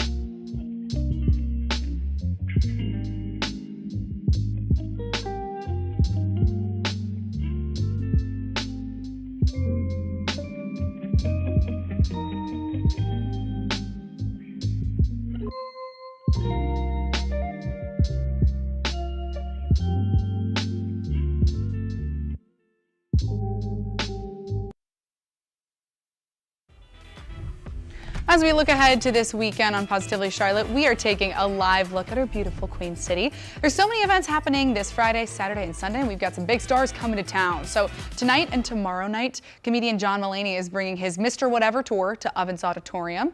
Or if you want to be active and get some fresh air, Rally Fest is also happening tonight. They are celebrating National Pickleball Day, both on and off the court, with a chance to beat the pros and meet new people with their rally track mixer. And also, you know, like we mentioned, Southern Collective is going to be there. They're going to be embroidering things, tons of different events and activities to do there. Also happening tonight, the Professional Fighters League has their middleweight world championship between Brian the Butcher Battle and Dalton Hercules Rosta.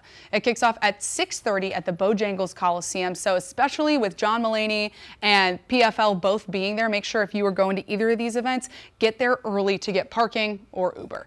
On Saturday night, Mumford & Sons is bringing their prize fighter tour to the Spectrum Center at 7:30. And if you want to have some laughs and wine at the same time, In Poor Taste is back at Bloom Studios. It's a comedy wine tasting experience, and it's happening all weekend long. It is so funny, and you get to try a bunch of different wines. And we told you about it earlier this week. The Knights are playing the Durham Bulls in one of the final homestands of the season. If you haven't made it out yet, now is the time. They've got the prices to turn back the clock to $19.99 on Saturday with $10 tickets, and also discounts on some food and other things. Also have other fun events and deals happening all weekend long. You can check out our full list of events on our Instagram at PositivelyCLT. We've got tons of different things that you can do on your Friday, Saturday, and Sunday. Samsung's new foldable phones are in store today. Rich DeMiro has his review in today's Rich on Tech. Samsung hit its stride with its latest foldable phones. I've been testing two of them. The tall and narrow Galaxy Z Fold 8 Ultra and the shorter, wider Galaxy Z Fold 8. This is the compact model that's getting the most attention for its unique form factor. Samsung brought me to London for their launch, where I took both phones on a day of sightseeing. Well, I got to see the crown jewels and even take some home. The Fold 8 is light, easy to hold, and fits in your pocket. The wider front screen is comfortable for everyday tasks, but some apps can feel a little cramped, especially with the keyboard. But once it's open, it's easy to watch videos and read, since it's so thin and light. The dual 50-megapixel cameras are more than good enough for everyday photos.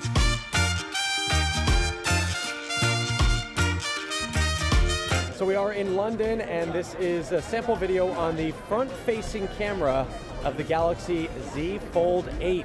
One feature I really like is my fan cam. It can take a video of a group, then automatically create a version that follows just one person. Because it's foldable, I found myself using multiple apps side by side more often. You don't have to, but the extra screen space makes it easy. Battery life is good, charging is faster than before, but there are still no built-in magnets for accessories. You'll need to add a case if you want that, which does add some bulk. Both phones are easier to open than previous models, and the side button fingerprint sensor is quick and easy to find by feel. The inside displays are reinforced with the new Flex titanium layer, have anti-reflective coatings, and while the crease is still there, it's not a big deal. One thing I did notice, the Fold 8 doesn't like to stay open at any angle. It's either fully open or fully closed. The Ultra is also taller, heavier, and its outside screen still feels a little narrow, but in return, you get a more advanced camera system. Overall, Samsung's Fold 8 lineup is the best argument yet for buying a foldable. The new Fold is easier to live with every day, while the Ultra is for people who want the biggest screen and best cameras. It's all about having that device that is able to flex in those different moments. When you need the bigger screen to read an email, to read a document, to watch a movie or play a game. But then you can also fold it back and you can put it in your pocket. They're still expensive, starting at about $1,900 for the Fold 8 and $2,100 for the Ultra. But if you've been waiting for a foldable that works the way you want, Samsung now gives you two very different options. I'm Rich DeMuro, that's Rich on Tech. Well, keeping on the tech trend, if you wear a smartwatch all the time and you take off that watch, you might notice that your wrist looks more pale. You might think that it left you with some tan lines, but it's actually not tan lines, it's wrist rot. Some medical experts in the UK say that there's no actual rotting, but since most smartwatches are waterproof, people rarely take them off. It leaves the wrists pale, irritated, and inflamed due to trapped bacteria and sweat. And they suggest taking off your smartwatch once in a while and just letting the skin breathe for a bit. And wash your wrist when you do. Get rid of all that sweat and bacteria. I have seen people with some wild wristwatch tans. But I think sometimes it's a combination of both, where it's like you're wearing this all the time and it gets absolutely no sun, but then also your skin it's like when you get in a pool and you're in it, and your feet get pruny, but except you're just doing that all day, every day. So that's why I don't wear a smartwatch. Well, a biotech company from London could be changing the future of the tattoo industry. CypherX has come up with a way to create permanent tattoos without the pain. You can pick a design patch that also carries a series of microneedles. Using the applicator, the patch is pressed onto the skin, where the microneedles transfer the pigment into the upper layers of the skin and dissolve. After 10 to 15 minutes, the patch peels off and lines develop over a couple of days. No wrapping is needed, there's no scabbing or healing time like traditional tattoos. The company says that the microdot tattoos are not meant to replace traditional tattoo methods, but it's actually just because this method and this device is better for smaller images. So, I think that this is definitely interesting. I'd be interested to see, if it fades any different, like in the sense that, I feel like sometimes you have to get these things touched up. Is it possible to get these touched up? Be very interested to see that. But, especially for people who are squirmish about needles, this could be good. But also, as long as we are keeping the traditional tattoo artists continuing to do their art, I think, you can have both. But we've got plenty more ahead for you, including this troubling Ring camera video that had us scratching our heads. Don't go anywhere. And you're taking a live look over Dallas. You're watching Positively Charlotte. We'll be right back.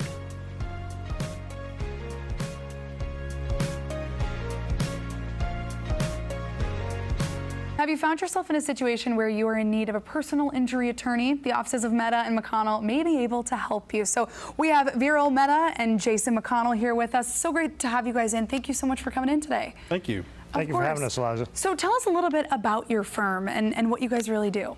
We're a personal injury and workers' compensation firm. We are based in Charlotte, but we handle cases statewide. Jason and I are both board certified workers' compensation specialists by the State Bar of North Carolina, and we also handle auto accident and personal injury cases. Nice. So you said that you do handle cases statewide across the board, right? Yes.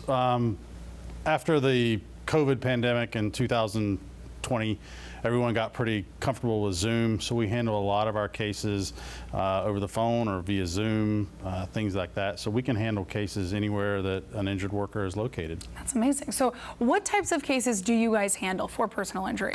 Sure. Most personal injury cases that come to our firm tend to be auto accidents. In a growing city like Charlotte, unfortunately, there are a lot of auto accidents, so we handle a lot of auto accident cases. Workers' compensation has historically been our largest area of practice, but we do handle other types of personal injury cases, such as slip and fall cases. I mean, also especially with, I think we were ruled one of the top most dangerous cities to drive in, so I think that makes sense, especially for those the auto accidents and things like that. But how long have you guys been in business and been partnering together? So we opened our firm on March 1st, 2021. So 5.5 years or so we've been in business, and we worked together actually before that at another law firm before we started to open our own firm and do our own thing. All right, I love that. Well, where is your office and where can people find you guys to learn more? We're in Charlotte in the South End neighborhood, right off South Boulevard. Fantastic. All right, well, gentlemen, thank you so much. Where can we go to learn more information? Sure, the easiest way is to go to metamcconnell.com. Awesome. Gentlemen, thank you so much for coming in today and for sharing all this information with us. Thank you for having us. Thank you. Of course.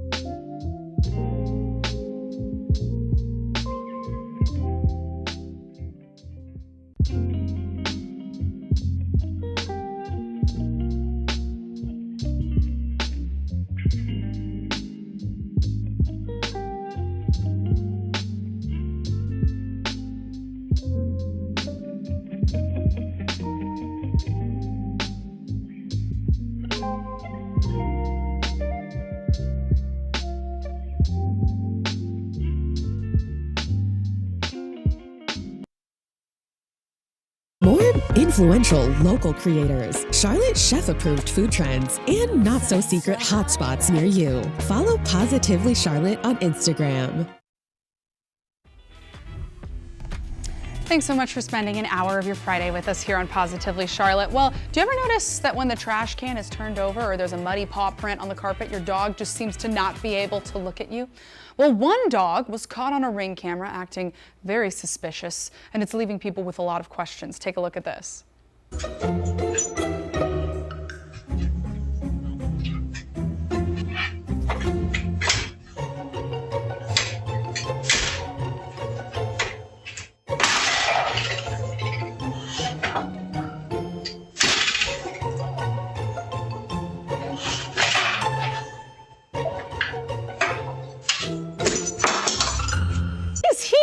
What is he trying to do? Who is he trying to hurt? You know what? That's a guard dog.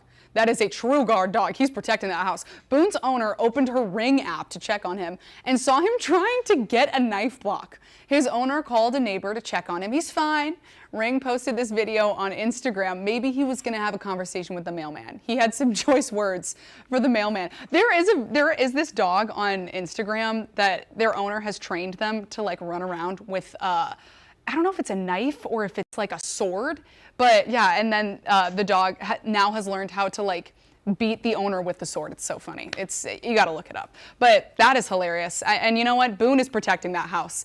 My closing thoughts for you today are get your summer bucket list finished. You know, we are getting towards the end of summer, but again, it's not the end. And I think summer extends through September in terms of activities that you can do. If you wanna go to Carowinds Swim Bar, if you wanna go to Kerrigan Farms, if you wanna go hike Crowder's Mountain, those are all things that have been on my summer bucket list. You know, I wanna go wakeboarding, all these things. So make sure that you go out and do it. Fill your weekend with fun, and we will see you back here on Monday at 10 a.m. Thanks for joining us.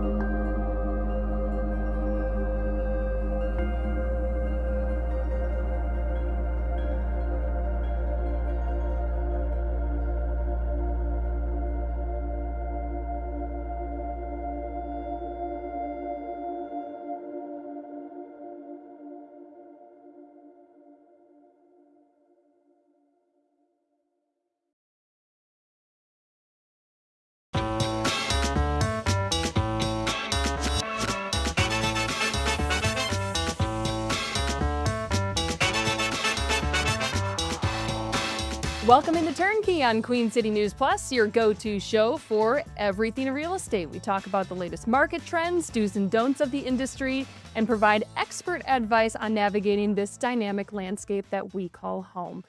Today, I'm very excited about our two guests because it's a husband and wife duo.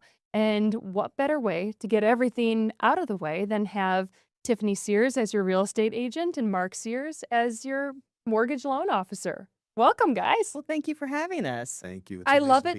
When I first called you, Tiffany, I mean, I felt like I could have talked to you all day long. All day.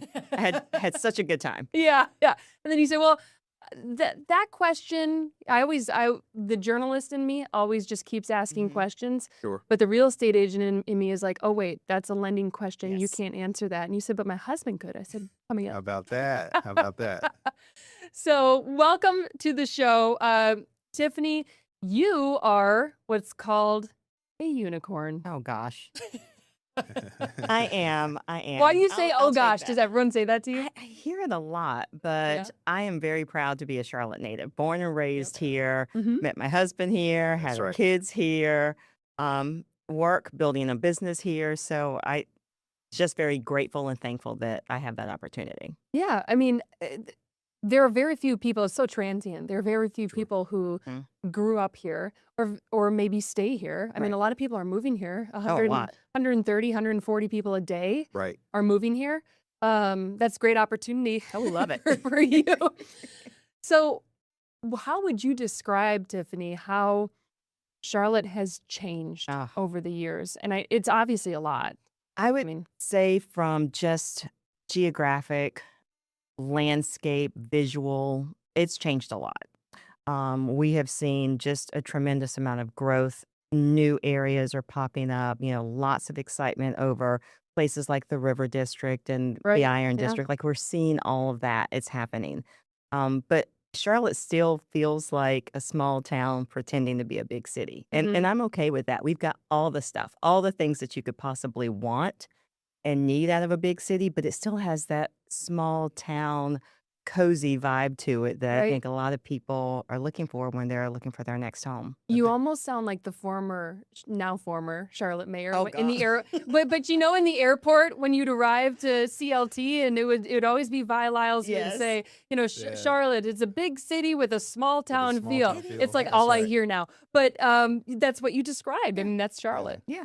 And we had a bit of a unique experience and perspective on that because we moved away for 10 years in 2004 and came back in 2014. Totally different place. So we've known two Charlottes essentially. And, three and for me. Right, and three for you. And it's still evolving in what we think is a very positive. So where'd you move to or where'd you move back from? A very small town in Delaware. We moved to Middletown, Delaware, which was the middle town between Dover and Wilmington. Okay. When we moved there were 7,700 people? Somewhere thereabouts. And when we left, I think it was closer to 40,000. So there was a lot of growth there, but there's no place like home. I mean, there's just, when we got the opportunity to relocate somewhere, Charlotte was the immediate first choice. Have both of you always been in real estate in some way, shape, or form? No. That would be another form of unicorn. Yeah, true. It would be. No, we've both had careers prior to this, and I think I can speak for both of us, or at least for me. I know that I wish I had gotten into this 25 years ago. Easily. I had a corporate career in lending and in B2B sales prior to retiring and taking this on full time a couple of years ago. And it's been a good platform. The corporate career is a good platform for showing me how I want to run and approach this mortgage business. And Tiffany's had her. Oh, yeah. My background's in education. Okay. So I have You're still doing it in I am, which is what I love. I mean, I have a bachelor's degree in elementary education, a master's degree in school leadership, but I own a real estate firm.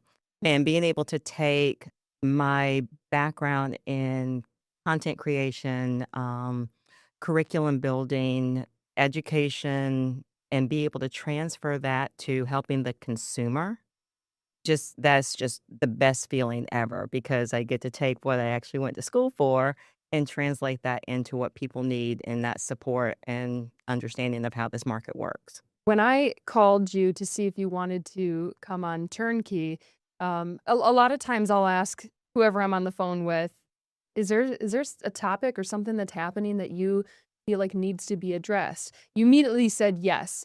Let's talk new builds. Oh yeah. And I think it's a great topic because we've got the new housing law that just passed that investors are shifting their focus. Yes. Those institutional investors are shifting their focus to new builds because they're not going to be able to buy Correct. homes for rent. And so we're seeing that, is going to grow, but we're also seeing a lot more new builds here in Charlotte yes. because we have a housing supply issue. But there's a little tiny element of new builds that I think people don't know about. And I'd love to hear you say it and see if you're thinking the same thing I am. I'm thinking that you're thinking townhomes. The amount of townhomes that we are seeing every single day pop up. Mm-hmm. Now, is that what you were thinking? No, but you're right. Oh. Two things can be right at the same They time. can. I would love to talk about townhomes. I would also like to later visit the idea that buyers have in their head of, I'm going to go this on my own. Oh, yes. Because there's already a real estate agent when I walk in the front office who's going to walk me through everything. Why would I have another real estate agent? Why do I need to pay someone else to do when this? representation is already on Right. site? And I think that's the But you don't. the misunderstanding for most folks is that they don't understand or know that the person that's in there, and it's a lovely individual that's in the Right. model home. They're lovely. They all have a real estate license. They know all the laws, regulations, everything, but they work for the builder. So their main goal is to make sure that the fiduciary responsibility that they have is towards their employer, Mhm. and that's the builder. As a consumer, you need representation. Why? Why would you? Why? Well, because my fiduciary responsibility lies with you, the client. My job is to make sure that I am looking out for your best interest, that I'm explaining the contract to you appropriately and in a way that you can understand. I'm explaining It's a lot of paperwork. It's a lot of A lot of paperwork. paperwork. And it's the single largest purchase Oh, that yes. most people are going to make. Mhm. So you deserve to have representation Absolutely. at the table that is there advocating For you.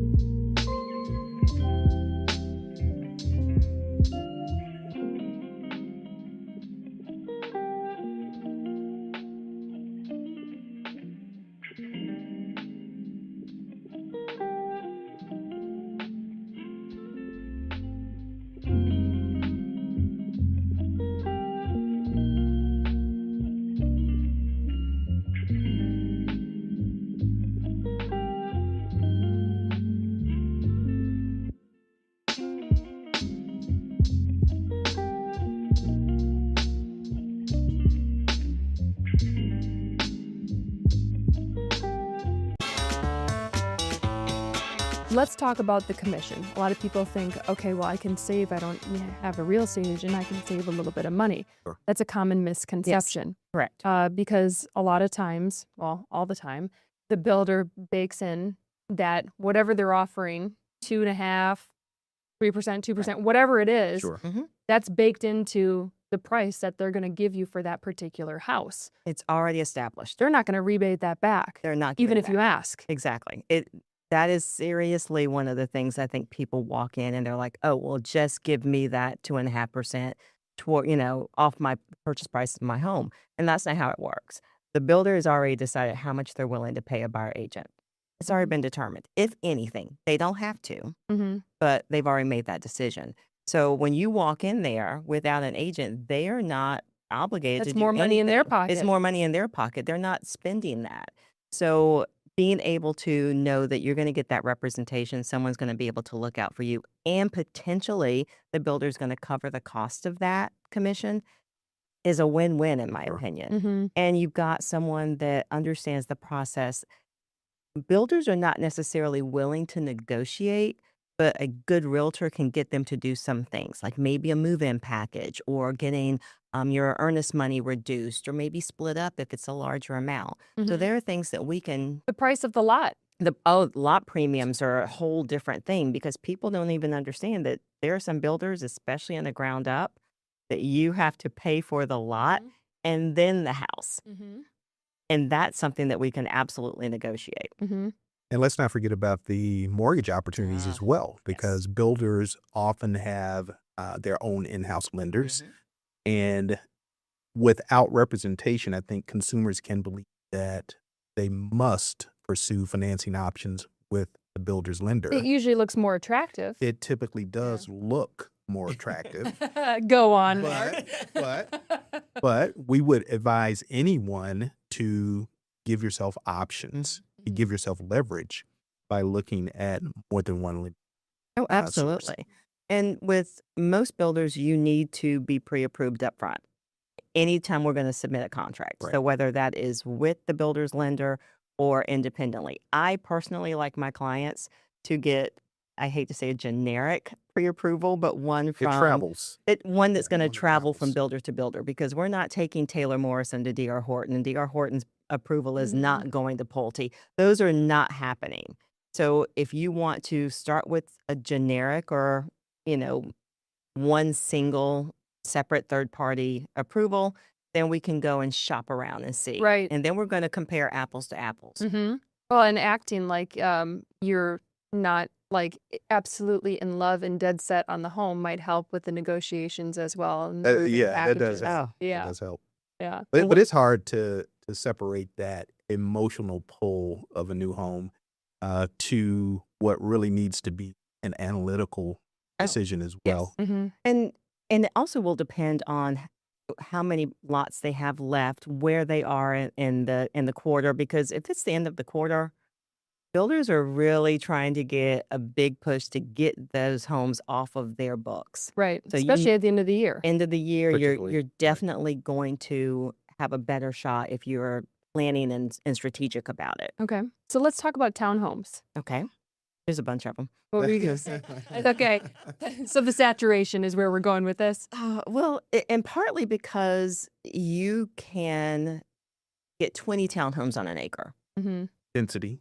I mean, and that's a real, I don't know if concern is the right word, but a real obstacle that Charlotte's trying to tackle is the density. Yes. So when you're thinking a builder's mindset on what their ROI, their return on investment is going to be, townhomes will bring them more than potentially 4 single-family homes, if we're thinking a quarter acre for that particular lot. So why not? If they're going to be able to put more money in their pocket, building townhomes is probably the best way to go. We just have a lot of them, and that is causing some concern for folks that are listing their townhomes because they're competing against a lot of folks that are looking for new construction. I've run into this with clients of mine. I've had to tell them you might need to bring some money to the table. I know you've been paying down your mortgage throughout the years.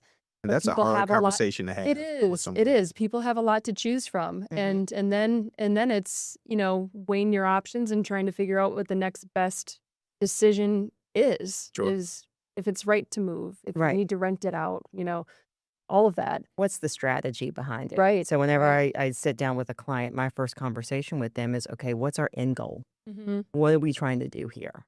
Are we looking to buy a home that we're going to live in for 12, 15, 20 years? Or are we buying a home that's going to be 3, 4 that we're going to turn into an investment property? What's the strategy going to be? Right. Because that helps us figure out how we're going to shop. I And think then- that recenters people as well because the average length of time in a home for most folks is 5 to 7 years or somewhere here. 10 was what I read recently Was it about just in isn't it terms 10? of the average of how long people how long they get through their mortgage. essentially. right. But I think you're right. I think a lot of people think, okay, is this our 5-year plan, 10-year Right. plan, 15-year plan? Right. It's never like, unless they're at an age where they know they're in their forever home. Right. And even that changes. Oh, right. Yes. Because forever is not really forever Yeah, in a lot of right. cases.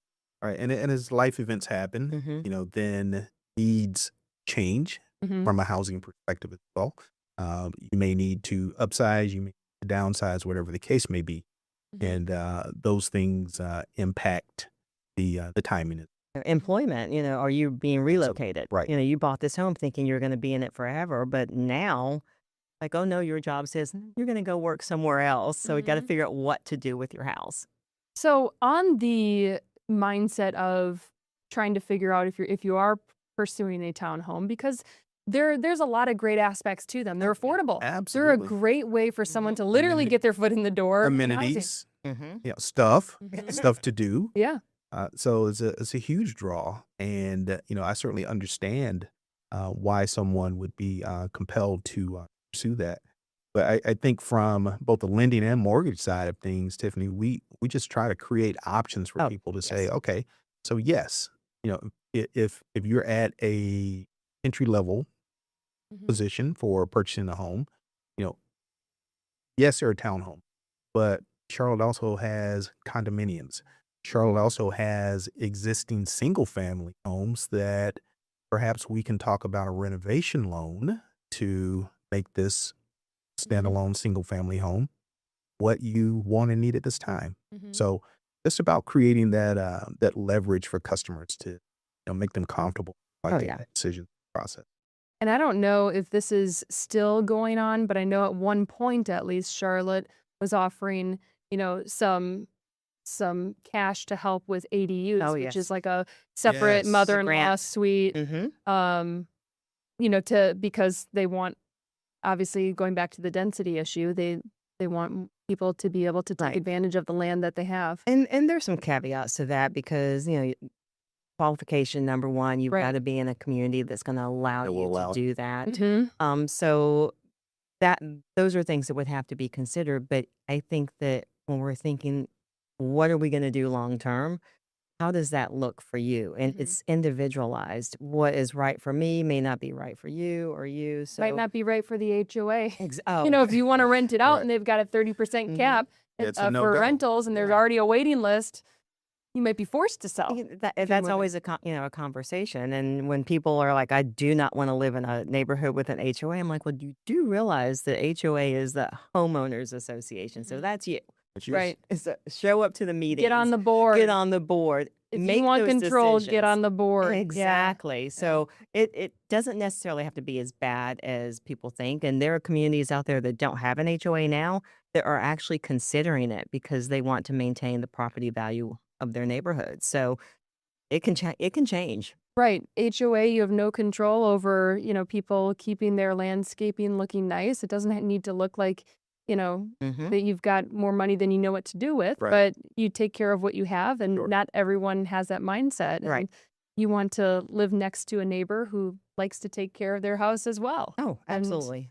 so there are positives to HOAs. There are also negatives that people love to talk about as well. Absolutely.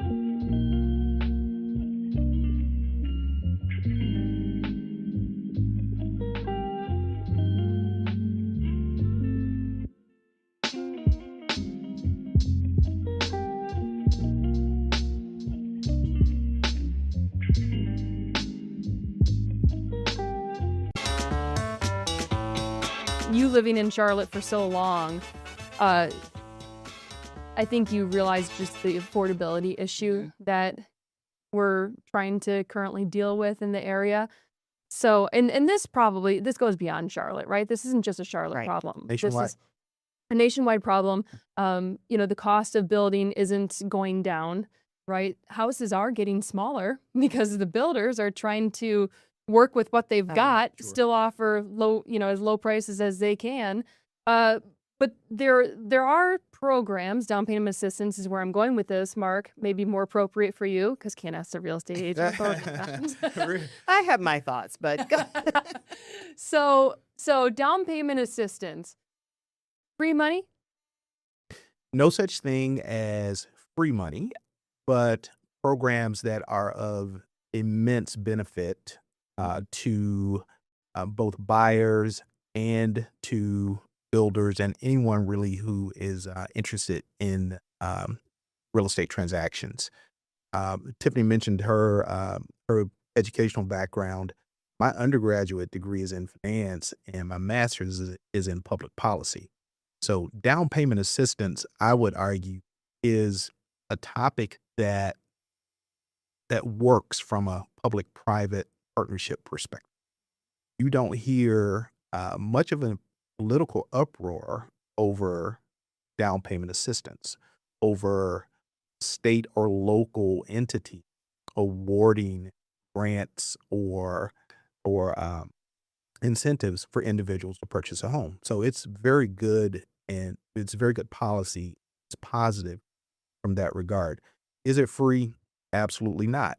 There are trade-offs that have to have a trusted advisor at the table with you discuss so that you can make sure that a consumer is informed decision when they sign on the dotted line. What would be an example of some of those trade-offs, just to give people an idea of maybe what they could expect? So the things that would most immediately jump out is the repayment terms of any type of grant or incentive that's tendered. Mm-hmm.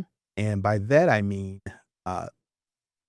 if it's a state or local grant, which again, they can be very positive for customers, Mm-hmm. but there can be a repayment period of anywhere from 15 to 30 years. 15 to 30 years. And we just said that average person is going to stay in the home anywhere from 5 to 10, Right. depending on which data set that we look at. So we want to make sure that when someone is in a home, that they're aware of that repayment period, first of all, right? Mhm. That if you refinance the home, that grant may become due and payable Mm-hmm. at that point. If you move, if you transfer on a job, as Tiffany mentioned, that may become due and payable.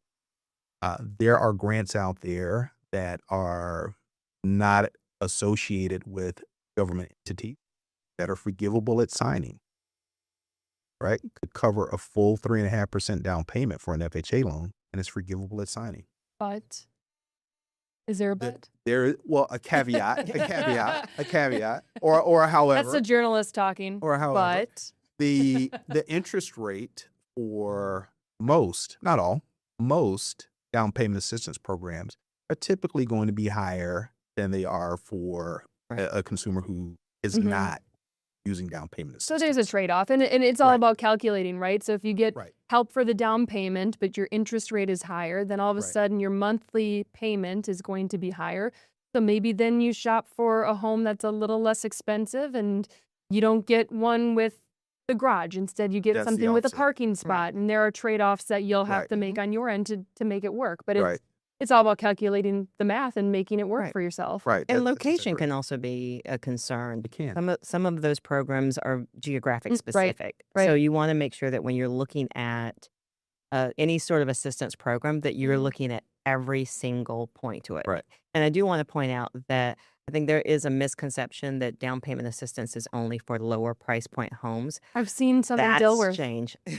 I've seen some down payment assistance programs that have homes that qualify in Dilworth. Some over said it. 700. Yeah, I mean, so like you just have to do your homework and find Right. out what might qualify. Exactly. $700,000-800,000. I don't know what the current maximums are, but I recall when we looked at it a couple of years ago, we were both kind of shocked Right. Mhm. at how high the number can be. I have a listing now in Huntersville that is $770, and it qualifies for down payment assistance. Right.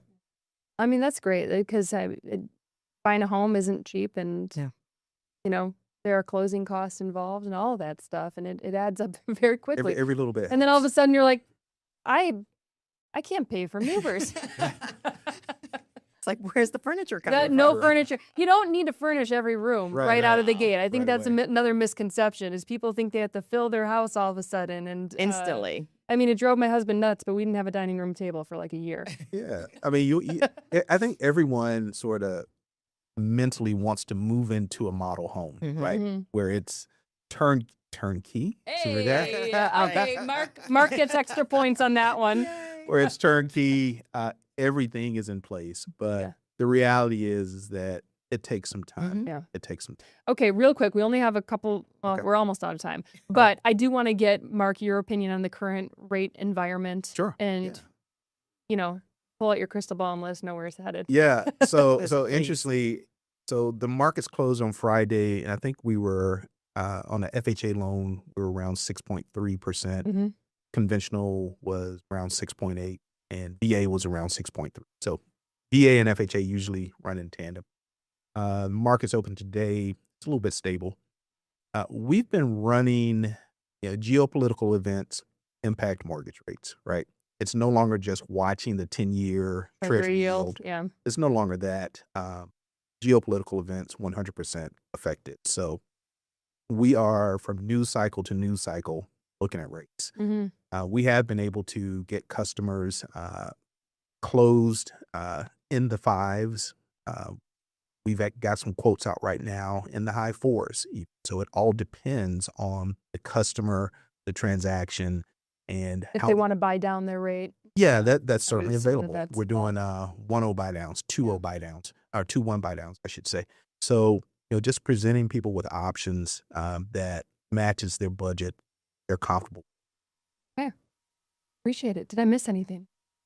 Oh, that's a very good conversation. We could keep. I know. we could keep I going. want to keep going. I want. You know what? I That think I that came just up with means 3 you'll more have to come back. We'd love We'd that. love So sorry to deliver that bad news to you, God. You'll have to come back and be on our show. It's a pleasure. Tiffany and Mark, thank you so much.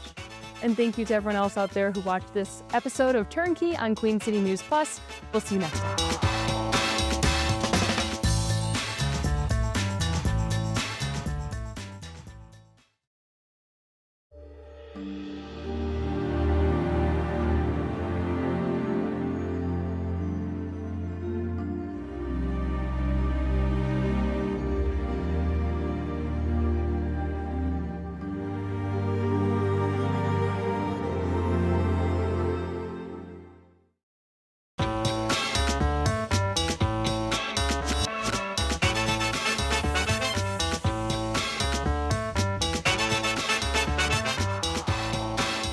Welcome into Turnkey on Queen City News Plus, your go-to show for everything real estate. We talk about the latest market trends, do's and don'ts of the industry, and provide expert advice on navigating this dynamic landscape that we call home. We have a really interesting episode today. It's about two of the top closings in the Charlotte area. Yes, we are in a room of record breakers here at Queen City News Plus. We have Tom Bramhall, Liza Caminiti, and Liza, your son is joining us as well, Julian Barker. Welcome, everyone. Thank you for having us. Yep, thanks. So we're in a celebratory mood today. Every day's celebration in this business. Who's buying drinks? Tom. So this is really cool though, because you all work at Ivester Jackson Christie's International Real Estate. Yep. And they've gained quite the reputation throughout the years in luxury real estate. And this is by no means an ad for them, but Liza, you made a record-breaking sale out at the Quail Hollow Club, $15 million. And Tom, you broke that not even 2 months later for $15.25 million. That is really incredible. Yes. 10 records. Yeah. Let's go. Let's go. Yeah. Tom let me and Julian shine for like a whole 60 days. Look at Julian's doing the mic drop over there already.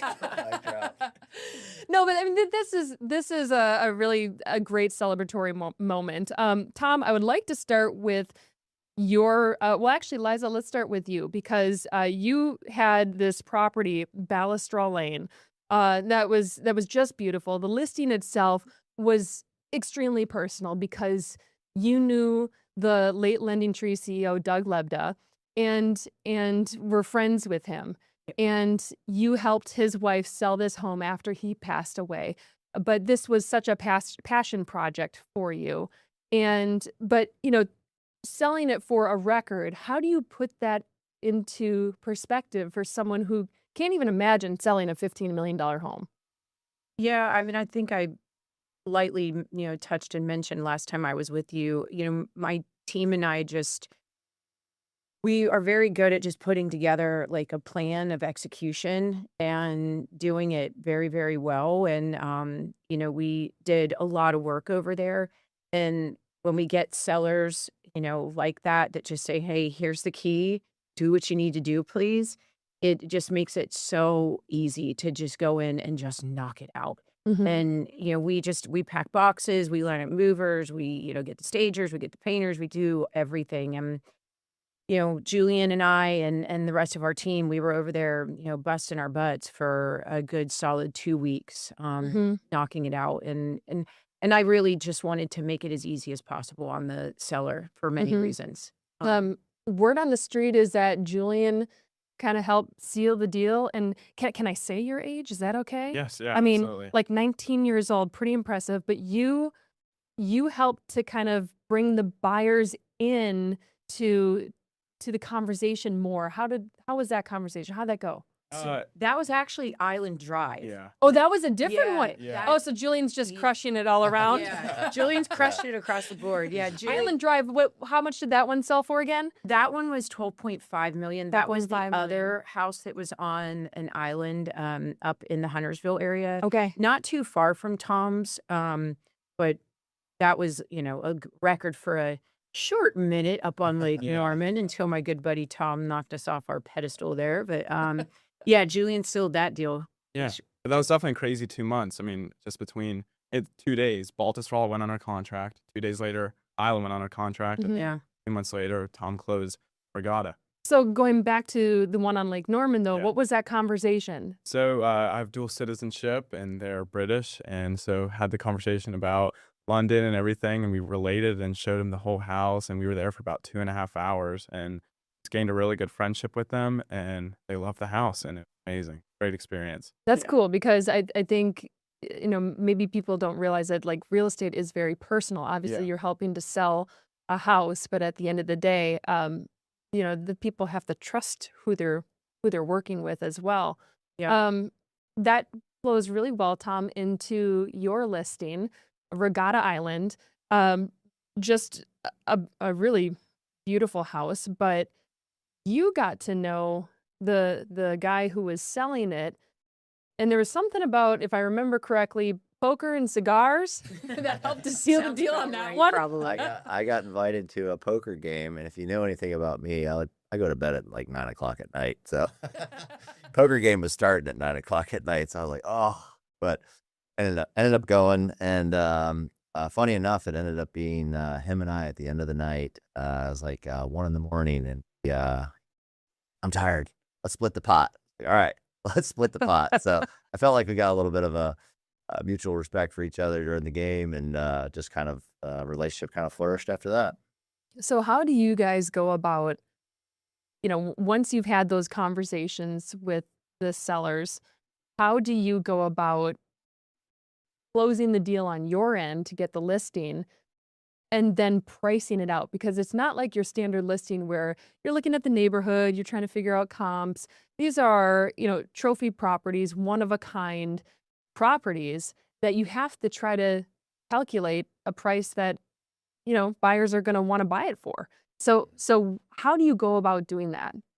I mean, for me, in this instance, it was a newer relationship, so it wasn't like a close. I didn't close anything right away. It was kind of cultivating that relationship over a little over probably a year and a half. So I think it's unique for each.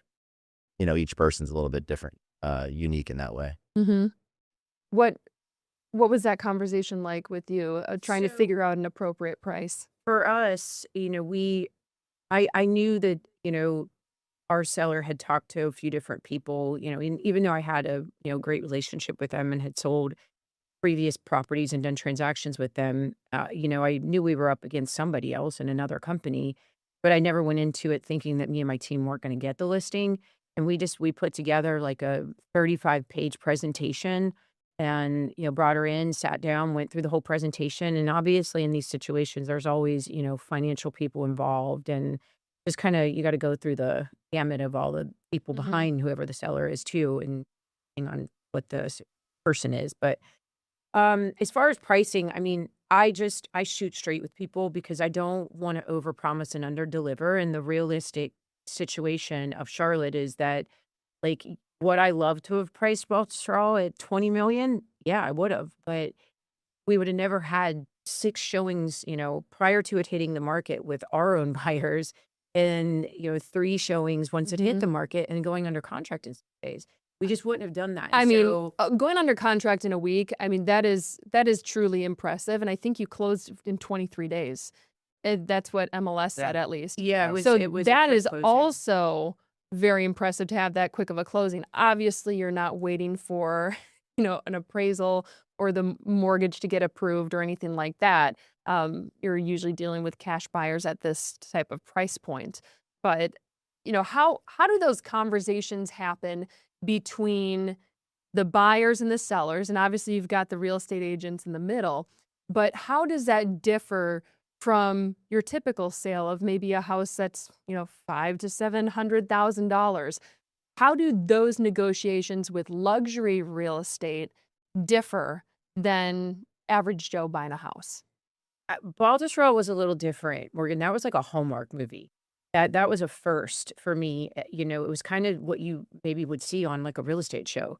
And it happened they were fast. in the pool house. Their agent and her father came out of the pool house, walked towards me in the kitchen, and they were like, "We've got an offer, and we need an answer right now." Oh, okay. I was like, "Oh my gosh, okay." This literally is like No, it was a Hallmark movie. the and shows that you watch on TV. So I said, "Okay, well, I need to call the seller quickly. So, let me call her." So I went in and went back to the primary bedroom, called her. She's freaking out. I have her on speakerphone.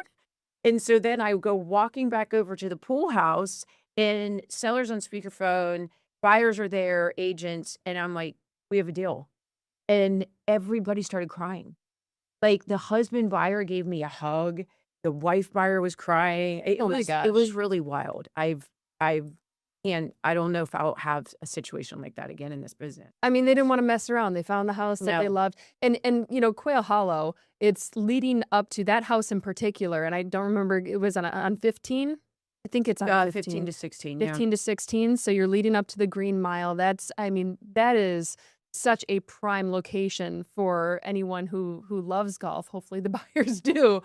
But what's cool about it is you were under contract before the Truist Championship. Yeah. So then you just got to sit back and I don't like to say sit back and enjoy because you still had to get to the closing day, but you had it under contract before the tournament even started. Yeah, it was. I mean, it didn't even have enough time to resonate with everybody that it was even on the market because it happened so quick. We had 2 other second showings lined up, one for that afternoon and one for the next day. Okay. So I had to give the bad news to those people. Right. And then we had this massive event planned with Rolls Royce and McLaren. I know I was going to show up and then I was like, well, she's under contract. She's probably just like to enjoy herself. So, yeah.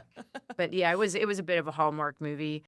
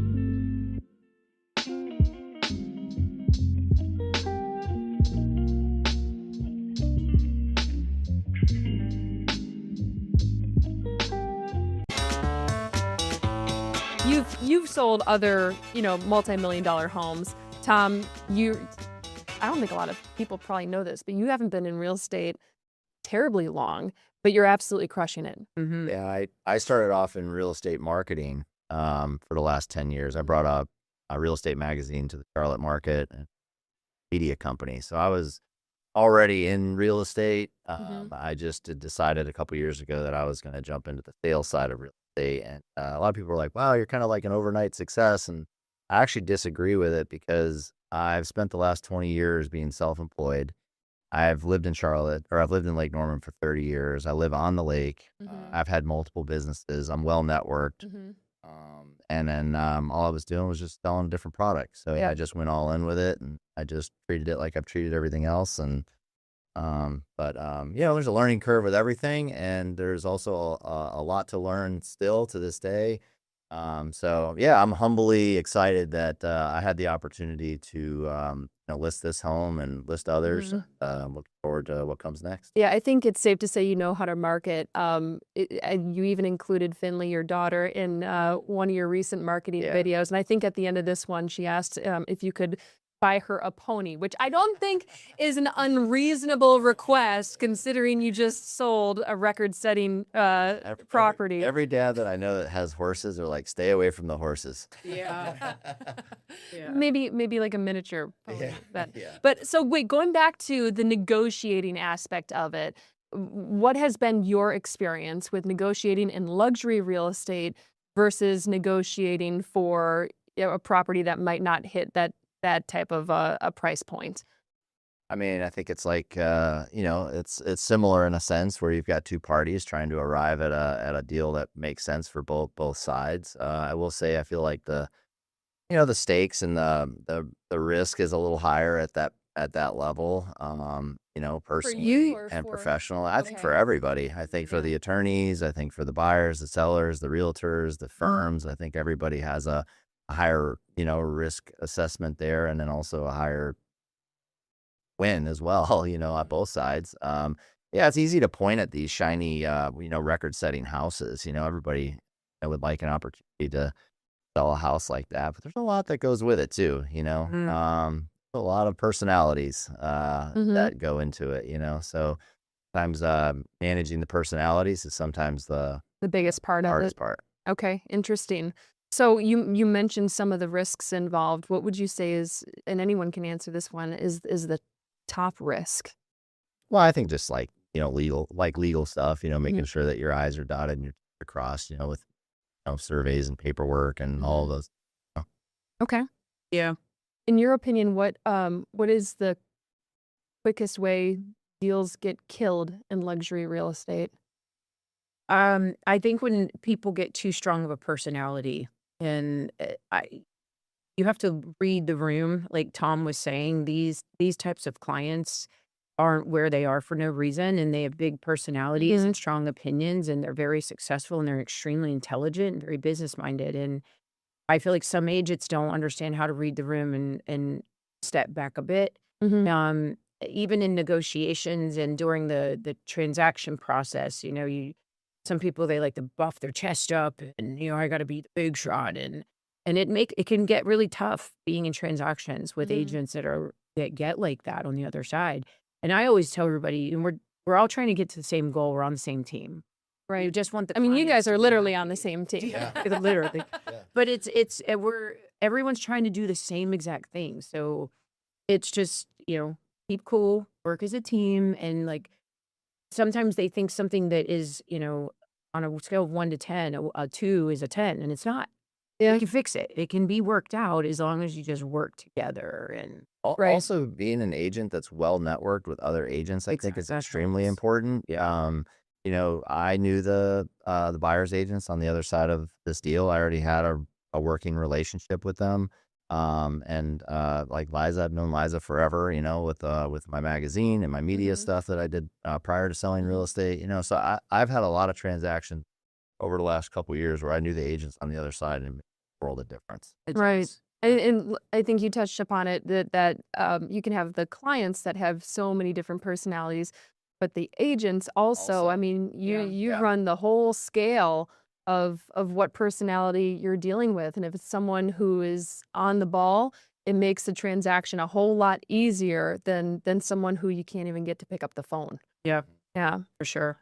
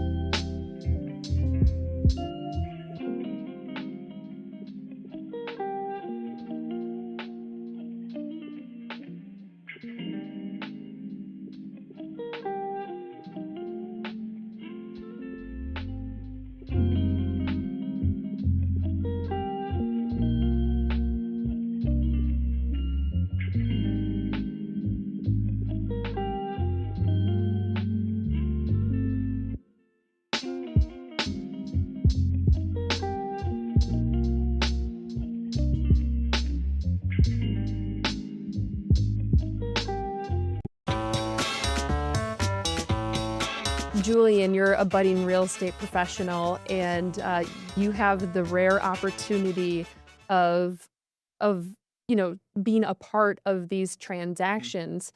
What would you say when you're looking at these deals that you've been a part of, has been the biggest lesson for you of, I had no clue that X happened, or I want to do this when I'm fully on my own? Yeah. I think the biggest thing is when you see these TV shows and like selling Sunset, all this stuff, Yeah. it's like you think it's very simple. You put a house in the market, Mhm. showings come, and then you get an offer and you go into contract and you close.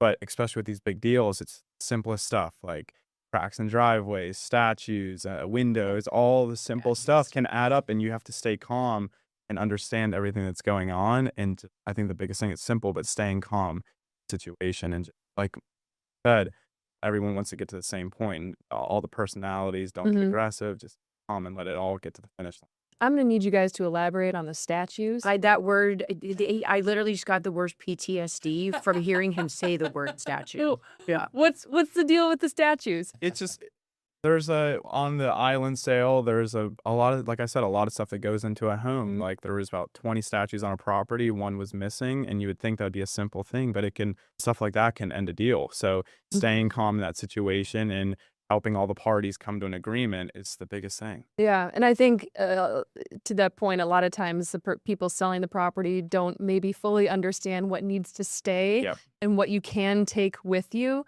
Yeah. and fixtures, and suddenly some things can, and I don't know if this is what you're referring to, but suddenly some things can just disappear magically because they mean something to the sellers and they maybe didn't understand or thought they could get away with taking it with them.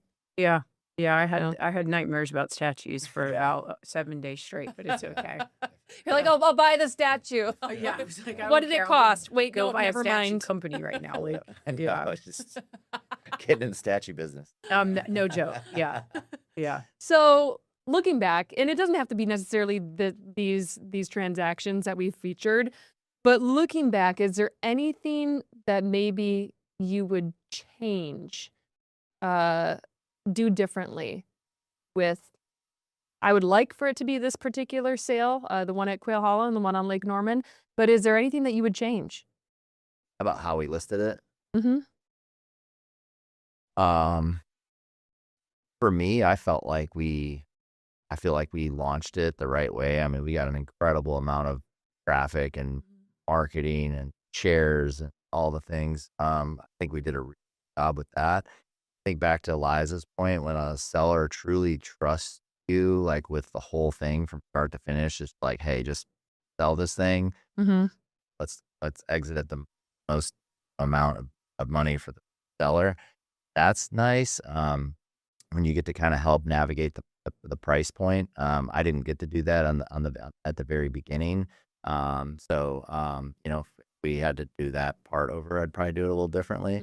But So you had a little more seller influence on where they wanted the price to our be. entry point. Ultimately, it did have some price reductions, and then you still got a record-breaking sale, and the deal was done.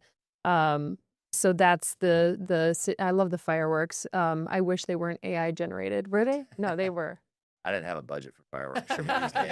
You know what? It would be something you would do though, so that's why I questioned it. If I could have actually, now that you say it, if I could have done it over again, I'd have called up the president and be like, "Hey, can I get a flight of F-18s to buzz this house?" Yeah, that'd have been pretty epic. Well, they're doing it lately. They're doing it lately. We were just trying to find some PGA guys to come and play golf inside the house on the simulator. But were you really trying to do that? Yeah. Oh, that's We were. impressive. Julian stepped in though. So- He stepped in on the golf simulator. Swing was not there, but I think they sped up the video. How many takes? 3. Just not really a big golf person, but Yeah. we just quickly got it done and they sped up the video. But going back to the tournament, it was cool because while we were all at the tournament, everybody was walking past the house when we were outside, and I just heard that went on the market. And then I always heard somebody step in and be like, "Yeah, it's already under contract." And it was just such like everybody's like, "What? I've never heard of a house going." And you're like sitting there like. And I didn't creep in, but I was like, "Yeah, I was a part of that. I heard all this stuff going on." But yeah, just stuff like that is cool to see as well. Yeah, it is. The neighbor had a party, during the tournament, and we brought basically like the whole party over to our listing to do a walkthrough of the whole house. So it was really neat, just getting everyone's reactions and stuff, because a lot of people just didn't have a clue what that house looked like inside prior to the market. Well, you never know who could be your next client. I mean, True. that could very well turn into they thought you did a great job with that property, and they call you up and see what happens, right? Yeah. Yeah. Is there anything I missed talking about these record-breaking listings, other than that you guys are definitely buying drinks tonight? Yeah. Yeah, supposedly. Yeah, I'm buying drinks. Let's go. Wait, on that point, sorry, I'm always thinking of more questions. Yeah. When you close on a big transaction like this, there are people who are going to wonder, what did you buy? Did you turn around and buy something to celebrate? For me personally, I actually just went on a vacation, but what's interesting about it, it would appear that I bought a vacation because of the sale. That was actually planned last November. Yeah. It just happened to happen that it You do go on some pretty cool it vacations. went the day after. But I actually, I don't know. Mm-hmm. We actually went on a vacation. We went to So, like- Miami in Julie. We went to Miami, and which we love Miami. So, but it was we go down to Miami like every 2 to 3 months, and it's Mhm. just kind of the timing of it really just lined up. yeah. But yeah, it was nice. I wouldn't say though that we like went down there, with our chest all puffed up in like this celebration mode. Definitely proud of ourselves for sure. But we were also still working on Island Drive at that time too, and wanting to get that to the finish line and, to the closing table. So, and we're just constantly pumping.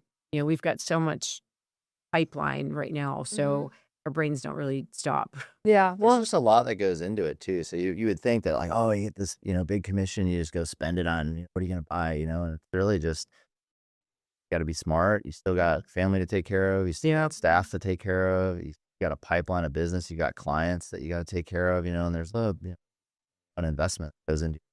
So I think it's kind of, you celebrate it. Obviously, you celebrate the wins, but then you got to move on. Got to move on. I had a feeling that's what you guys would say, because I think a lot of people think you, again, go out, buy a boat, buy a new car, whatever, buy a pony. Yeah. Right? Hint, hint. But at the end of the day, it's your job. And while this is a good year, you just never know what next year could bring for either your family or lifestyle or whatever. And, investing it, probably great strategy. Go out and celebrate, go to Miami, right? But at the end of the day, there's a reason that you guys get these listings and continue to. Clearly, you're doing a really great job. Thank you. Yeah, thanks. Yeah. And Julian, you sound like you have a great career ahead of you. Yeah, I'm very excited, and Yeah. it's great to have an influence like my mom here. And it's just one of the things that's like going off of that. I always thought commissions, all that stuff, but after these went under contract, she didn't talk about how much money she was making, what the percentage was she was making. It was more of like, okay, who can we help out next using this strategy that we put on these houses, which I thought was really Yeah. Well, and ultimately, Uncle Sam gets a cut too. I was gonna say, then there's that T word, the tax word, that like There's like 30%'s gone okay. as soon as you get it. Jeez, that was a lot taken out of that paycheck. Liza, Tom, Julian, thank you so much for coming on Turnkey and talking about your real estate success. I hope that it continues for you all. Thank you very much for having us. To everyone else out there, thank you so much for watching this latest episode of Turnkey on Queen City News Plus. We'll see you next time.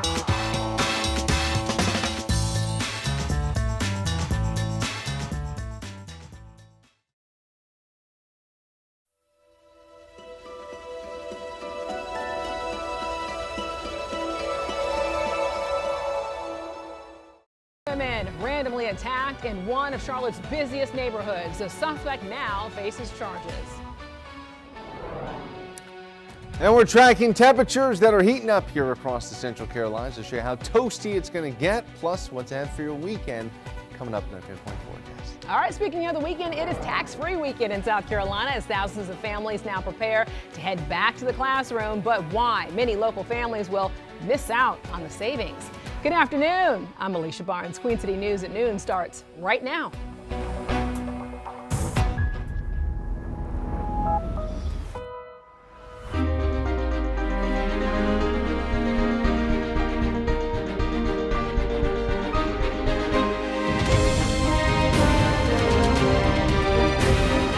City News starts now.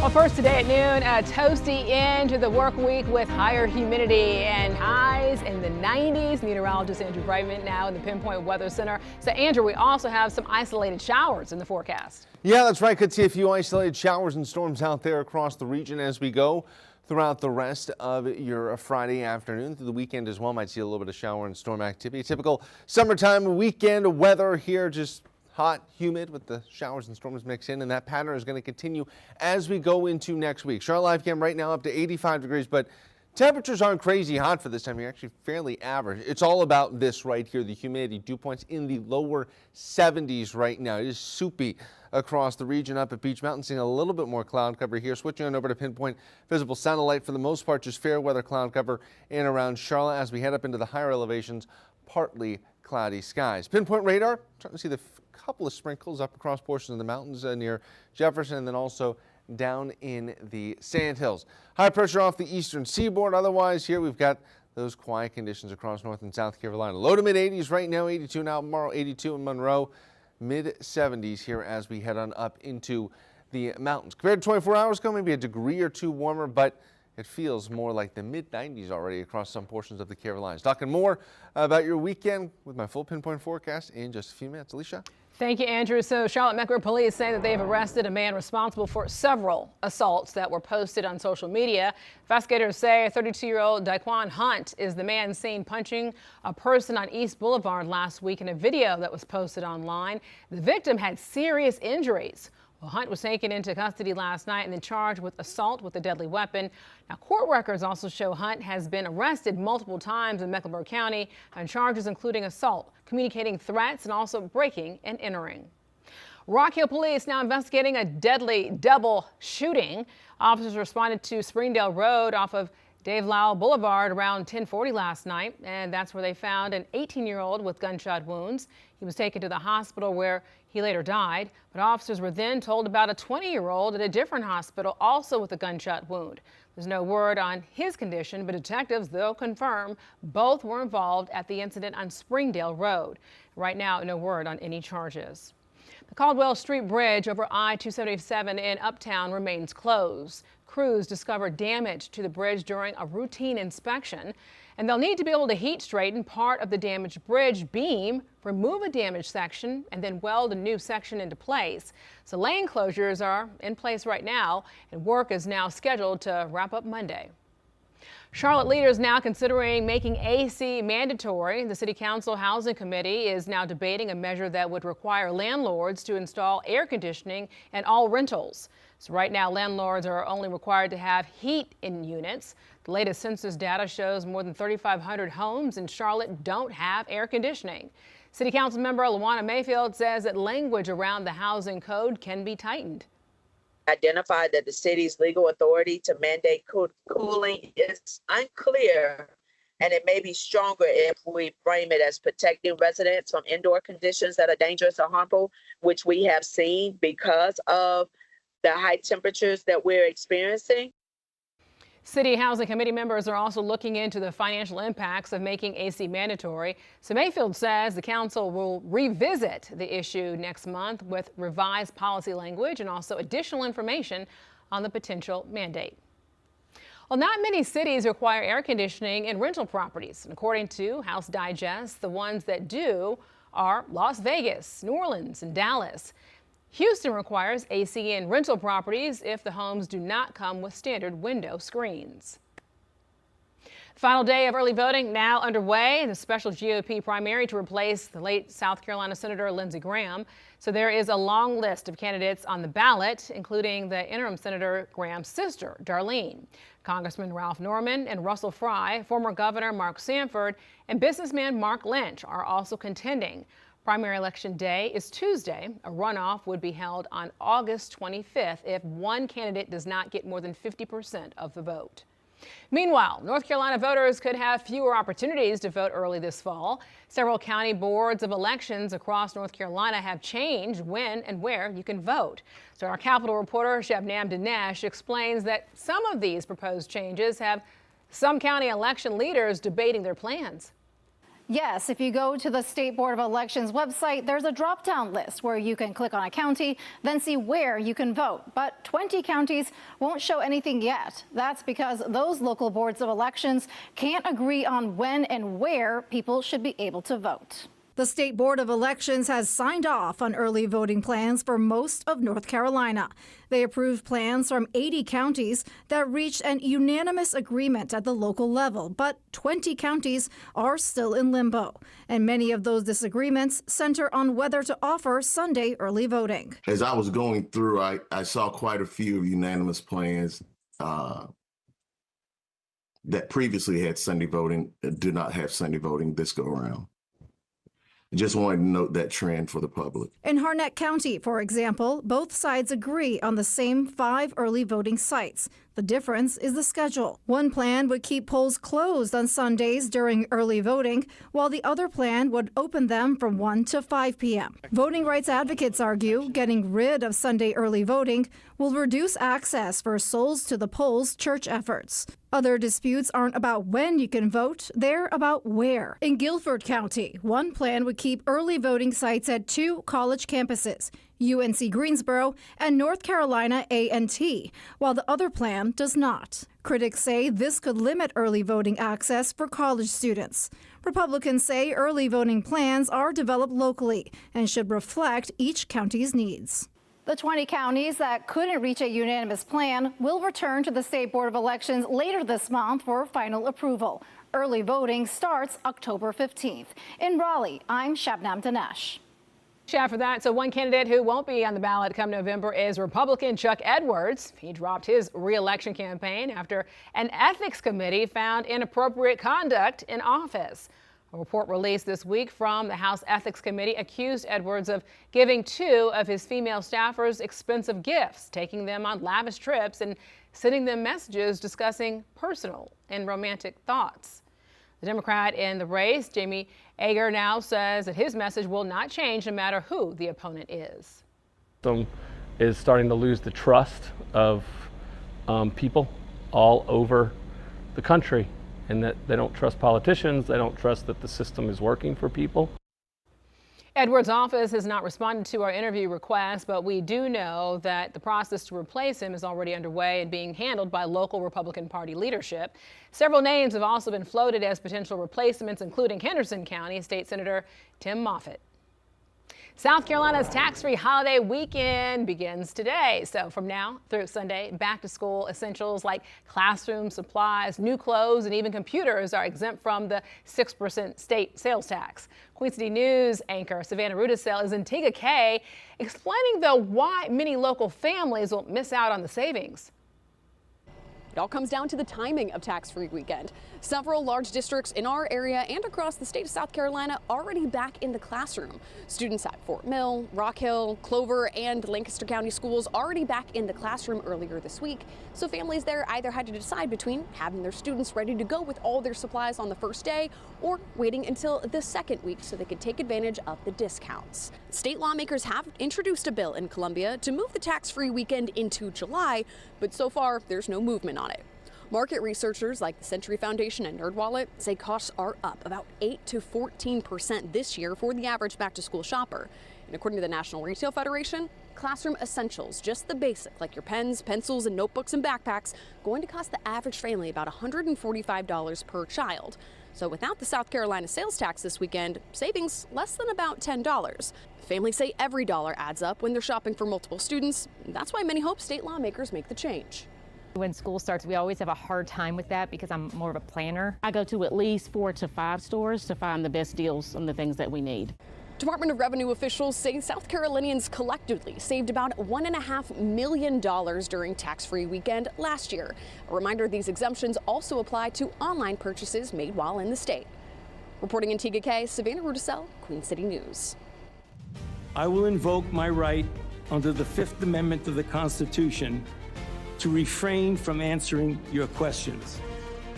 Congress looking to hold Dr. Anthony Fauci in contempt, the next steps that could lead to Fauci facing charges. Plus, an update on the investigation into CMS Superintendent Dr. Crystal Hill, what the Board of Education had to say after its closed-door meeting last night. And then later, a great start to the season for the Carolina Panthers. Oh, we have a look back at last night's Hall of Fame game in Canton, Ohio. That's ahead at 12:30. Andrew.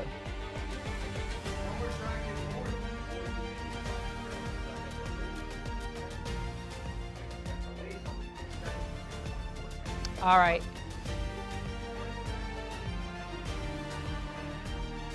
Thank you, Andrew. You're watching Queen City News at noon, the most honored and the most local news in Charlotte.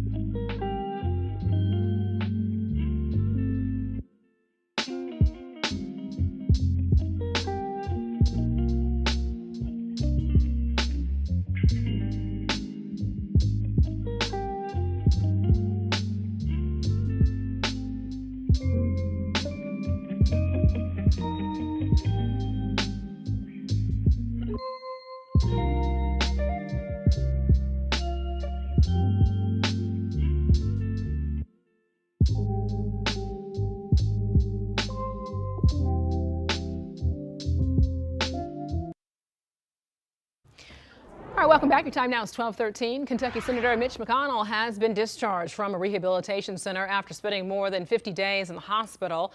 An update from McConnell's office on Thursday says that he'll continue his recovery at home. He'll also be working on Senate business while receiving physical therapy due to a fall that happened in June. The 84-year-old former Senate Majority and Senate Minority Leader did not provide a timeline, but he is now not expected to return to Capitol Hill before the fall. McConnell has served in the Senate for more than 41 years. He's in the home stretch of his final term, which ends in January. The Trump administration is now taking another swing at birthright citizenship. The president signed 2 new executive orders Thursday. The first expands the categories of people who are ineligible for citizenship, including children of foreign diplomats and those born in certain U.S. territories. So the second targets what the administration calls birth tourism. An earlier attempt to be able to limit birthright citizenship was rejected by the Supreme Court in June. Looking live here over at the U.S. Capitol in Washington right now, where senators are now trying to wrap up a very busy week. Among other issues, they're considering a motion to hold Dr. Anthony Fauci in contempt of Congress. The infectious disease specialist refused to answer lawmakers' questions last week about the COVID pandemic. Kristen Esco now has all the details on the debate. The vote in the committee was 8-7 along party lines, with Republicans voting in favor and Democrats opposed. Now, this means that Dr. Fauci could be criminally charged. Senator Langford. Aye. The Senate Homeland Security Committee voted Thursday to hold Dr. Anthony Fauci in contempt of Congress. The former director of the National Institute of Allergy and Infectious Diseases appeared before the panel last week for a hearing on the origins of COVID-19. He didn't answer questions, pleading the Fifth Amendment more than 100 times. Given Senator Paul's obvious obsession with calling for my prosecution, I will invoke my right under the Fifth Amendment of the Constitution to refrain from answering your questions. But Senator Paul, the committee's chairman, argued Thursday there wasn't a valid excuse for Fauci to plead the Fifth, citing the preemptive pardon he received from President Biden. Dr. Fauci faced no risk of federal prosecution. All he had to do was tell the truth. Republicans on the panel sided with Paul. There needs to be accountability for what he did. If we don't want to have to go through another dark period, we better analyze exactly what went wrong, the freedoms taken away, the people who needlessly died. But Democrats defended Fauci and argued he was being unfairly targeted. The goal was to wait for Dr. Fauci to make any kind of misstatement and then have a weaponized Department of Justice file criminal charges. Senator Paul says he plans to send this referral directly to the Justice Department rather than sending it to the full Senate first for a vote there. It'll ultimately be up to the DOJ to decide whether Dr. Fauci is charged. Kristen Escow, News Nation, Washington. Senator Marsha Blackburn wins the Republican nomination for Tennessee governor, and she's expected to be a favorite in the state's general election come November, even without an endorsement from President Trump. Blackburn is still promising to uphold the president's America First agenda. She'll face off against Democratic nominee Jerry Green this fall, as she now looks to become the first female governor in the state. President Trump hosting athletes, coaches, staff, and representatives from Team USA at the White House on Thursday to celebrate achievements in the blonde Cortina Winter Olympic and Paralympic Games. So 300 U.S. athletes brought home a total of 57 medals. The president highlighted both U.S. hockey teams, which brought home gold medals, and the White House also says some athletes were not able to attend the event because they're already training for the next Winter Games. Aviation experts say it's not just wind, rain, and snow to be concerned about. Extreme heat could also delay your flight. So a retired United Airlines captain says that hot air is thinner than cooler air, which makes it harder for the plane's wings to create liftoff and also for jet engines to generate the thrust needed for takeoff. So while some climates may be used for heat-related disruptions, researchers say that human-caused climate change may make heat delays more common. Let's take a live look here over at Dallas, right here in Gaston County. So look, this is another classic summer day out there. Looking at the weather pattern, but this weekend, there's some chances for some rain. So we've got to talk about it now with meteorologist Andrew Brightman. Andrew, so it kind of is more of the same. It's so humid when you walk outside. It's insufferable. I'm not here for it, Alicia. I just wish, I mean, the temperatures, they're warm, but they're not bad. It's 85 degrees. It is August here in the Carolinas, and might actually be a couple of degrees below average with our high if we don't get to 90, but the story is right here. The dew point at 72, that is soupy, tropical, not good. Up in the mountains here, lower humidity, a little bit more tolerable, a little bit more cloud cover as well as we head up into the higher elevations. Already seeing a little bit of shower activity across portions of Ashe County, not too far from Jefferson. And that's what we're going to be seeing. We'll see how much of this wants to develop up in the mountains, then move out as we head throughout the afternoon hours. That's what I'm going to be watching here across the Carolinas. Zooming out, watching area high pressure still off the eastern seaboard. That Bermuda high still that southwesterly flow. And given us all the elevated humidity, you can already see almost a little bit of a sea breeze front developing here along the low country of South Carolina, then moving inland. You can see the last couple of frames, those storms starting to blow up here across portions of South Carolina. Temperatures low to mid and upper 80s out there. 84 in Birmingham, 88 in Tallahassee, 88 in Nashville, 86 in Wilmington. So low to mid 80s. It is warm, but it's not crazy hot out there, and we'll be trending warmer though as we get towards the middle part of the month with those temperatures that will be continuously above average. And the muggy meter, well, it stays elevated here across the Carolinas. Still going to be dealing with the tropical humidity here across the region. It's going to be making it feel like 95 degrees this afternoon, close to 100 as we head on down into the Sandhills. Futurecast. Showers and storms try to get going here as we head into the afternoon. This is 5 o'clock on your Friday. Notice some of those showers and storms pushing through as we get to 8 o'clock on your Friday evening. A bit of cloud cover here across the region overnight into your Saturday morning. We got the cloud cover, and as we head into the afternoon, we see some of those pop-up showers and storms trying to get going once again here. This is 8 o'clock Saturday evening, a little bit of shower activity moving on through overnight Saturday into your Sunday. Cloud cover. Then we do it all over again, though the rain chances will continue to come down here, and I don't think we're going to see much in the way of wet weather across the Carolinas on your Sunday. Much more likely Saturday, versus Sunday. As we go into your Monday here, we see a little bit of shower activity across the region. It's 3 o'clock Monday afternoon, watching a little bit of that hit and miss wet weather pushing through the Carolinas here, and that starts to clear on out Monday evening. Sean FC forecast tonight. You want to head on over to the bank for the match? Should be in good shape. Partly cloudy skies out there, but of course, it's still going to be soupy, everyone, as you got to deal with that humidity. Rainfall, very much feast or famine here. Not everyone's going to see rainfall, but there still will be localized downpours to be had as these storms move through. As for the rest of today, temperatures into the upper 80s, around 90 overnight lows here in the low to mid 70s. Park forecast tomorrow, going to be watching those temperatures again, pushing up right around the 90-degree mark, but feeling probably about 5 to 7 degrees hotter than that, with a high of 90 at least, maybe 91, 92, especially down across the Sandhills, upper 70s as we head on up into the higher elevations. Mountain forecast here, showers and storms for the weekend, and that continues into early next week. And your pinpoint 7-day forecast, watching the heat on the way for the Carolinas as we go into next week. Thank you, Andrew. As prices for almost everything continue to go up, more young adults are taking a step back. The new data on how many people are moving back in with their parents. And Miss North Carolina stripped of her title less than a month before the Miss USA pageant. Well, we've now learned about her conduct and who will be taking her place in Miami. You're watching Queen City News at noon. Thanks for being here with us this Friday afternoon. Your time now is 12:22, and you're watching the most honored and the most local news in Charlotte.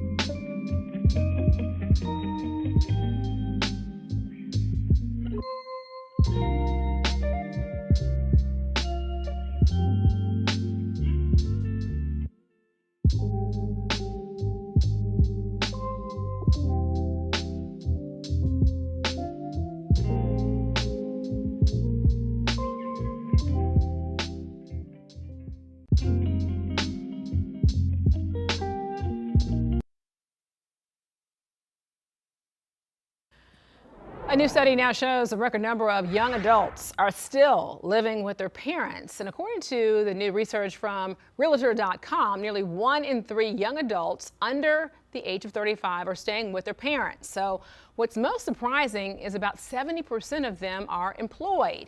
And this comes amid a higher cost of living. In 2025, the median home price was $430,000, up about 34% from 2019. The median rent was about $2,000, up almost 18%. And as you might guess, that means money is now delaying Gen Z's path to independence. So back in 1975, nearly half of young adults were living on their own, working, married, and had a family. Today, that has dropped to just 1 in 5.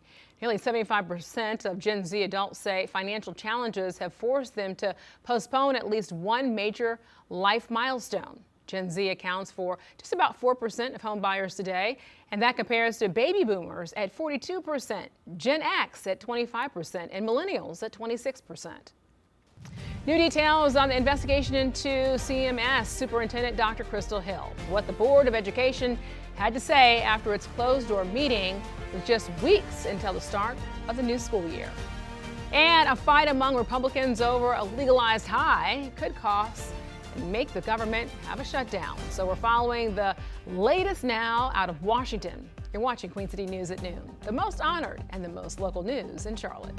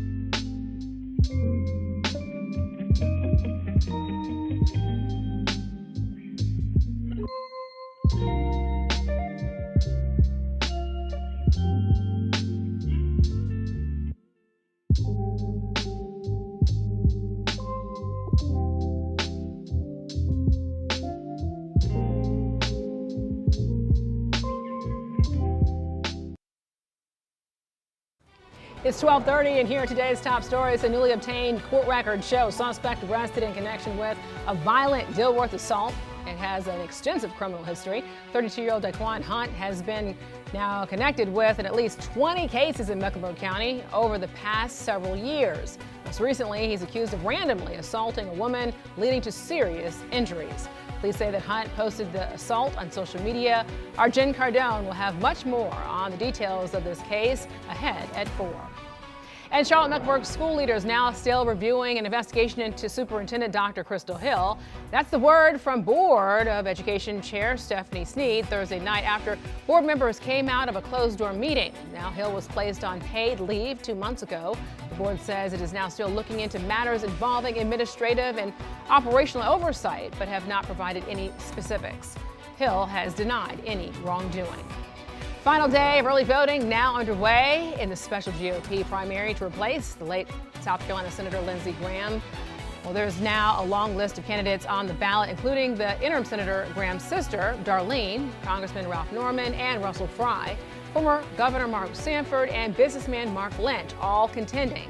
Primary election day is Tuesday. A runoff would be held on August 25th if no candidate receives more than 50% of the vote.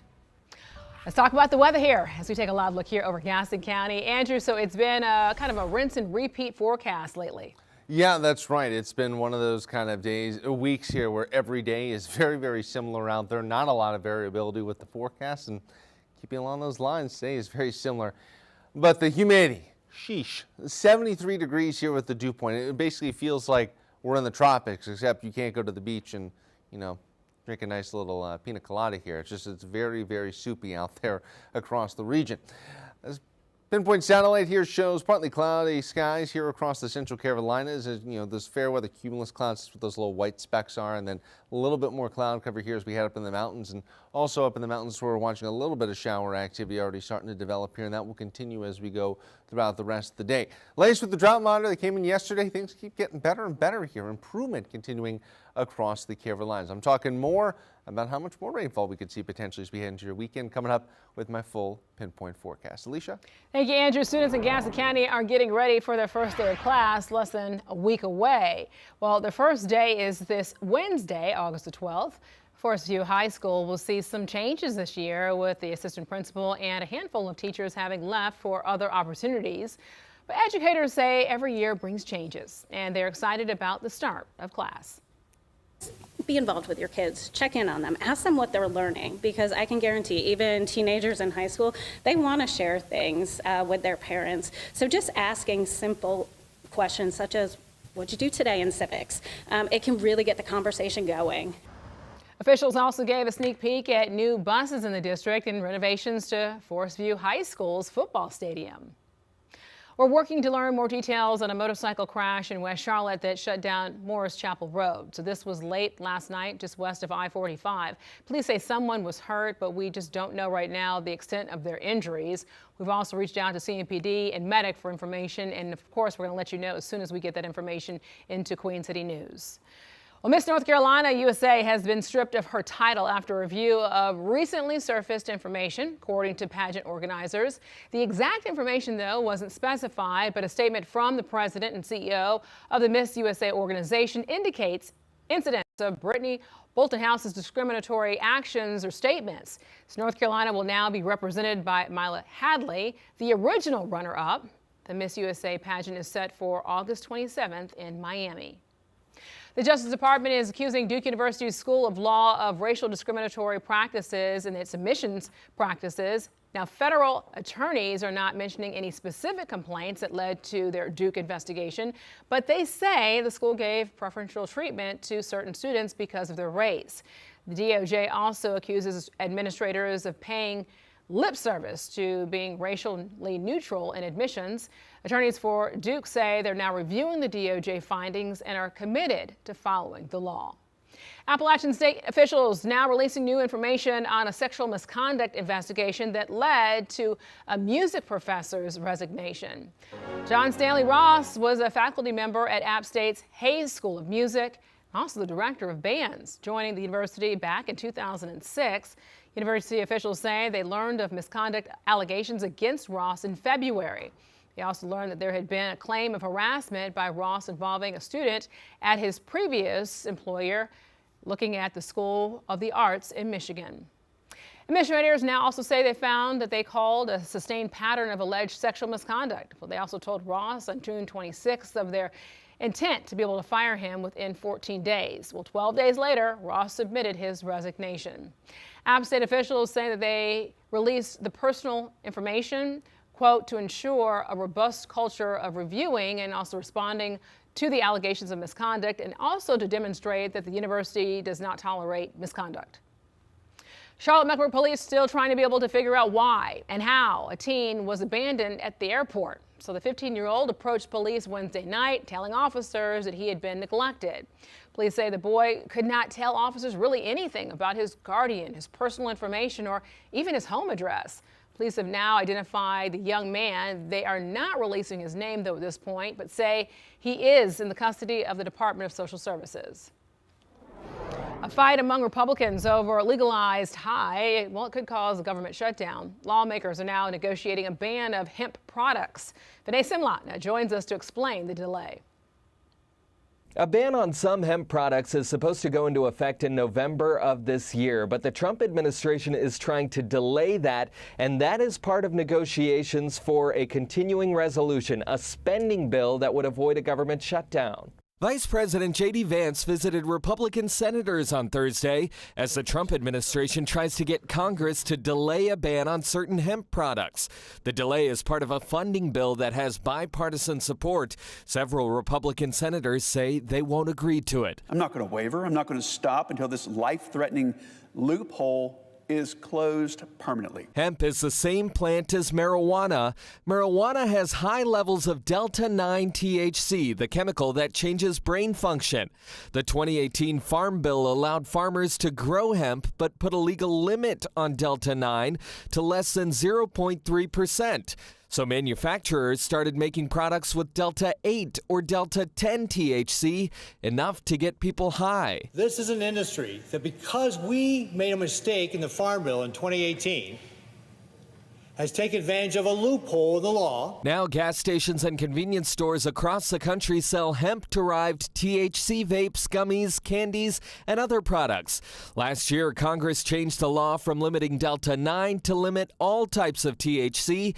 It would go into effect in November, but the Trump administration wants to delay that. Stacey McCaskill owns a hemp farm and opposes a ban. There is just an overreaction against a chemical called THC. Now, that temporary spending bill would fund the government through December 11th, avoid a government shutdown during the midterm elections. The Senate is expected to vote on that today. Vinay Simlat, News Nation, Washington. A Troutman woman is now sharing her pregnancy story and helping to inspire other women to advocate for themselves. Queen City News reporter David Schuman explains how getting a second opinion led to the birth of a happy, healthy baby girl. This is Zanelle. She's a very stretchy baby. She's been playful and growing. Zanelle being born healthy seemed unbelievable for a long time to her mother, Aubrielle Thompson. She had a choice to make during the pregnancy. An Atrium Health doctor diagnosed Thompson with a rare cesarean scar ectopic pregnancy, which she advised was high risk. Thompson recorded the visit. We recommend ending the pregnancy because you have almost 100% chance of having something extremely morbid occur. You're in a crappy situation and you're left with two crappy options. We support whatever you decide to do. This was Thompson's 9th pregnancy. She'd had ectopic pregnancies before, suffering 4 miscarriages. So Thompson says she knew the signs, the proper hormone levels, and she didn't think this pregnancy was like the others. Always trust your body and trust what you believe in. Thompson says a second opinion told her she had a low implantation pregnancy, less risky. That practice wouldn't treat her because of her history, but then a Novant Health doctor confirmed her new diagnosis. This case, one doctor said one thing, the other doctor said another thing, and next minute you know I'm getting passed around just being told this is something that it isn't. She was closely observed for the rest of the pregnancy. In June, Zanelle arrived. Even giving birth to her, it's just the thought of like, what ifs that appeared in my mind. One hospital drilled in my head that she wasn't going to be able to be here. But Thompson now has her little star. She's like, no pictures. And her family's now complete. In Troutman, David Schuman, Queen City News. Well, we reached out to Atrium Health multiple times for comment on Thompson's diagnosis, but have yet to hear back. Tax-free weekend in South Carolina now underway. Eligible items will be exempt from the 6% state sales tax as well as any local sales tax. And those items include clothes and accessories, shoes, school supplies, backpacks, and computers. Online shoppers are also eligible for tax-free weekend. It runs through Sunday. Carowinds season passes for 2027 are now on sale at the lowest price this year and next. A gold pass available for $89 pays for itself in 2 visits to the park. It includes unlimited visits to Carolina Harbor Water Park for 2026 and 2027. Seasonal events like Carowinds and Winterfest, free parking and more. So this deal is good for 1 month until September the 7th. A great start to the season for the Carolina Panthers, so we have a look back at last night's Hall of Fame game out of Canton, Ohio after the break. And Charlotte FC looking for another win tonight in the League's Cup. What time the Crown now set for kickoff in Uptown. You're watching Queen City News, the most honored and the most local news in Charlotte.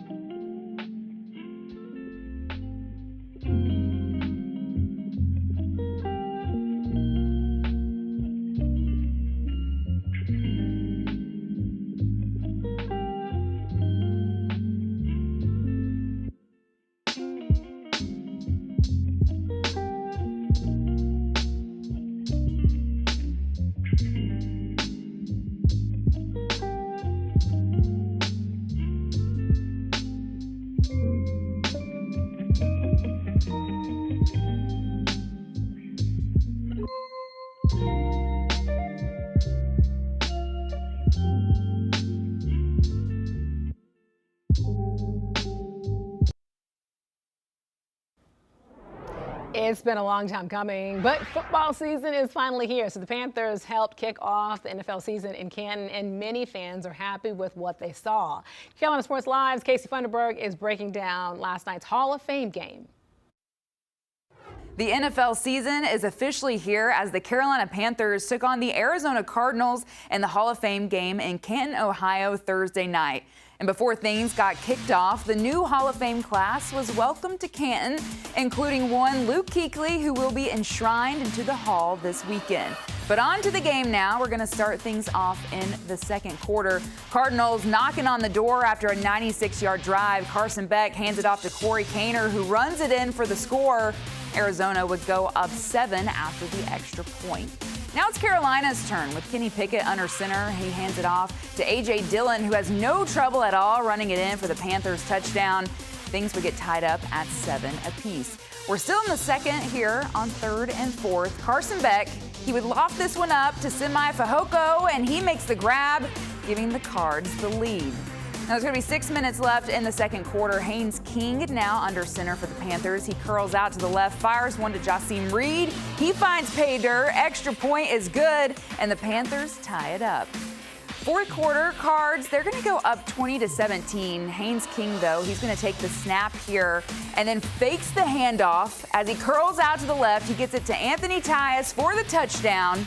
Fitzgerald, he's going to go on and make the extra point like he always does. And Carolina has a 1-point lead in Canton. Carolina with a 27-23 lead with 2 minutes left to go. The Cardinals would find the end zone here. It's not yet ruled a touchdown, but after review, the ruling on the field was a TD.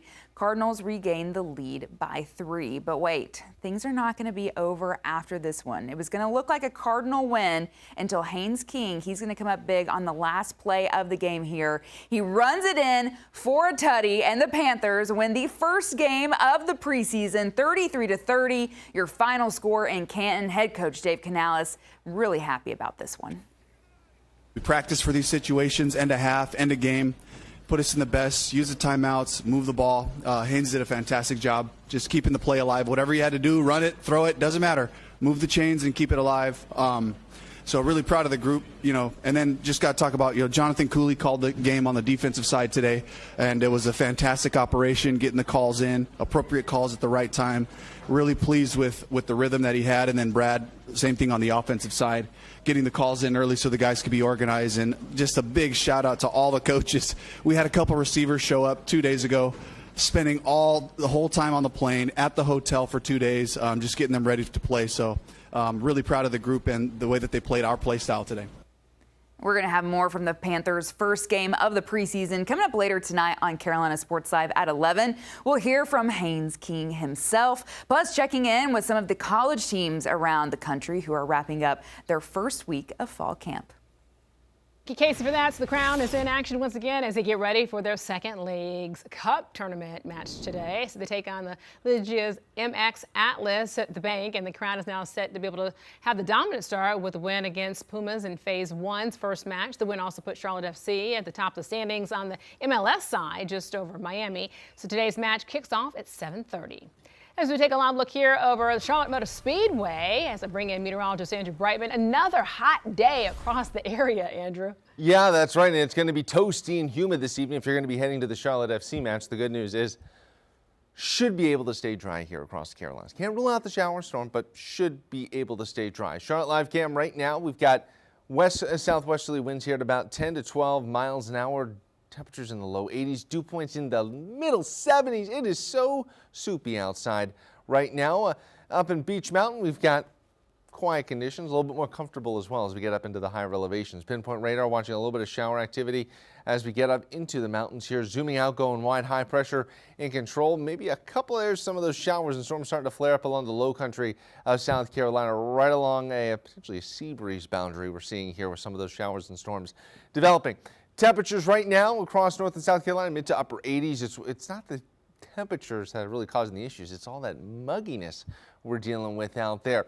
Weekend forecast, temperatures pushing into the 90-degree mark tomorrow. Might see that isolated shower storm Sunday. We keep getting hotter, and that continues as we go into next week. Futurecast in motion.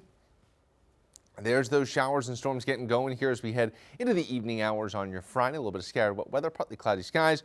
Overnight, heading into your Saturday morning, cloud cover to start, and then as we go into the afternoon, we see some of those hit and miss showers and storms out there across the region. This is 8 o'clock on your Saturday, some of that wet weather moving through. Overnight Saturday, pushing into your Sunday. There's the cloud cover across the region. As we go into the afternoon, temperatures heating up. Low to mid-90s, getting a little toasty out there for some, and that only continues as we go into early next week. This is 10 o'clock on your Monday, and then temperatures heading up into the low to mid-90s as we get to your Monday afternoon with maybe a little bit of shower and storm activity mixed in. I'll be honest, I'm a little skeptical of this much wet weather here on Monday, but we will see.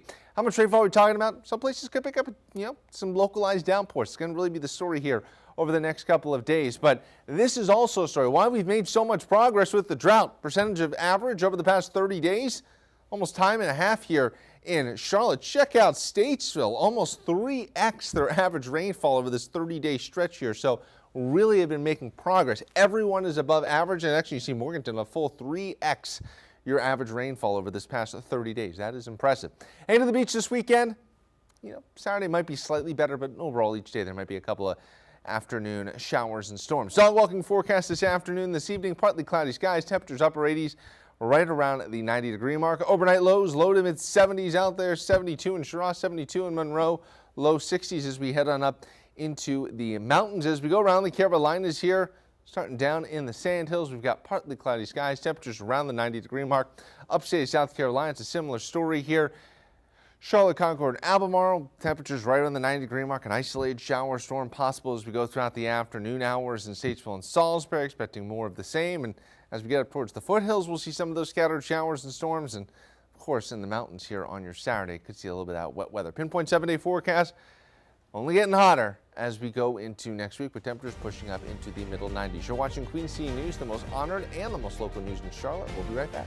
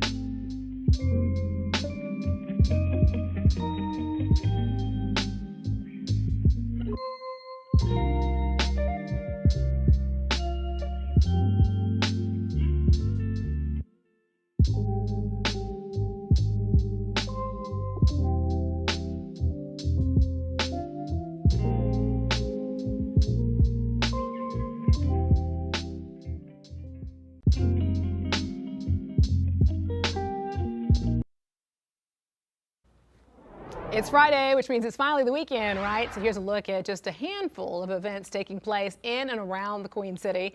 So tonight is a night to be able to support the Denver Fire Department and their 2026 Duck Drop. You can be able to purchase your lucky ducks for $5 each, or 5 for $20. Tonight at 5, the ducks will be dropped from the Denver Fire Department's ladder truck, and then the duck that lands closest to the bullseye wins the 50-50 jackpot.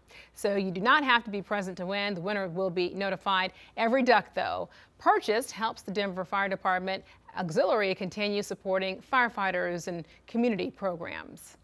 Up in western North Carolina, so this weekend, the town of Valdez is holding its annual Waldesian Festival today and tomorrow. This is going to kick off tonight. It features live music, a classic car show, amusement rides, and so much more.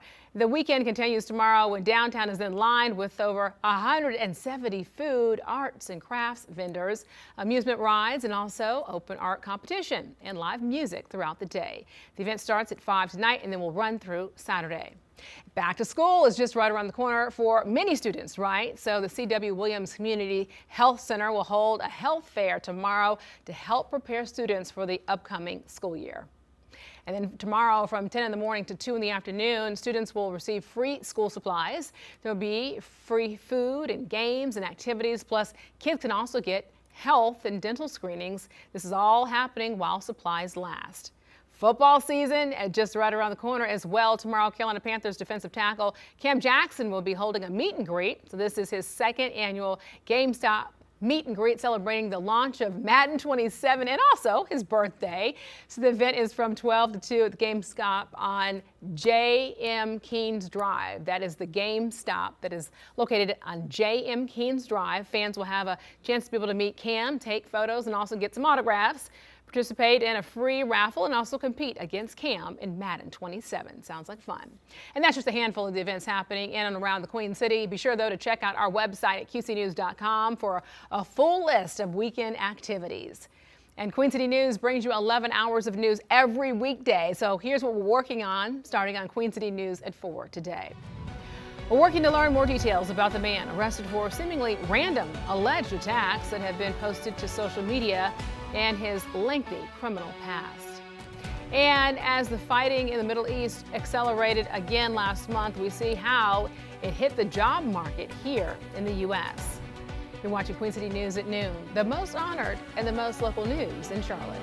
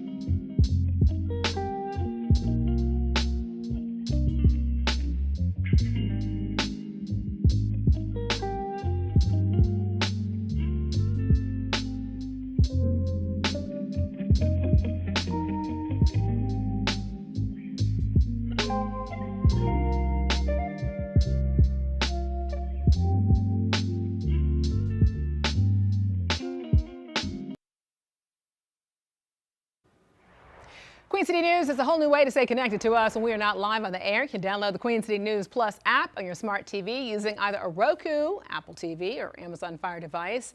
So this right here is a look at today's lineup on the app. At 1, catch Pinpoint Weather University. Then at 2:30, it's the Tired Parents Club, followed by Inside the Cockpit at 3:30. You can watch it all on our new Queen City News Plus app. Andrew. And Alicia, one final check-in on your Pinpoint 7-day forecast here, tracking a few scattered showers and storms this afternoon. Then as we make our way into the weekend, we're going to be watching temperatures heading up into the low to mid-90s here, and then getting maybe even hotter as we go into next week. But don't sleep on the humidity. But the humidity might come down a little bit, but basically it just cancels out the higher temperatures. It's going to be feeling hot every single day. Right. It's just when you walk outside, it's like it hits you and you just feel like, your whole body is sticky. It feels tropical, but we don't have a sea breeze. You can't go to the beach. Right. You know, and you're at work in a dress. And true. You're like, ugh. Exactly. Exactly. Oh, so much happening around the Queen City this weekend. Check out all the events. You can go to our website at QCNews.com, and also for all the big stories, follow us 24 hours a day on QueenCityNews.com. Thanks for joining us at noon. We'll see you next at 4.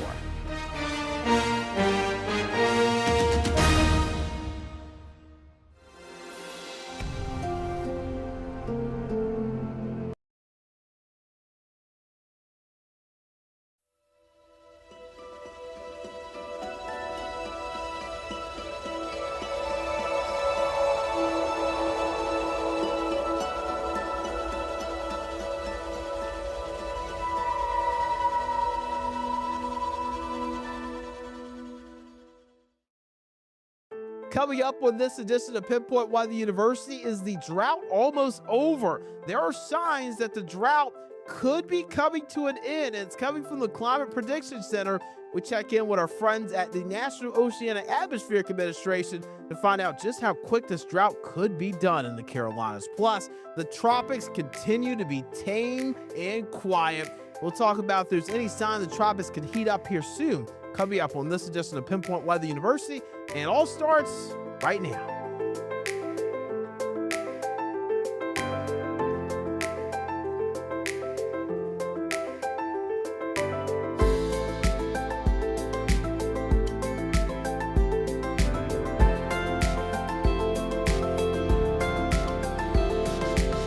Welcome into Pinpoint Weather University. I'm meteorologist Brandon Lawson here on Queen City News Plus. Thanks so much for joining us. Join us on YouTube as well. Our Queen City News YouTube page, we post a lot of clips from our 3 p.m. newscast where we're talking about national headlines and also some of our local news headlines as well. And we do have a lot of cool originals on Queen City News Plus. If you want to go to the Roku app, you can get a bunch of different originals there. And also, you can watch the full episodes of Pinpoint Weather University on there too. We talk weather and climate every single week, weekly, with a new episode dropping every Wednesday. And we also post some of our highlights from the show on YouTube. But on this show, we're going to be talking about the drought. The drought has been a big topic here in the Carolinas over the last several months. We have seen historic drought over the Carolinas. Water restrictions, it got a little worrisome there a little earlier in the year when we went dry during the spring months when we tend to see rain. I mean, we've seen scenes like this over the Carolinas. A lot of dry soil and grass dying, wildfires, things like that. So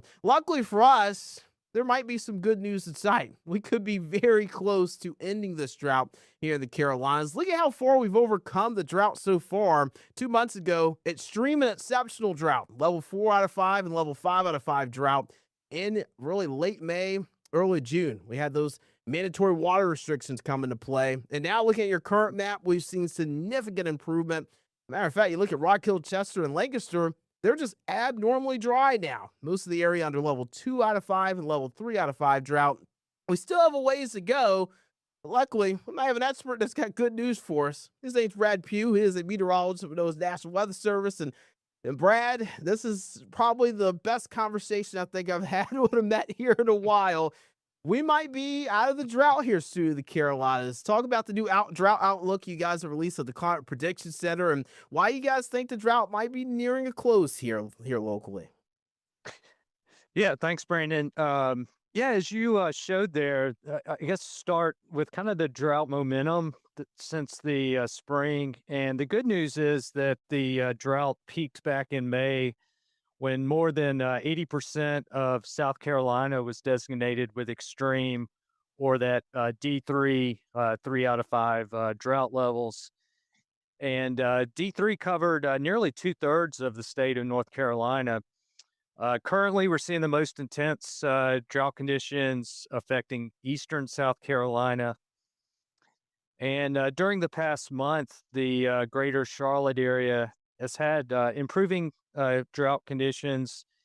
And even in the last week, we've seen many spots pick up as much as 1 to 2 inches of rainfall. So, we're heading in the right direction here. We expect improvement or an end to the drought during the next few months. And it could come in the next month, even if we have enough rainfall. So, yeah, what's driving the improvement recently has just been a wetter summertime pattern. We've had some cold fronts shifting south across the eastern U.S., providing beneficial precipitation. But as we go deeper into the fall season, that will be driven by El Nino with above normal precipitation. So as you can see there in the, there's the El Nino pattern, which favors wetness throughout the southern tier of the country, including the Carolinas.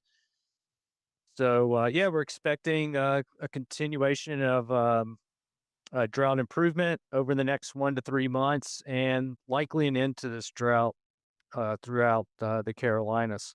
Yeah, and I was just showing that drought outlook map. This is the map that was released by the Climate Prediction Center by you guys earlier this week. And you see this map here, and when I saw it, I was like, yes, this is awesome.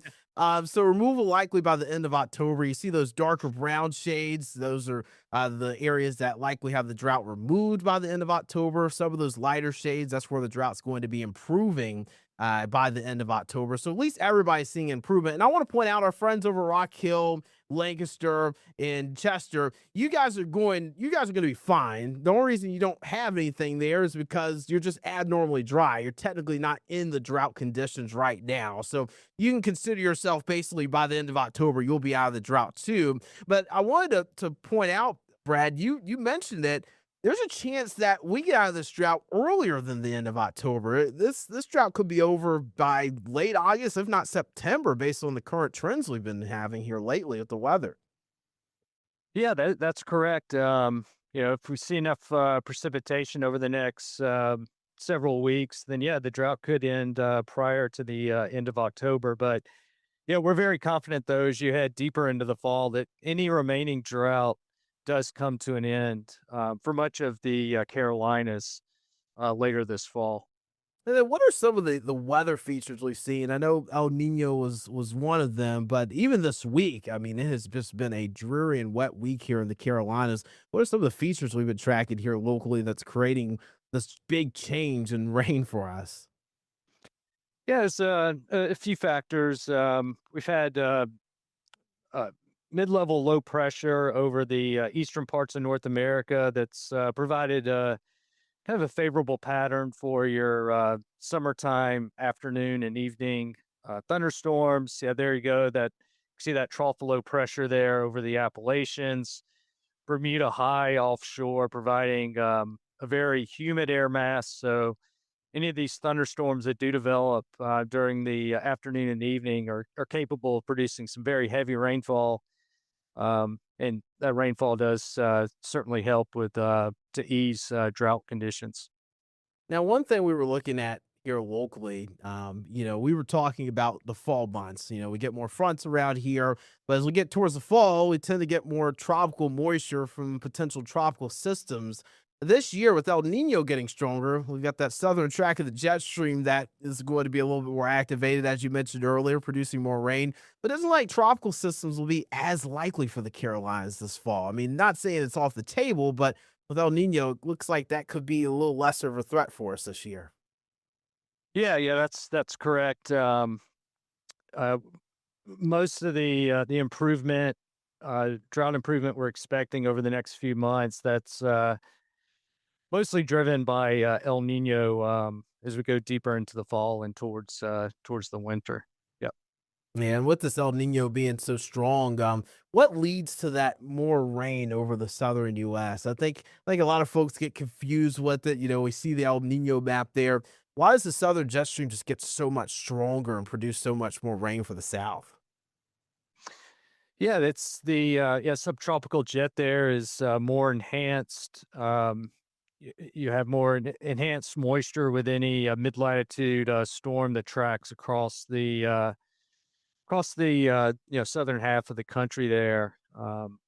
So yeah, that's a typical response that we see during El Nino. And what can we expect for the rest of August? You think we're going to be continuing this wet pattern here in the Carolinas? Yeah, it looks like over the next week, probably kind of close to average.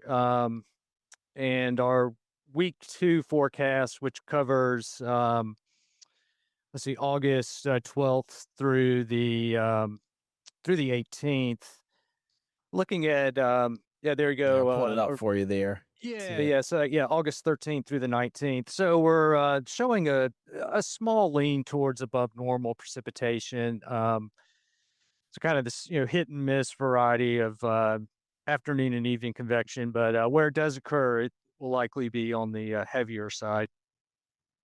All right, Brad, thank you so much for all the good news you're giving us today. Again, this has been a drought we've been under for the last several months. We've had the water restrictions. A lot of folks just want to get out and enjoy the lake, and the lakes have been lower than normal, but we have seen some rises in the lakes. Our stream flows are already improving, and as you mentioned, there's a chance this drought doesn't even make it to the end of October, but at least by the end of October, it sounds like some good news could be in sight. Any message to our viewers that might be watching just in general about later this year with El Nino? Is there any concerns that you guys have about it when it comes down to its strength later this year? Anything we should be worried about locally here in the Carolinas, or is it just something we'll just have to deal with? And is this kind of a typical pattern we should be getting ready for later this year?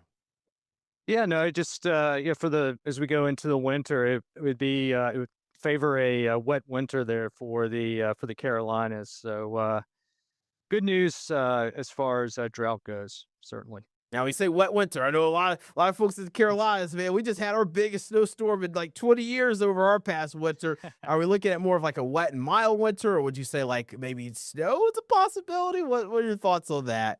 I know it's early. Yeah, that's always difficult to answer this far out. Yeah. But you do have the above normal precipitation, so you just have to time it well with some periods of cold temperatures as well. Man, that's so hard to do in the Carolinas. We get the perfect setup once every like 3 or 4 years, and we happen to get the slam dunk this year here in the Carolinas with the ice storm in January and then the big snowstorm right after it. So we'll see if it happens again. I'm a big snow lover. I grew up here in the Carolinas. We didn't get a whole lot when I was a kid. So anytime we get the chance, we get to join our friends up in the Northeast a little bit with some snow, we'll take it. Brad, thanks for coming on the show with us today, talking us through this drought, and appreciate all the good news you could give us there at NOAA. All right. Yep. Good talking to you, Brandon. All right, coming up in just a little bit, we're going to be talking more about the tropics. I'll talk more about the tropics with you and let you know how it's getting a little bit more quiet this year in just a bit. We'll be right back.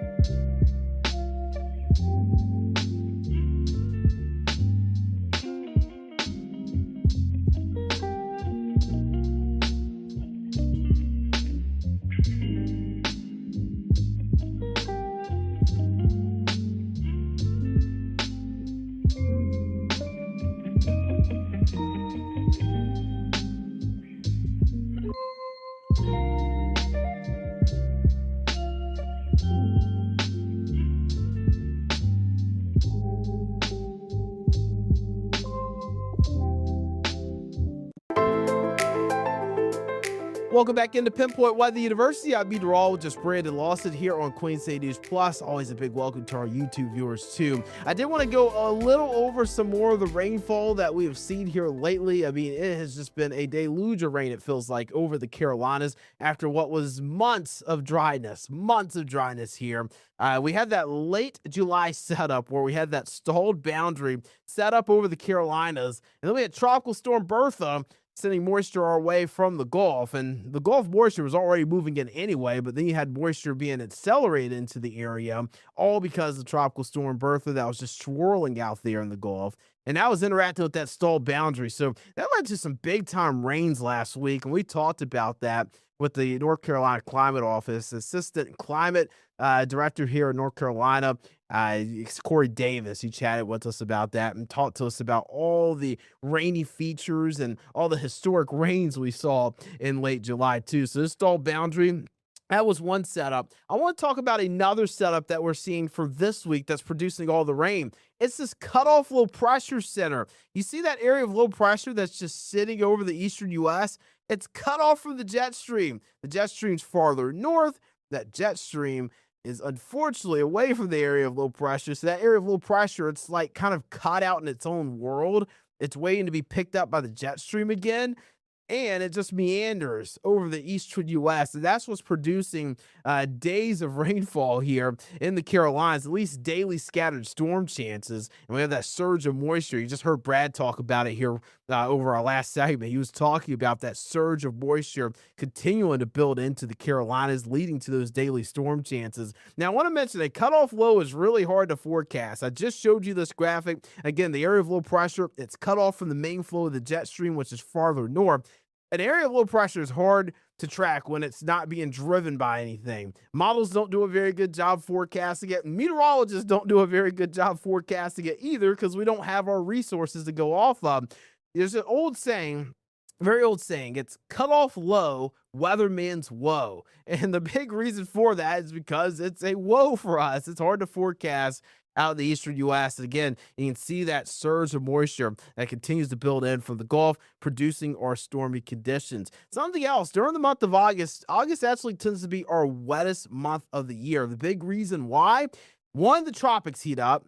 I mentioned it with Brad Pugh, with Noah with their last segment. And, tropics aren't expected to be as hot this year. The big reason why is because of El Nino. We're going to get into that in our next segment, but tropical systems will be less likely across the eastern U.S. and really across the U.S. at all this year because the Atlantic Basin is just taken down by a lot of wind shear. We're going to talk about that in the next segment, plus more fronts.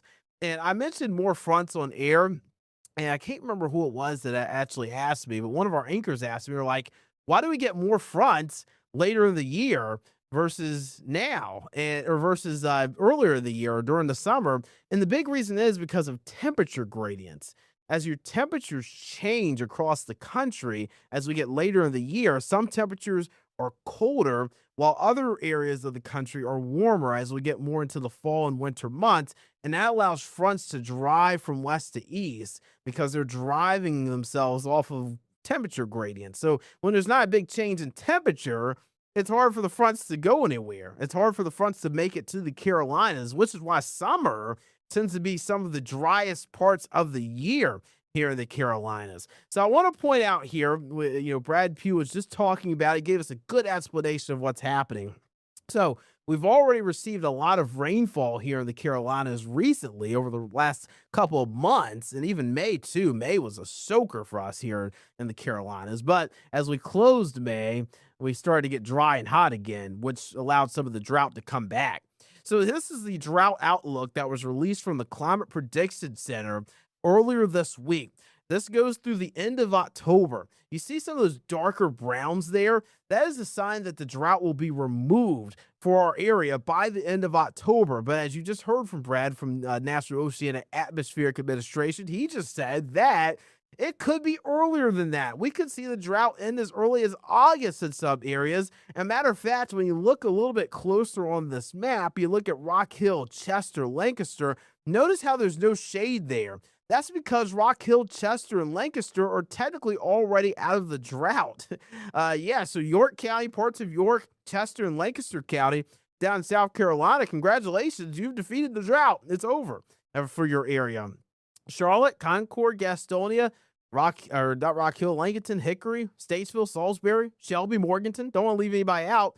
We'll be out of the drought by the end of October, if not earlier than that. And then the mountains, Albemarle, Monroe, down towards the Sand Hills where you see some of these lighter shades. That is just a sign that the drought is going to improve over the next couple of months, if not be removed. So this is excellent news for us here in the Carolinas. This has been a drought we have been dealing with for the last several months, and now we have this light at the end of the tunnel. We're already seeing some of the water restrictions turn more voluntary, which is where we started things. So in some cases in life, it's not good to go back to where you started.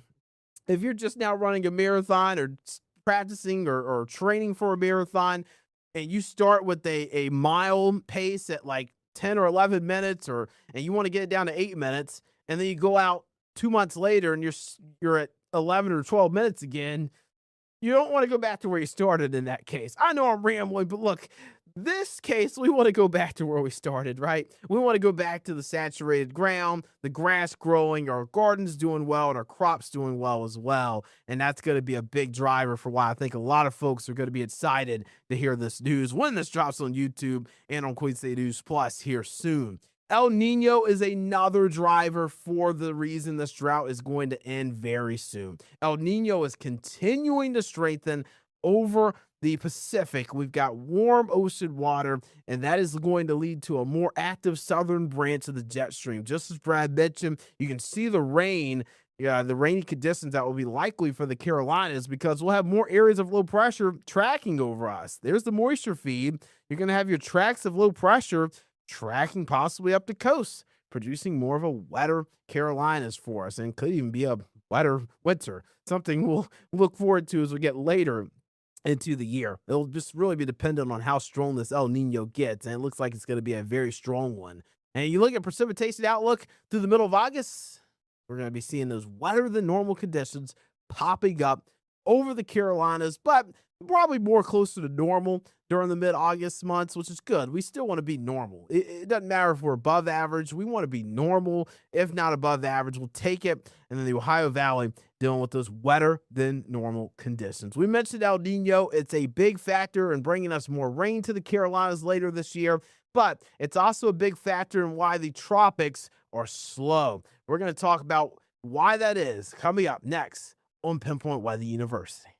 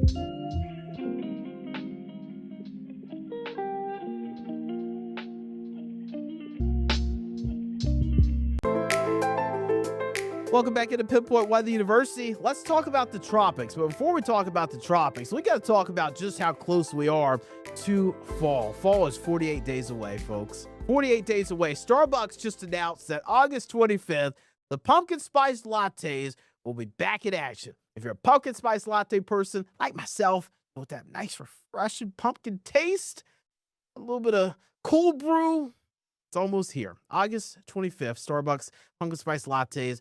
And the reason I'm bringing fall up, being 48 days away, it starts September 22nd, is because whenever we start getting into the fall months, we start thinking about the tropics. The tropics start to heat up as we get closer to the end of the year. You look at your activity in the Atlantic Basin. This is a tropical climate outlook here. I'm going to make it full screen for you.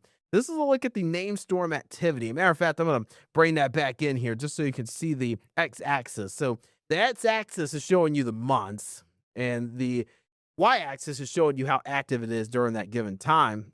So September 10th, that is the date where we expect the most activity in the Atlantic Basin each year. That's when we generally see the most activity. But August 1st, which we've now passed, you zoom in close, I'm kind of circling it here. August 1st, here we go. Notice how activity starts to gradually come up through the month of August.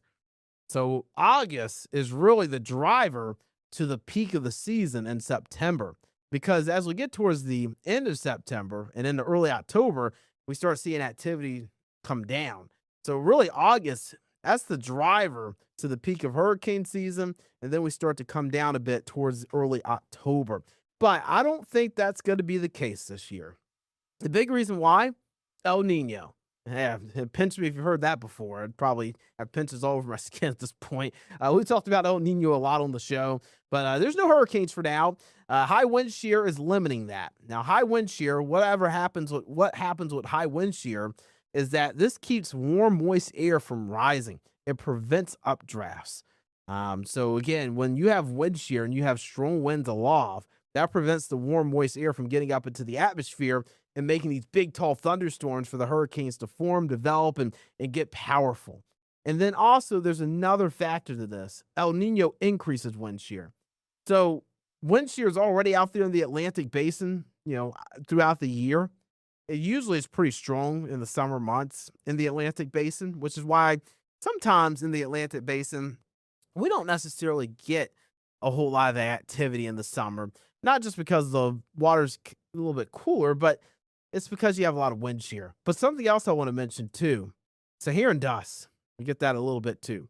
Saharan dust is out there in the Atlantic, and dry air, that is another thing that suppresses hurricanes. Let's look at the active wind shear. This is as of Wednesday, 11 o'clock in the morning, August 5th. We are in August now. You look at the wind shear, very high wind shear out there in the Atlantic Basin. I mean, it's kind of hard to find a spot where there's not. We've got lower wind shear as you're getting a little bit farther south, but man, as you get towards the coast of Africa, this is where our waves need to start forming, right? If we're going to get tropical systems, this is where you're going to start getting your action, and there's a lot of shear right there too. Now, we can get tropical systems to form off of areas of low pressure that stall out over parts of the country, but I'm just not feeling that this year, especially with the wind shear. Now, I want to point out, although there's not any tropical systems expected over the next 7 days, that doesn't mean that we can't see anything, right? Like, next 7 days, we'll be fine. Through August 12th, no tropical systems. But I want to point out, and I've said it on this show before, it only takes one tropical system for an active hurricane season. Now, we've seen 2 this year. Were they very strong? No. Did they cause a lot of significant impacts? Not really. I mean, Bertha didn't really do anything. As a matter of fact, there were people at the beach out there on the coast just taking in some of the stronger gusts, and that was about it. We actually had a more active week that week than Bertha did because we had that stalled boundary over our region. We saw more rain than our friends along the south, and they were dealing with a tropical storm, right? But I don't think tropical systems are going to be very prevalent for much of the rest of the year. Now, that is again saying that one tropical system, one strong hurricane making landfall somewhere could change that. It could change the game because one landfalling hurricane can cause major impacts, and that can, cause deaths, houses to be destroyed, things like that. So that's why I never want you to shy away from the Atlantic hurricane season. And that's why I never want you to be like, oh, it's over. Hurricane season's over. I still want you to keep your guard up, but I also want you to realize that there's a good chance this year that hurricane season could be a dud. But there's also a chance that we start getting less wind shear in parts of the Atlantic, and maybe that opens up the gap for some of these tropical systems to start forming. Now, I did have a graphic. I'm having a hard time finding it, but I was wanting to show you the average start date of hurricane season. But typically, as we get towards the summer months, we tend to start seeing hurricane season pick up a bit. And again, towards the fall months, we tend to start seeing hurricane season pick up again. But I'm having a hard time finding that graphic, so I'm not going to put that in the show today. But again, the average storm date for hurricane season, here it is right here. Found it. Finally found it. So here's the average storm dates here. Again, we've been pretty much spot on so far this hurricane season. The average storm date for storm number 1 is June 20th. We saw it on June 17th with Arthur. July 17th is the average storm date for storm number 2. We got it this year, July 19th, and that was with Bertha. So June 17th, July 19th, our first and second named storm this year, right when we should see them. And then August 3rd, that is when we see our third named storm. Typically, August 15th or 4th, August 22nd or 5th. So notice how the dates start getting closer together, a sign that we're getting more towards the peak of hurricane season. We'll continue to watch it for you. Again, we watch the tropics. We've seen impacts from it, especially with Helene a couple years ago. So never want to let our guard down. But again, there's a good chance that hurricane season doesn't impact us this year, but something we'll watch out for, especially if El Nino loses its grip and wind shear starts to calm down in parts of the Atlantic. I'm meteorologist Brandon Lawson. As always, thanks for tuning in to Pinpoint Weather University. Take care of yourself and each other as we navigate this earth together. Y'all be safe.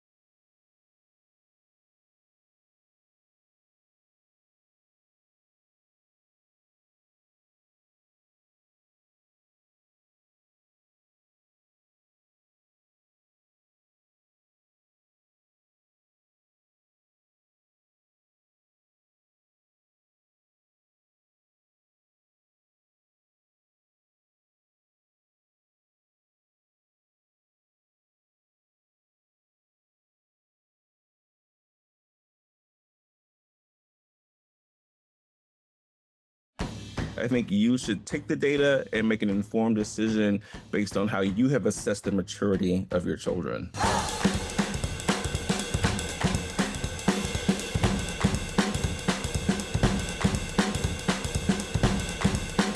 Welcome to Tired Parents Club, a safe place to share, laugh, vent, and talk about the ups and downs of raising the littlest versions of ourselves.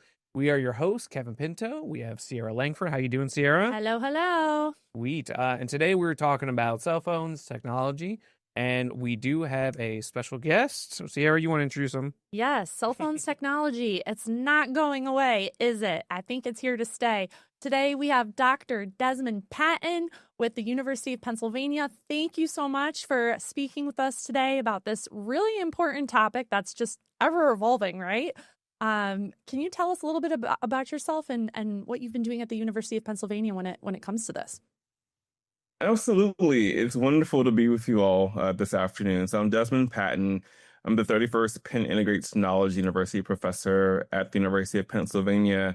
I've been an academic for 14 years, and I have traditionally studied the role and impact of social media, AI, and emerging technologies on the well-being of young people. And so in my research, the conduit to social media is usually through the cell phone. And so I've spent many years talking to young people all over the country about how they access social media through their cell phone, the role that cell phones play, and how they construct their identity, how they make meaning of their life, and kind of the opportunities that having these emerging technologies can have for them, and some of the challenges as well.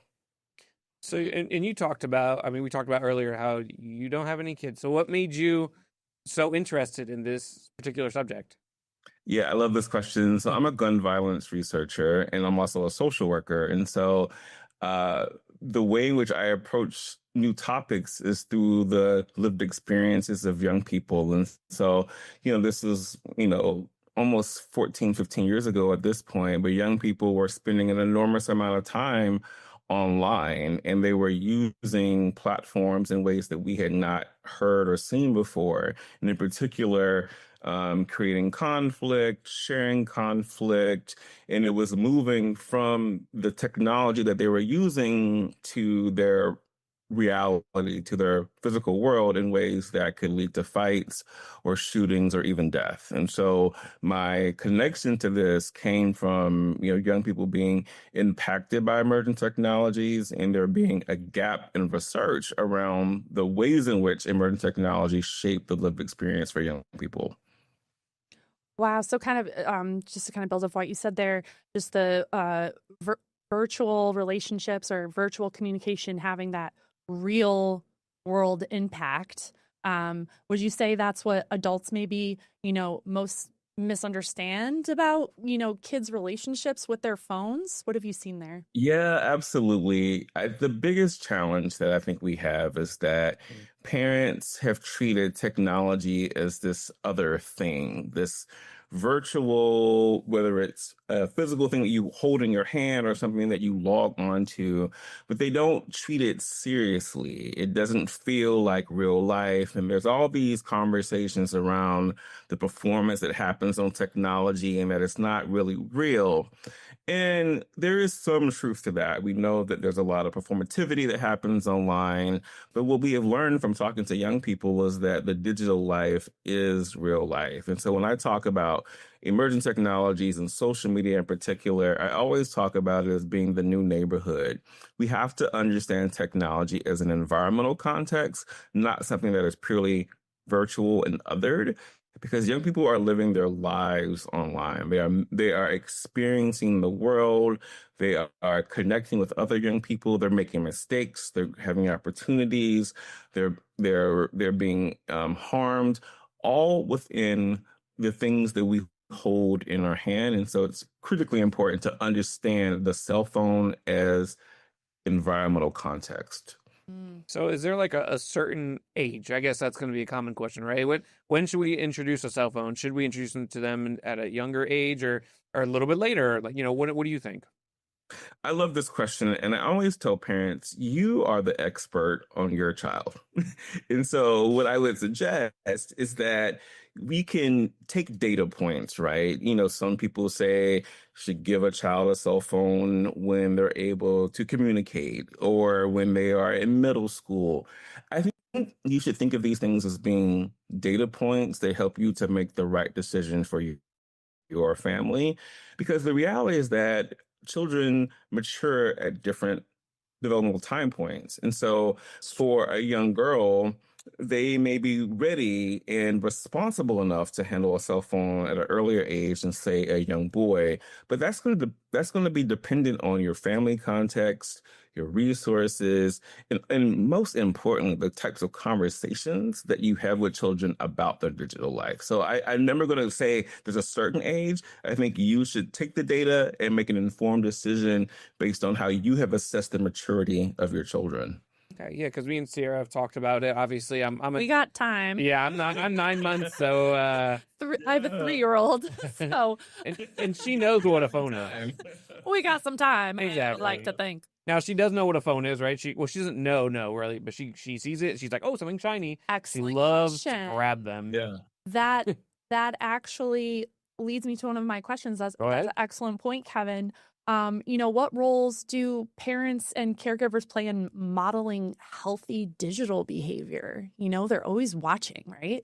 Yeah, this is such an important piece to this puzzle, right? Because your children are watching you. They're watching how you use the cell phone. So, for example, if you are having dinner and you're always on your phone, scrolling through social media, or if you're constantly talking on your phone, or they watch your reactions to things that are happening on your phone, whether it is excitement because you saw this really cool video on TikTok, or if you look sad or angry because there's some communication that you received because you're checking your email.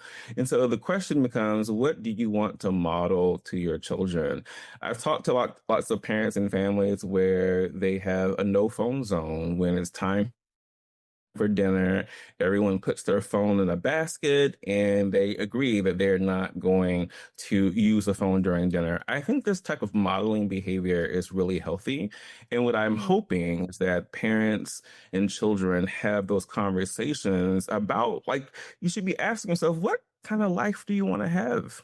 Right? Do you want to have a life where you're connected to the phone, or do you want to have a life where the human connection is the most important thing? And that's for you to decide.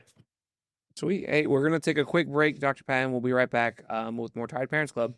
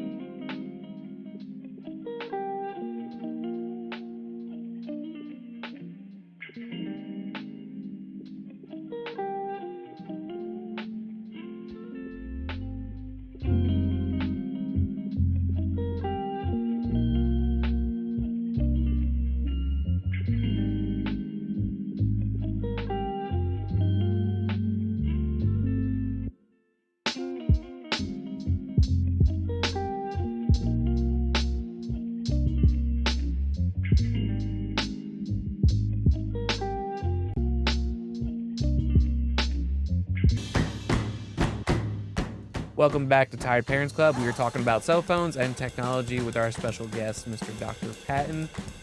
So I let my kids watch stuff, right? I don't know if this is an iPad conversation, right? It's cell phones, it's technology in general. We watch, Miss Rachel. We give her times to watch that. Yeah. And you were just saying that you go around to restaurants and you see kids distracted. Yeah. So, we go out to eat with our son, and I will see other families with their children on iPads. We don't do that. That's a personal choice that we make. What in your research, what have you seen with behavior like that? Yeah, it's important to me to take a non-judgmental approach to what I see in the world because parents are making difficult decisions every day with how to best care for their children. And so it is very common to be in a public space and to see a parent handing over a iPad or a phone to calm down their child or to give them something helpful to engage in a public space where there might be lots of noise. And I think this is really this is a healthy conversation because there are lots of parents in which they may have a child who has a need where being in a public space is actually really hard. And so, the parent may give their child some headphones and a video to watch, and that is calming, and it brings joy to the child who's able to engage, and the parents are able to have conversations and to remind themselves that they are adults as well. And on the flip side, it can become a crutch, right? You become accustomed to using these tools as the only method in which we can calm our child down, right? And so I think it's best to, one, be in conversation with your general practitioner or your pediatrician about the use of emerging technologies in these public spaces, and then to think about what your family's needs are given your circumstances. And to just really take a non-judgmental approach because you parents are all just doing the best you can. And so I want to allow for the space to do the best you can and to have enough information and data to make those decisions. And That is, No, you're right. Well, we've talked about this on the show before. Yes. Is that parenting is it could be such a judging area. Always someone's got an opinion about how you should raise your kids. Back in my day, kind of thing. And then, and then back in our day, like we didn't have that technology readily available. So yeah, we had to interact, and our poor parents, they had to listen to us scream and shout, and we didn't have that distraction. So it's hard not to want to distract your kid with something like, again, Miss Rachel or their favorite show. So it's hard to judge. It's just the world we're in. I'm judging. I'm kidding. I've totally done it myself. I mean, we try to avoid using it. But I've totally, especially on a plane, we have pulled out Miss Rachel on a plane because we're in this little tube for 2.5 hours with a toddler who missed his nap. Yeah. And you don't want a screaming toddler disrupting everyone else, which I guess you would hope people would understand if that happens. But yeah, sometimes you got to do what you got to do. Well, and how I see it is it's not all shows are bad, right? They are educating. Like, I grew up on Sesame Street, right? Like that was educational. So I'm not going to, sit here and judge somebody for letting their kid watch educational shows. And they're bringing back Reading Rainbow too. Did you watch Reading Rainbow? Yeah. I did watch Reading Rainbow. I wasn't the biggest fan. I had a shorter attention span. But I liked, a little bit. And then I was going to say bright colors and stuff, but that also had bright colors. I think that's what all kids are into. Snaps. If you could just sing it for us, that'd be great. No, I'm not doing that. I know you want me to. No, for sure. So I know we're talking about young kids, and that's because that's where our mindsets are, right? But I guess in middle school, high school, we talked about getting our phones. I got my phone in middle school. It was, I had a sliding Nokia phone. Did you say you had a flip phone? Yes, I was about 13, 14 years old going into high school. Yeah. I got a phone and I shared it with my sister, and it was also a flip phone. You shared it, yeah. And then if you texted or went on the internet, you'd get yelled at. Yes, because, when you texted it, you were getting billed per text back in the day. So you have mom and dad going, stop texting. Dr. Patton, when did you get your first phone? Sure. I got my first phone when I went to college. So I'm an elder millennial, so I graduated high school in 2000 and got a phone in 2000. Do you think you would have been allowed to get one in middle school? No, absolutely not. My parents, I'm from Gastonia, I grew up in a very like restricted environment. These are the things you're supposed to do. And so I definitely would not have gotten a cell phone. I got a cell phone when I was 18 years old. And it was funny is that I had the same number that I had 25 years ago, 26 years ago. Yeah, my number hasn't changed. Looking back, are you how do you feel about getting a cell phone at 18? Are you glad? Are you glad you were able to go that long without one, or now that it's such a part of everyone's lives? I'm so grateful that I did not grow up in a social media era. I am a Black gay man who had complicated high school experiences that were already complicated without the use of technology. They would have been exacerbated during that time. So I'm super grateful, but I also went away for college. And so being able to call my family, call my friends, to begin to use text message. So I love that I grew up in this time period because I had access to technology at a really important developmental period, and I felt old enough to kind of figure out how to make those decisions. But then there were also like, back then it was about, as you all have alluded to, like using too many minutes. So I would always run up my minutes or engage in too many text messages, right? I didn't understand what was happening or my use. And I think that is an older use case, but we have similar use cases now just in terms of how much time we spend on our phones, how much time we spend on media. That's an excellent point. And the phone tells you, right? Doesn't it say you've spent this many hours on your phone? Yeah, I get an update weekly, and it's very scary. So I guess, man, that opens up so many things almost in a way. So we'll maybe look like a pros and cons, right? What were the pros of having a phone, in middle school, as when, again, our thing was for safety, right? Our parents wanted to call us when we were somewhere. That was a thing, but now it's hard to even find phones that are that simple. So yeah, I mean, what do you think? So I think there are a number of pros to having cell phones. I think you've alluded to the safety issue, which I think is a really important one. We continue to live in a country where gun violence happens in schools, and parents have been really grateful to be able to access their children when these really scary moments are happening.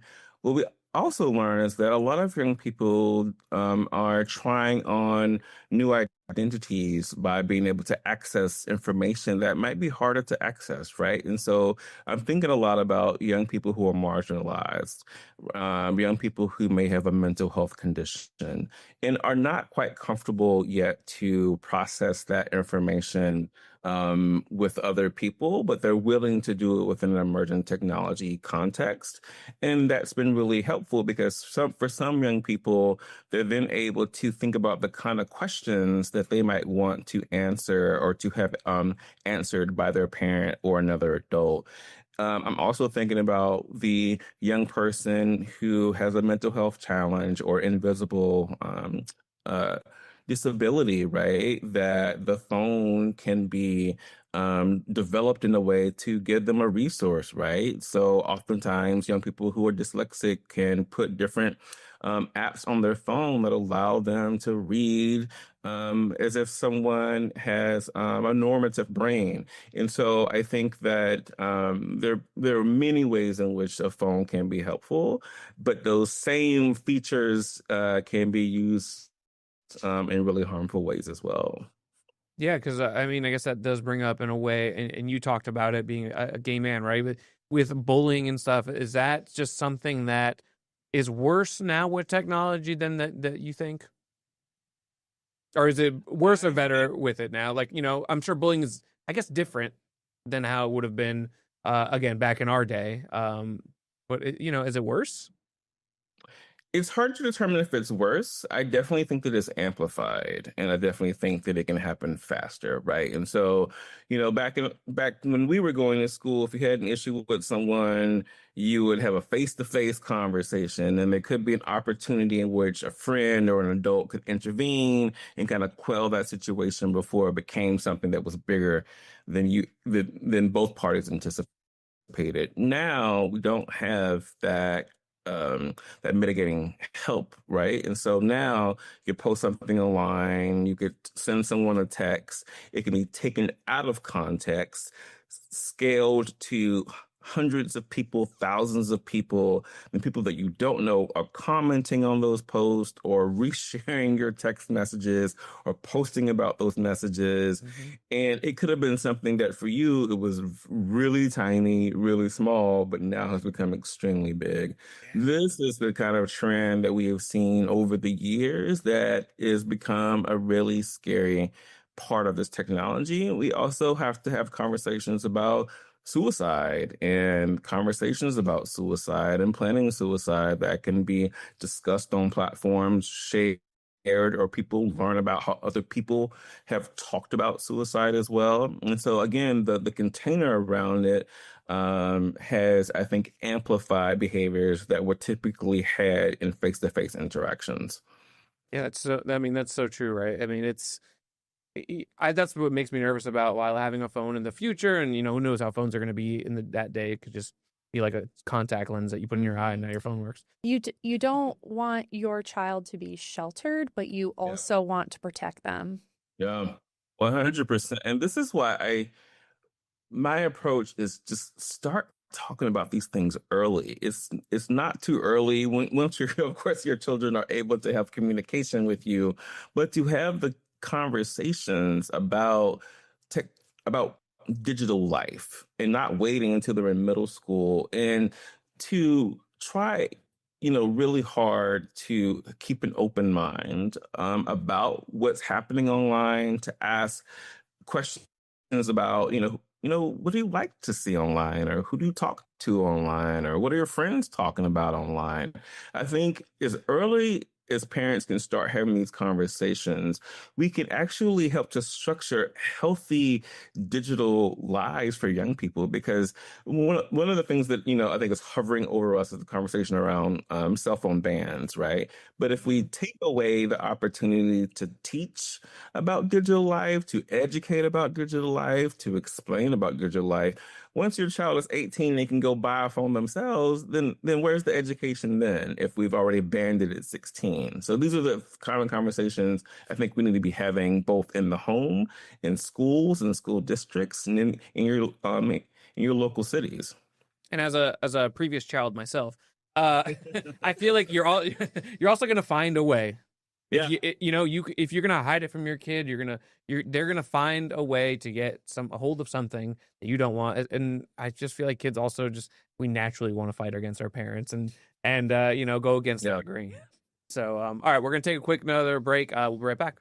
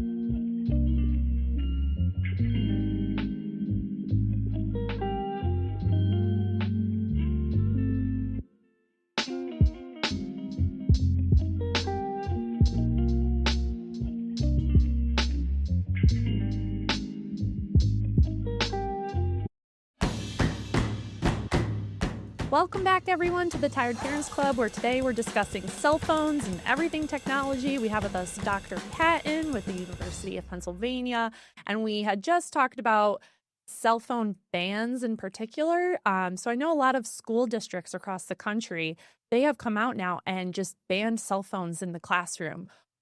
What are your thoughts on that when it comes to cell phones in the room and learning?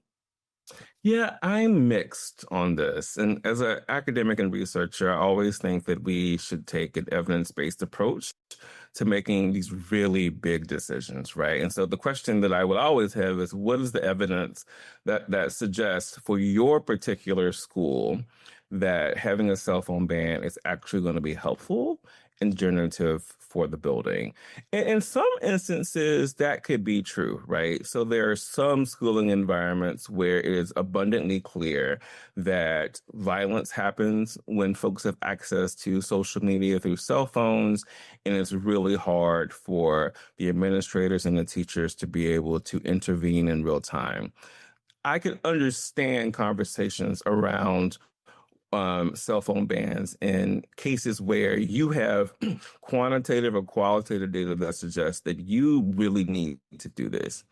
What I'm concerned about is that when we have a ban without data, we are also missing opportunity to talk to people about their digital life. And we're not creating and harnessing young children who can then become adults who have really thoughtful ways around how they engage digital life. Because the reality is that the issues with cell phones are not just for kids. You probably know an adult who is doing something poorly with their cell phone.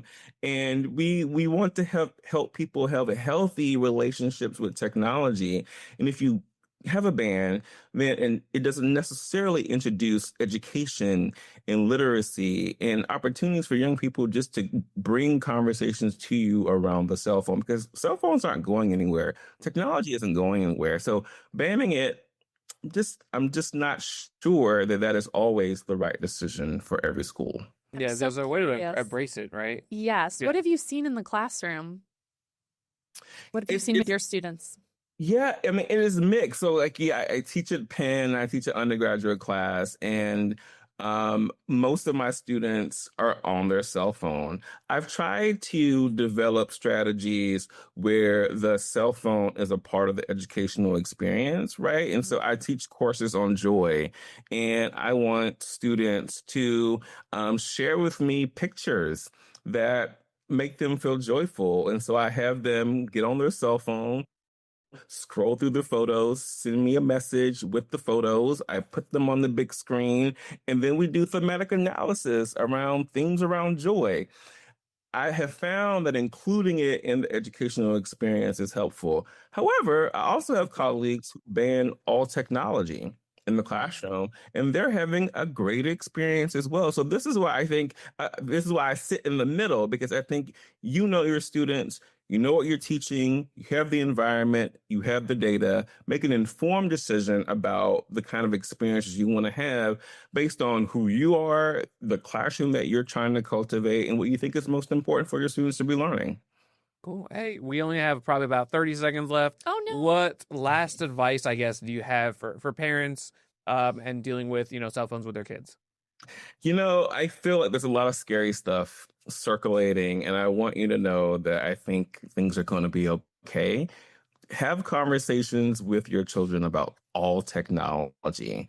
Start young, find ways to bring in literacy, have the hard conversations, but also understand that you are the expert on your family and on your children, and that is most important. So I'm hopeful that we can start structuring these kind of conversations that will lead to healthy digital lives for our young people. Well, thank you so much. You were fantastic. you. We learned so much from you, and hopefully our viewers will learn something as well. Yes. So thank you again for your time, and we will be back for more Tired Parents Club. Yes. Thank you We for having me. sleep. Yeah.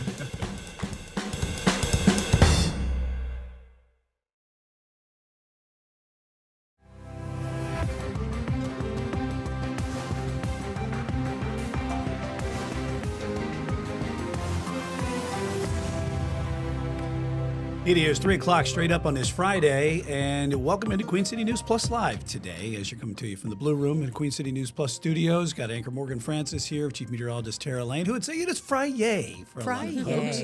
Looking good outside today as we head into the weekend. And producer Austin McCollum is manning the controls over there for us. And Morgan, as we do talk about Friday and Friday, there's not a very good day right now for a lot of folks in Charlotte. There's some really disturbing viral video that is circulating right now of an attack on a woman that happened in South End. It's absolutely horrible, and there are actually two videos. There's this guy posted it himself on social media of him just approaching two women, two different situations, and attacking them completely unprovoked. Watch the video, and we'll explain what happened after.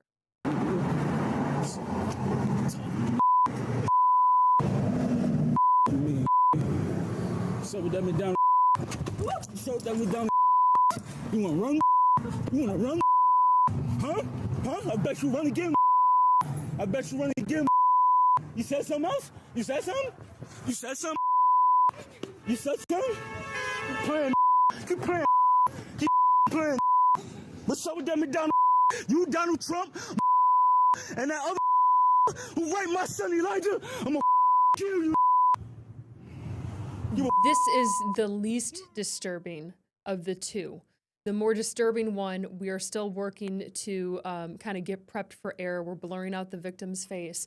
It shows this what appears to be this same man who's now been identified and arrested as Daquan Hunt, 32-year-old, was taken to a local medical facility for treatment and will be charged with assault with a deadly weapon. The other video shows him on camera walking down East Boulevard near South Boulevard, a very busy, high-traffic area where people are out walking, enjoying their day, and he punches a woman, knocks her out cold, and then slaps her in the face as she's on the ground unconscious. It is very disturbing. The video that you're watching here, as you can see, there's obviously something going on mentally here. The violence and the rage brings back shades of Irina Zarutska. What we're looking at here, this happened in the middle of the day in a very busy section. And we understand that the 32-year-old Daquan Schaefer Hunt here, he has a very, very violent past. He live streamed and posted, not in a live stream, but he posted a lot of these videos that he was taking of attacking these two girls. And yes, the other video is way more disturbing, showing him punching the girl as she walks down the street and then violently attacking her. And she is visibly hurt. We don't know her condition right now. But this video here and the second one there, he pretty much put these together and put them on social media. Mecklenburg County officials tracked him down. He has at least 20 cases in Mecklenburg County over the past several years, many of them including violence, assault with a deadly weapon, communicating threats, 2 counts of carrying a concealed weapon, previous charge including assault on a female, multiple domestic violence protection orders, breaking and entering, injury to personal property. The list goes on and on and on. And this man is in jail right now for what is these very disturbing videos. And a lot of people out there are wondering, how does this keep happening, right? We saw a parallel with Irina Zarutska. Obviously, the end result was much more horrific. But the charges that keep piling up, this particular charge for the other video that he's alleged to, punch and knock out a woman who was just walking down the street. And she, by the way, is suffering serious but non-life-threatening injuries at the hospital. So the charge itself, assault with a deadly weapon, carries a maximum with 5 or more prior convictions, so including all of his other convictions, a maximum of 150 days in jail. Jen Cardone is working on, speaking possibly with legislators about do charges like this and situations like this need to change? Obviously, that many convictions is disturbing, and then the video that we'll have. I do have the second video. I was just able to get it from our editor. Can we run that one? Because I think that one is just. Go ahead. Give me one moment. It's going to be this one. You still talking? You still talking? July 21st. Say Elijah. Say Elijah. Elijah. Nah, don't wave to me. You still talking? I mean, she walks down. Completely innocent Unprovoked. bystander, unprovoked, walks down the street, and This he just is- punches and attacks her. And he says Elijah. He refers to the other video that that's his son of some sorts. Don't know really what these rants are about, but the extreme violence and rage that he has to attack somebody at random on the side of the And, street. and again, his current charge, assault with a deadly weapon, the maximum would be 150 days in jail. So we'll have More on much that. more on that tonight at 4, 5, and 6. Brian, want to get to other breaking news that we're handling in the newsroom here. In a 2-1 decision, the Federal Appeals Court has ordered Trump to stop construction on his $400 million ballroom. Yeah, it says the Supreme Court there, the Federal Appeals Court, that is, it says that that project lacks the required congressional approval, and that has put that construction to a halt. 90,000 square foot replacement of the White House's East Wing and for a new ballroom there. Trump says he strongly criticizes this decision. He's vowed to appeal it to the Supreme Court right away in emergency action. So the primary legal hook here isn't necessarily about the financing of the project. Trump has said that it's all coming from private donors. A lot of the money he's donating himself as well. And that's what he used to kind of not get congressional approval for this, because anytime you're using federal funds for a big project, you need congressional approval.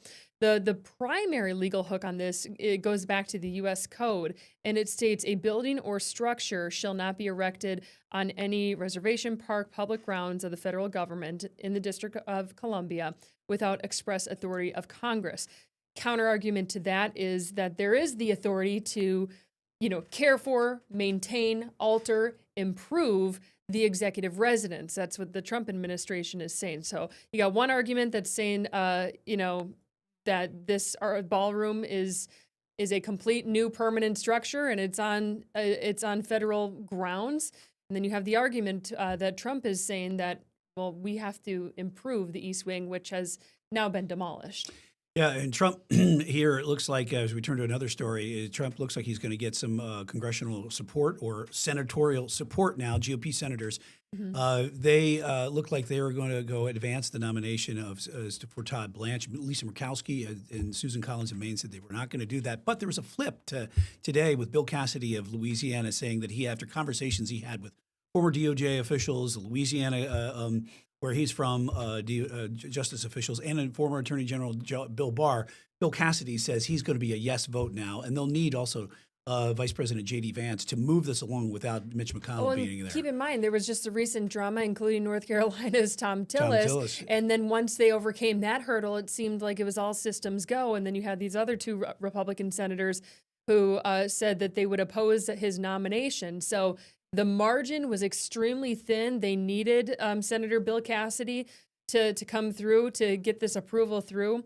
And, Cassidy has essentially said that, Blanche's nomination shouldn't be a referendum on Trump, which has kind of been the appearance of this whole process. A lot of the opposition has not been Blanche himself necessarily, but the settlement that Trump had with the IRS when they released his tax information and it became public knowledge, that settlement for the anti-weaponization fund that he made, and then also kind of the broad immunity that he and his family were about to receive as a part of that settlement for, future tax inquiries.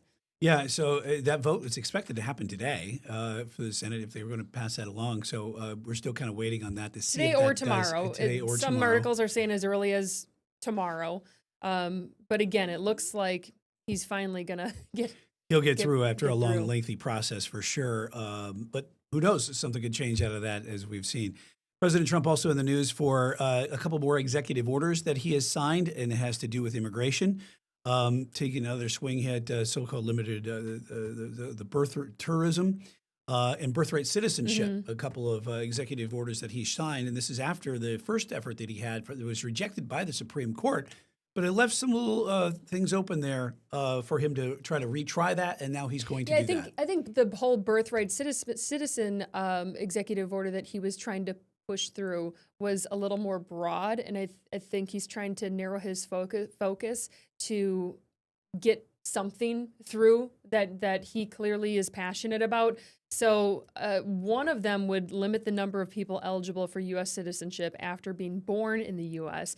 The other focuses on stopping people from coming to the U.S. to give birth. So that's that birthright tourism, Brian, that you were talking about, is people who come here and come here on vacation on a visa and give birth.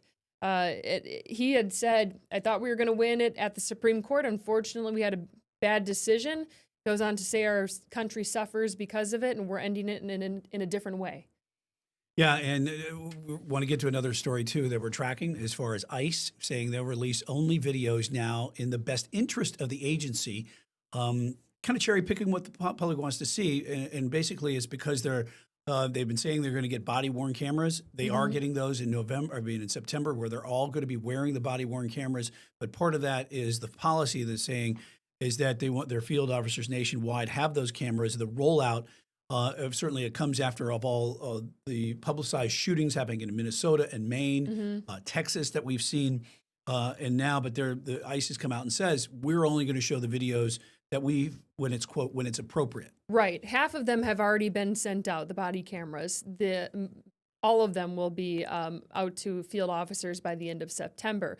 The actual policy that they have states in the event of a serious Video bodily you're looking at injury. here happened in Charlotte, Operation Charlotte's Web back in November. Yes. Here's their policy. In the event of serious bodily injury or death in custody is captured by body-worn camera, ICE will expeditiously review the footage. If it is determined that it is in the best interests of the agency to publicly release the body-worn camera footage, ICE will, as soon as practical, and then it goes on to say, release the footage.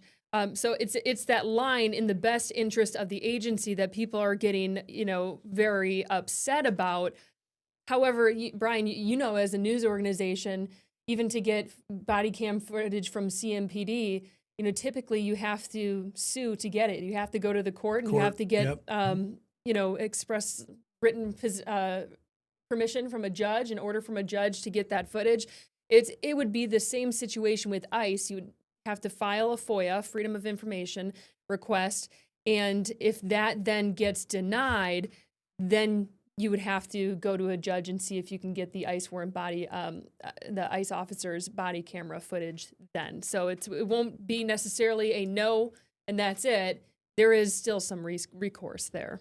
Hey, let's talk football. How about the Panthers last night in the Hall of Fame game, right? Look at that. Haynes King stretching out in the final play of the game to win the game for the Panthers, 33-30 in the inaugural, the first game of the season, the Hall of Fame game in Canton, Ohio last night. I mean, what an exciting moment for an undrafted rookie quarterback to win the game there. I mean, obviously none of the starters were playing, and but the high scoring game for a Hall of Fame, 33-30. That's a pretty high scoring game for the Hall of Fame game.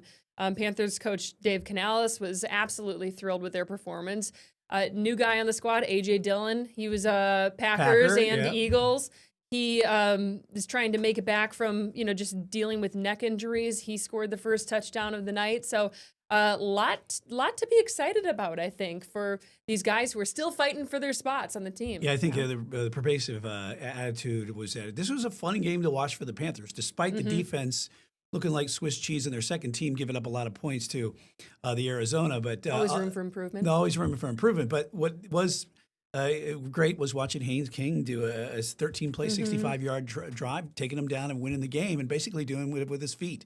Did it with his arm pretty much in the second half, but then he did it with his feet. So there's a lot to be very happy about as far as him going forward. Oh, not to mention, Luke Kuechly. It's a big weekend for the Correct. Panthers Yes. overall. Very Luke good point. Kuechly is going to be in the Pro Football Hall of Fame class of 2026, and a great group that's going to get inducted, including Drew Brees and Adam Vinatieri and Roger Craig. So really just kind of a fun weekend for the Panthers, and starting it off with a win never hurts.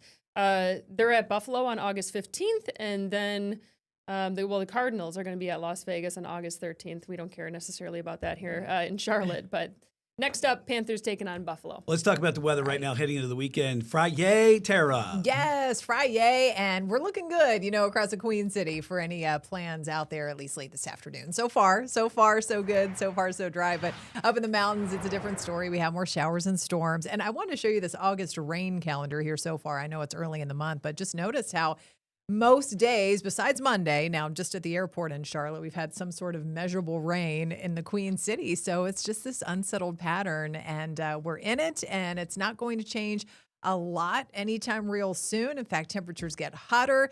The showers and storms, though, not quite as numerous as they have been here lately. And that kind of starts with today. Now, I do want to point out some of those downpours in the mountains. You all in Ashe County under a flood advisory until about 4:45 this afternoon. We've had some slow-moving downpours again moving through.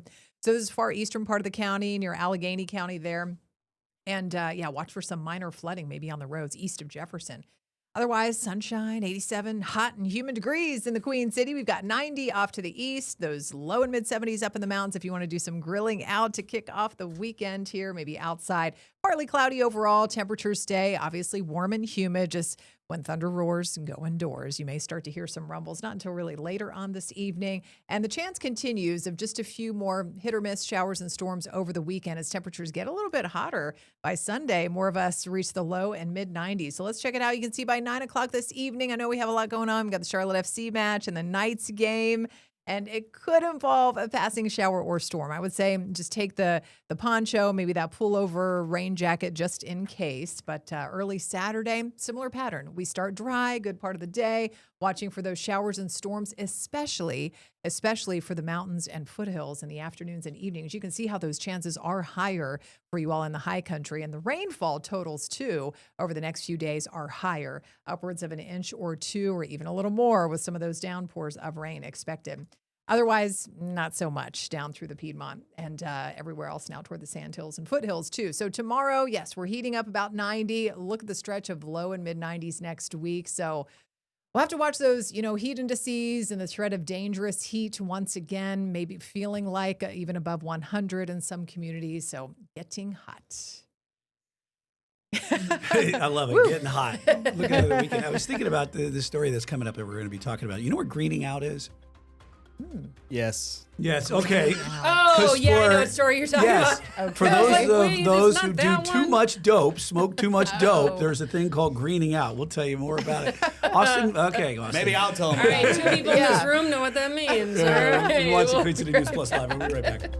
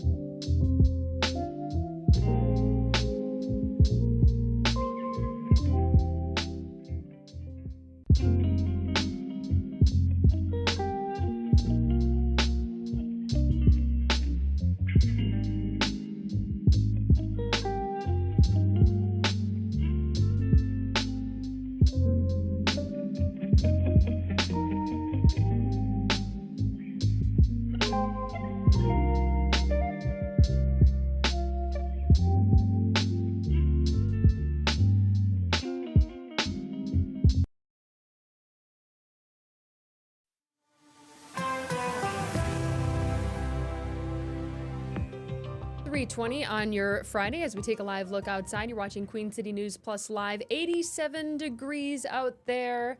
Looking nice. We've dealt with all the rain and the storms, so hopefully some of it will hold off for this weekend. Brian, 2 crazy stories. First one is out of Chicago. One of the quotes from this story says, "You could smell the rot." That's very telling because this is about a story very disturbing here. More than 50 bodies were found improperly stored and decomposing yesterday at a Chicago funeral home. And a couple, they had previously operated a crematory. It was similarly shut down because of mishandled remains here. And they had suspended one of the license of the funeral home's directors, alleging the bodies were being kept in unrefrigerated area in, quote, deplorable conditions, which is why you probably have the inside stench. closets and an attached garage at the South Chicago Chapel Funeral Home, not being stored below 40 degrees as required by state regulations. I mean, people noticed the smell in the winter, and it just hung in the air until now. They reported this to law enforcement 6 months ago. The neighbors said they had to put up traps for the thousands of flies that were in the area because of these 57 decomposing bodies. People started showing up when police were there saying, "I haven't received my family member's body, and I'm worried that they might still be in there." That's the concern. And that's what's equally disturbing about this is not only what they were doing, but the families that were involved in some of those folks that were left there decomposing for so long that they were waiting on their body to be properly buried or disposed of, whatever it is. And so that's just certainly a disturbing case what's going to happen to this couple that was running this funeral home. The officers showed up at the funeral home, and the owner then the officers had walked out and they were trying to get back in. Owner wouldn't let them in, locked the doors. They had to get the fire department to help them regain entry again so they could continue investigating. Just all around, just a crazy Medical story. officials say it's going to, the Cook County Medical Examiner's Office says it's going to take days for them to figure out exactly who is where and how bad of a state that each of those bodies is in. All right, Brian. Did you say green out? Greening out. Greening out. Everybody knows what that is, right? So there has been a jump in cases of frequent marijuana users going to the hospital with nausea, vomiting. This is a report that was released recently. This cannabis syndrome has risen 16% from last October to May of this year. Yeah, it's overconsumption of cannabis, and it's called we just did this. We just looked it up. We just looked it up. That's why I avoided saying the whole thing. Thank you. And I'm going to try hyperemesis. There you go. Yes, there we go. So. That's what it's called. It's chronic condition when you just do too much pot. Yeah. So here's the catch, though, right? The headline is like, whoa, really? It's getting it just got its own diagnosis code at hospitals. So that's why it's going up. So you're tracking it. Yeah. So now they're tracking it. So all these people who went to the hospital and were sick and vomiting and just nauseous. Well, now they're realizing what it's attributed to, and they're able to track one of the it. things that is kind of the point here too. The largest increases we're seeing in young people, ages 15 to 24, teenage girls and women, and in Black Americans and in American Indian and Alaskan Natives is where we're seeing the greening out effect of doing too much pot. 2.75 million Americans suffer from it each year. That to me was a shocking. You know, number. one thing I will say about, we always make jokes about news B-roll, maybe a little outdated. And I will say this video doesn't show how prevalent vape cartridges are when it comes to THC, because now they're so easy for people to use and have on hand and be able to consume at a higher rate than you would say like the video shows like a traditional like vape joint or gummies too. Yeah. A lot of people do that. So I mean, but here's the thing though, this particular condition or syndrome is more prevalent from the smokers versus people who ingest marijuana in other forms. But yeah, you're right. I mean, this you don't really see this type of stuff too frequently, the footage that we're seeing here. But really, really interesting, though. And it comes Once to gets as a the Trump diagnosis administration is trying to declassify marijuana, which a lot of states have been doing. And obviously, marijuana is legal in many states. I know when I was out in Seattle, Austin, I was there when we legalized marijuana and did all the stories going into the research labs. Tremendously It's It's popular. Yeah. High tech, yeah. Coming up, we've seen some interesting places that people have chosen to do their Zoom conferences, videos. It's like 2020 all over again. This next video is pretty funny. And the woman who's on camera, no shame. We'll show it to you coming up in just a little bit. More Queen City News Plus Live.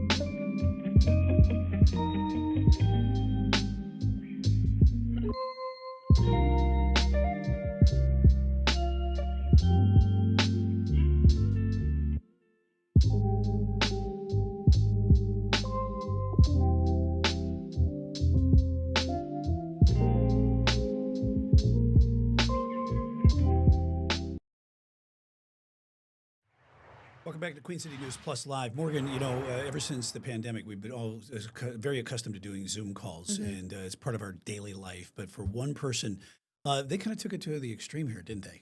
I mean, it looks like she might have been on the toilet. Take a look. Can you hear me? Yeah, you might want to move your camera. Why? Where is because it? we can see you washing.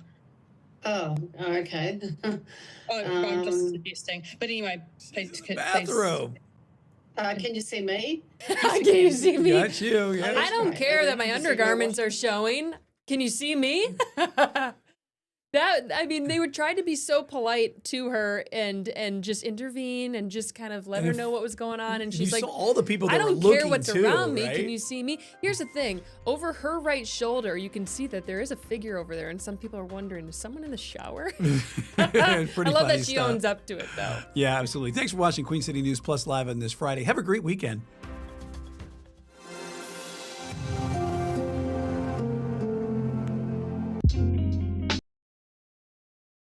Whoever he perceived as a threat to Amelia, George would try to hound them into the ground.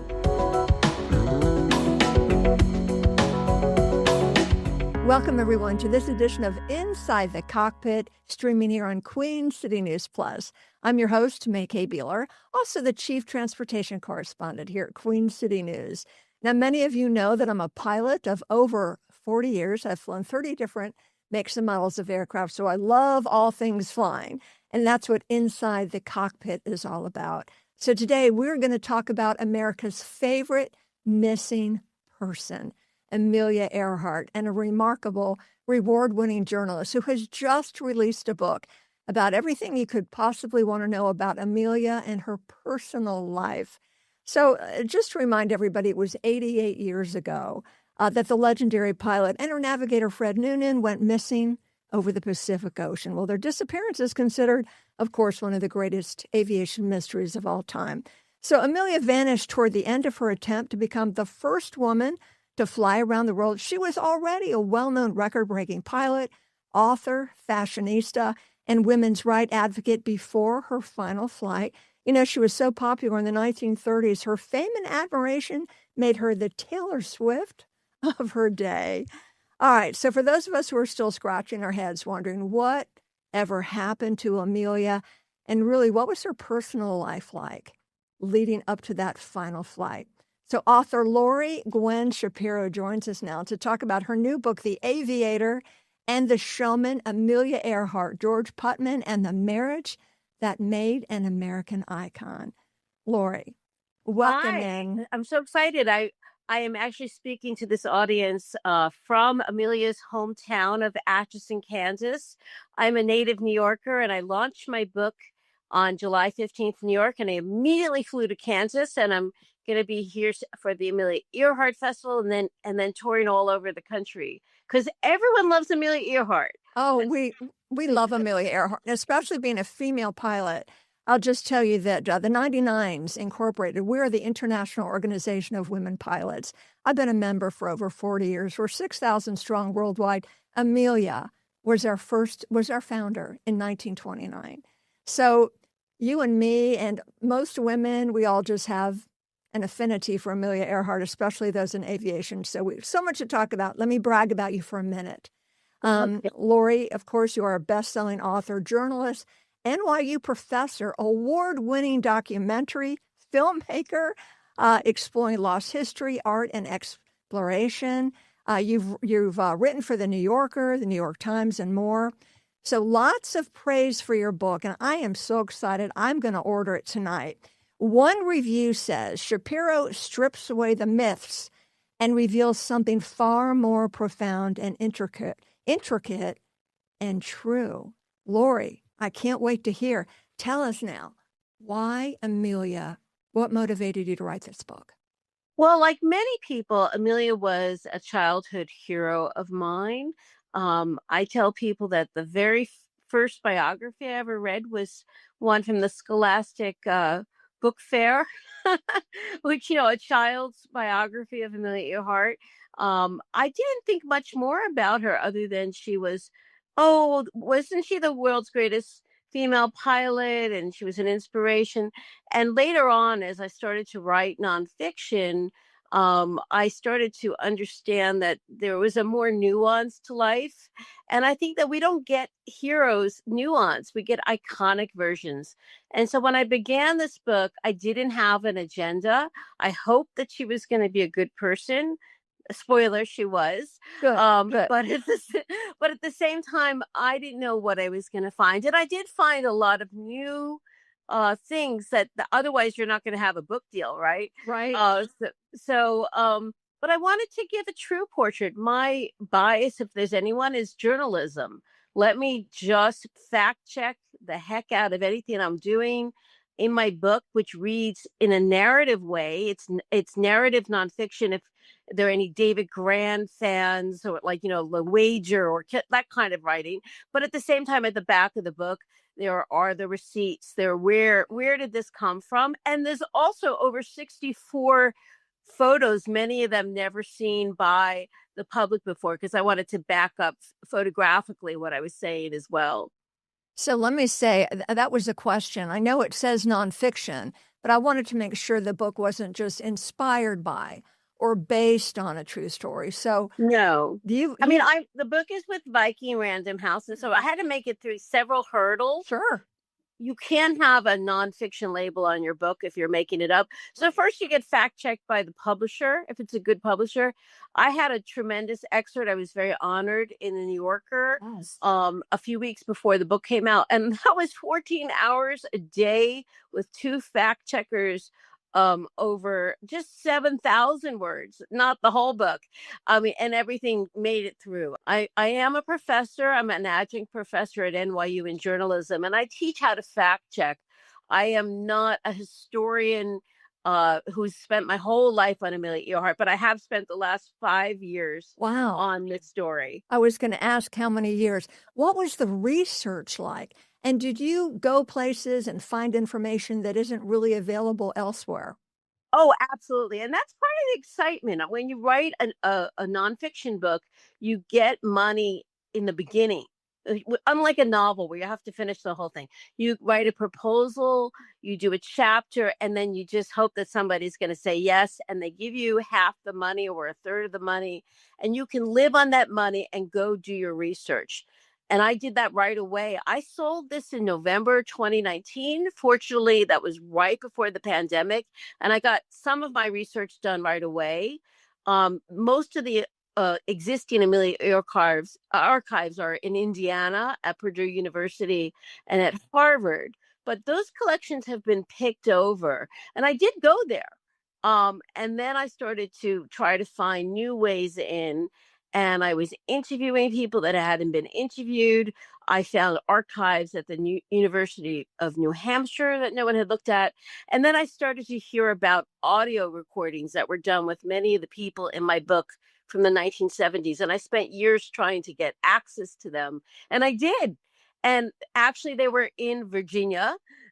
In the end, they hadn't been transferred, and people in America can listen to them now. There's something called the Amelia Earhart Project. But I was the first biographer to listen to 200 hours of recordings. They weren't taken for a biography. They were taken by a man trying to solve the mystery of where Amelia Earhart disappeared. Yes. Well, well, first of all, thank you for being such a wonderful journalist. We don't have a lot of that in this day and age. So you're a rare bird, and we appreciate you. Let's get into the good stuff. So George Putnam, did he love Amelia? Did she love him? What role did he play in her fame? Can you give us a little preview without spoiling the book? Amelia Earhart, I like to say it's the first reality show because she comes on the scene in 1928. She becomes famous overnight, like an influencer. It's not because she's flown a plane across the Atlantic by herself. She is a passenger on a plane called the Friendship. And she doesn't do the flying, but it is significant that a woman has made it across. 7 people have tried before and either died or had to get rescued at sea. The reason she was cast was because of a book deal. George Putnam was Charles Lindbergh's publisher for a book called We in 1927 when Lindbergh was the sensation and people were bored. They don't want any more books about a man crossing the Atlantic. How about a woman? Yes. But that's how she gets famous. And he was married at that time to the Crayola crayon. Eris just gets a little juicy, but and he was besotted with this young woman. So that is the unexpected beginning of the story, that this married man is chasing this woman that he is just besotted with. And he tries to get her to, she's engaged. I mean, none of this is in the Scholastic book, guys, you know? Yeah. But it's how we get Amelia Earhart. But what's amazing is that she did know how to fly. Yes. She was what I would call a hobby pilot. There weren't a lot of ways for women to make their way in aviation. They had to do stunt piloting. Many of the men got jobs because they had the World War I hours. So that was a way in. At that time, she was a social worker, and that would probably have been her path. And George really pursues her. At this time, we're still in the Jazz Age. 1928, the aviators are gods. What happens a year later? You have the Great Depression, the stock market crash. And what happens is Amelia loses her money. She made $1 million in 1928. Wow. And I mean, in $1928. Yeah. Right. And so, but George loses his money. He's pushed out of his family firm. Amelia loses her money, and they have each other. And what started as sort of an unexpected relationship turns into a marriage. And I would say it started from actual love, but then it turns into sort of a partnership. And I've been married for 30 years. My husband and I love each other, but sometimes we hate each other. I mean, that's what marriage looks like. But you stick together, you keep a partnership, you get through the highs and the lows. And I would say that anyone saying that she wasn't really married, I'm like, what does your marriage look like? Right. How did you get through the pandemic? Yeah. How did you get through the recession? So it was kind of became maybe a business arrangement, would you But say? it was a real marriage. Amelia was very fond of George. Okay. She knew what she was getting herself into. Yeah. It was eyes wide open. He was known as a P.T. Barnum of publishing. Right. He was a wheeler dealer, and he actually was not the nicest person in the world. I'm going to just reveal that right here. But he's very charming. If he thought that someone could help him, he would just put it on, and he put it on for Amelia. And he was fun. And if you're not on the other side of George Putnam, if you know what I mean.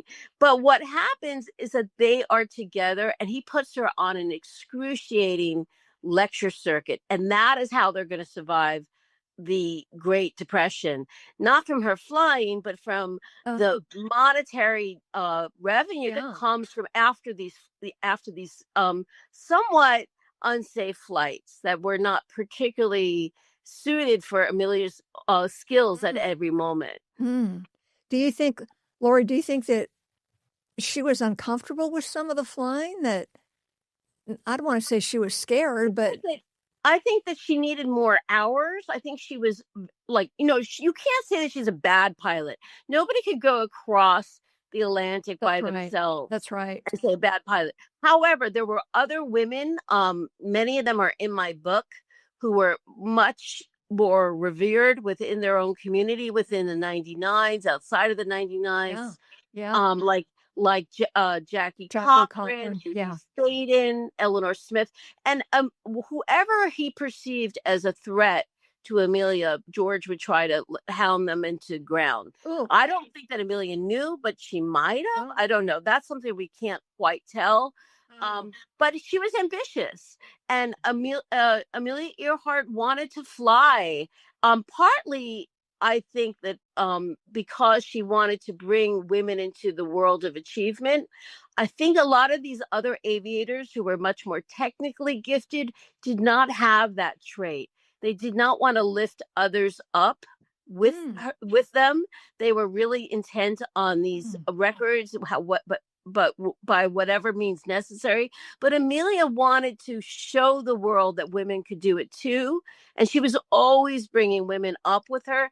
And she was also promoting aviation. She was a big believer that aviation was the future.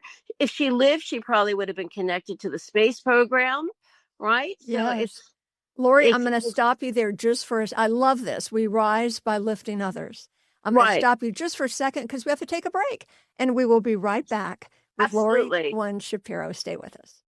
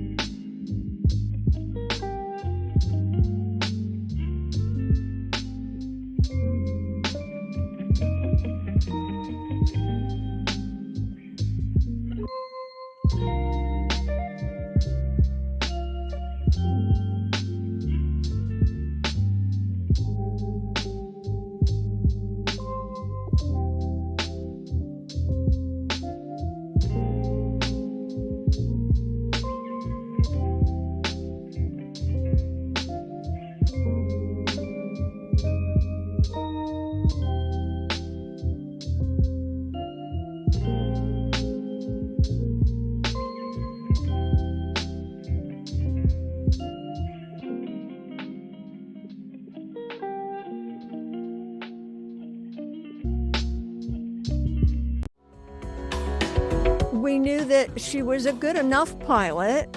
You know, there's some, I hate to say it, there's some men who say she wasn't a good pilot. But as you just said, to accomplish what she did, we know that she was a good pilot. Was her husband, George, ever worried about her? I think that he was worried about her. But remember, the first time he's meeting her, he's sending 7 women had been lost. So from the very first connection, he's sending a young woman on a trip for a book deal. So you got to, and also part of the book shows how many other risks he was taking with other people's lives, including young kids that he set up as explorers that had their own book deals. I don't think he worried, but I don't think he was sort of like a fatalistic, well, whatever happens, if she wants to do it. But, you know, I think that Amelia Earhart was also aware of the risks that she was taking. It's not like she didn't know. So you can't put the blame on George and you can't put the blame on Amelia. It's really this connection between the two of them. Sometimes some of the flights that she made, including the one in 1932 that she was most famous for, she was supposed to go to Paris and she ended up in Ireland in a cow fields. You know, it was good enough. You know, no one had crossed. She was the second person to cross the Atlantic solo. So, Lindbergh landed, boom, right in Paris. Amelia landed in Ireland, but she got a tremendous ticker tape parade as well. Again, that was her second parade in New York. Interesting. There was all about the spin too. Like if there were problems on the flight, you just eliminate that. You have to remember that Amelia's husband was also her manager and her promoter. So anything bad gets written out of the record. Some of the things that you find out about Amelia Earhart when you do research like this is that she didn't write her own books. She didn't write her own articles. There were ghostwriters. Why do we have to have that as part of the narrative? She did incredible things. Oh, I didn't know she had ghostwriters. That's interesting. Right. I mean, so that's the thing is the truth to me is far more interesting than a concocted narrative. And what you do when you do journalism is you have to triangulate the truth. Some people, you could say, go by the written record. But when it comes to the written record and George Putnam is involved, it's not so trustworthy. So what you do is you triangulate the truth from new archives, from recordings, from original documents. And I went all over. I went to the 99's museum in Oklahoma. I went to the Women's Air Museum in Cleveland. I did research there. I went to Newfoundland for a week and a half where Amelia Earhart left. And actually, I went to that house and the people that hosted her when she got fogged in 1928 and nobody really knew who she was, they hosted me as well. And I had lunch with them and they had a scrapbook of archives that no one had seen. I don't know if you can reveal this or not, Lori. What was one of the most surprising things you learned about Amelia during your research? Can you share that? Sure. I think that, when she is married to George, who's 10 years older than her, you see that there's ambition. She knows who he is. She's breaking in an engagement. She's deciding, I'm going to go through that sliding door. But she was actually had other relationships. On the tapes, I heard her sister talking about a gentleman that she was dating in the 20s. Some of the things that we think about Amelia Earhart, that she saved up for a sports car and went across the country and went to Boston. That car was bought by someone who's very much in love with her, who was in his 60s. That gets written out of the narrative. But is that, that's the way women went forward. She had ambition. She wanted to marry this man. Her parents did not. She was born in the Victorian era. Amelia Earhart, in her early 20s, still had to ask her parents for permission to marry. Other things I found out on the tape were relationships that she had. There were also women talking, like Louise Thaden, about her take on George Putnam. I mean, there's lots of nuances in the story, but that doesn't take away from the bravery of Amelia Earhart. And the biggest lesson I realize is no matter how much you walk away a little shocked from my book, you have to remember that Amelia Earhart was not going to inspire the millions of people, including the women going to the moon that I interviewed for this book, who hold Amelia Earhart as a hero, without a partnership and marriage with George Putnam. You know, you might not like him at the end of the book, but you realize that Amelia was going down a path of social work at this point. She was a hobby pilot. Yes, she already knew how to fly, but she was now cast into a whole new world that she was not going to be part of unless she met George Putnam. So you get a messy history, but it's a good one. It's interesting, I think. Yes, and destiny. Absolutely. And you know, today I just came on a plane. That's partly because of Amelia Earhart championing aviation during the Great Depression, convincing women to take flights. Maybe you're not going to fly across the Atlantic, but get on a plane, try it out. This is the future. This is how we're going to get around the world. So every time you go on a plane today, you could pretty much thank Amelia Earhart. She was Lindbergh was an interesting guy, had some issues you might know, but Amelia Earhart was likable. She was the one out there as the ambassador of the air, not so much Lindbergh. And we fly in great deal because of Amelia's involvement with the aviation industry as an ambassador as well. Absolutely. We're going to take another break. When we come back, I want to ask a few more things like, did you feel close to Amelia? Absolutely. I'd love to answer. Save it. I want to hear about it. We're going to take a break. We'll be right back after this.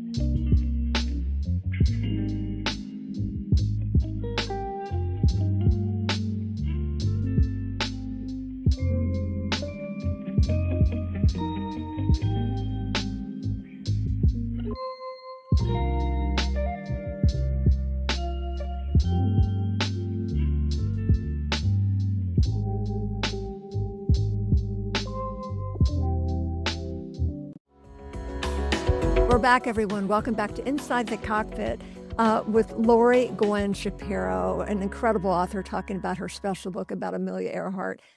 Lori, did you feel a connection, maybe a spiritual connection to Amelia while you were so involved in her life story? Yes. I mean, I went into the story. Once I got the contract, I knew I was going to be spending a lot of time with her. And you really don't want to write a book about someone you dislike, right? Amelia and George are, in some ways, it's a double biography, but it really is a story about Amelia because without Amelia, there is no story. And I spent quite a bit of time looking into her life, looking at personal materials, reading letters. I mean, read millions of there's millions of things about Amelia Earhart. You have to choose what you're looking at. But I liked her. I kept thinking I would be friends with her. This is an inspiring woman. One of the things that's really interesting, you talked about the 99s before. Yes, she was the first president of the 99s, but she wasn't supposed to be the first president of the 99s. Louise Thaden was. Louise Thaden was the woman who won the Powder Puff Derby or the Women's Air Derby. But everyone knew that Amelia Earhart got people in the tent and they recruited her. They said, Amelia, it's your name that's going to help bring attention on women pilots. And she was brought into that job. And she embraced it. And she wrote letters and she wrote, the 99s come from the 99 women that could fly. That's right. And she wrote personal letters and she got everyone on board. So it might not have been her idea to start that. She did want to start an organization, but she was into the camaraderie. She might have a competitor, but she didn't see people as enemies. Right. As long as you were a pilot, if you were a woman pilot, even better. But if you were a male pilot, she saw you as part of an aviation community. That's a nice person. Yes. You know, and that's a lovely person.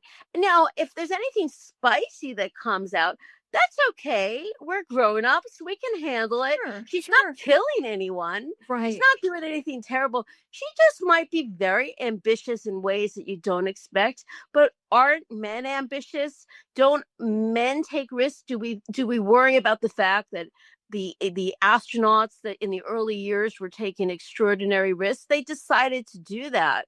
And Amelia's attitude was that women should be able to take the same risks as men. Other women might be more trained, but Amelia really felt that she was pushing women forward. I think that sometimes you come across a character in aviation and they're pushing their own record forward.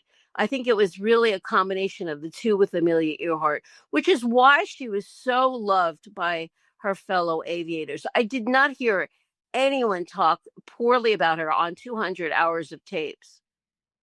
Lori, good to know. We only have 2 minutes left. 2 last questions. What do you think happened on that final flight? And what do you think Amelia would want everybody to know? Amelia Earhart would want people to think about what she achieved more than how she disappeared. I'm going to probably get a million letters, but I don't think there's that much mystery on how Amelia Earhart disappeared. I don't know where the plane is, but I do think that she was warned about the dangers of this flight. She probably should have gotten Howland Island over first. There was an original way around that she was going and crashed, and she decided to flip the itinerary partly because of Putnam pushing her to make a book deal for Christmas. But she decided to go herself. But I do think she ran out of gas, which I think most people in the Amelia Earhart world think. And I don't think she landed on an island. I think that the plane is probably going to be discovered one day at the bottom of the Pacific. But to me, the mystery of Amelia Earhart is not how she died. It's how she lived. What do you know about Amelia Earhart? Do you really know Amelia Earhart? I think that's what this book offers a reader, not just through my words, but through extraordinary photos that my photo researcher spent months on. I can't wait to read it. I'm inspired. I loved Amelia before, and I love her even more now, thanks to you. So, 6% of the pilot population is female, and Amelia lives in the heart of those of us, and now she lives in your book. So thank you so much. We're going to grab your book. We can get it on Amazon. How about a plug for your book? Tell everybody again the title, where they can get it, and why it's different, and then we'll say goodbye. Okay, it's The Aviator and the Showman, Amelia Earhart, George Putnam, and the Marriage That Made an American Icon. You can read it in hardcover, on Kindle, and Stephanie Powers, who's a pilot from Heart to Heart, and the girl from Uncle is actually the narrator of the audio version. So if you're a Heart to Heart fan, you want to check the audio version out. I'm a Heart to Heart fan. Giving away my age here. Thank you so very much. Pilot. Yeah, and I forgot she was a pilot. Yes, I'm just so inspired, and this will inspire so many people. Best of luck to you. I know this is going to be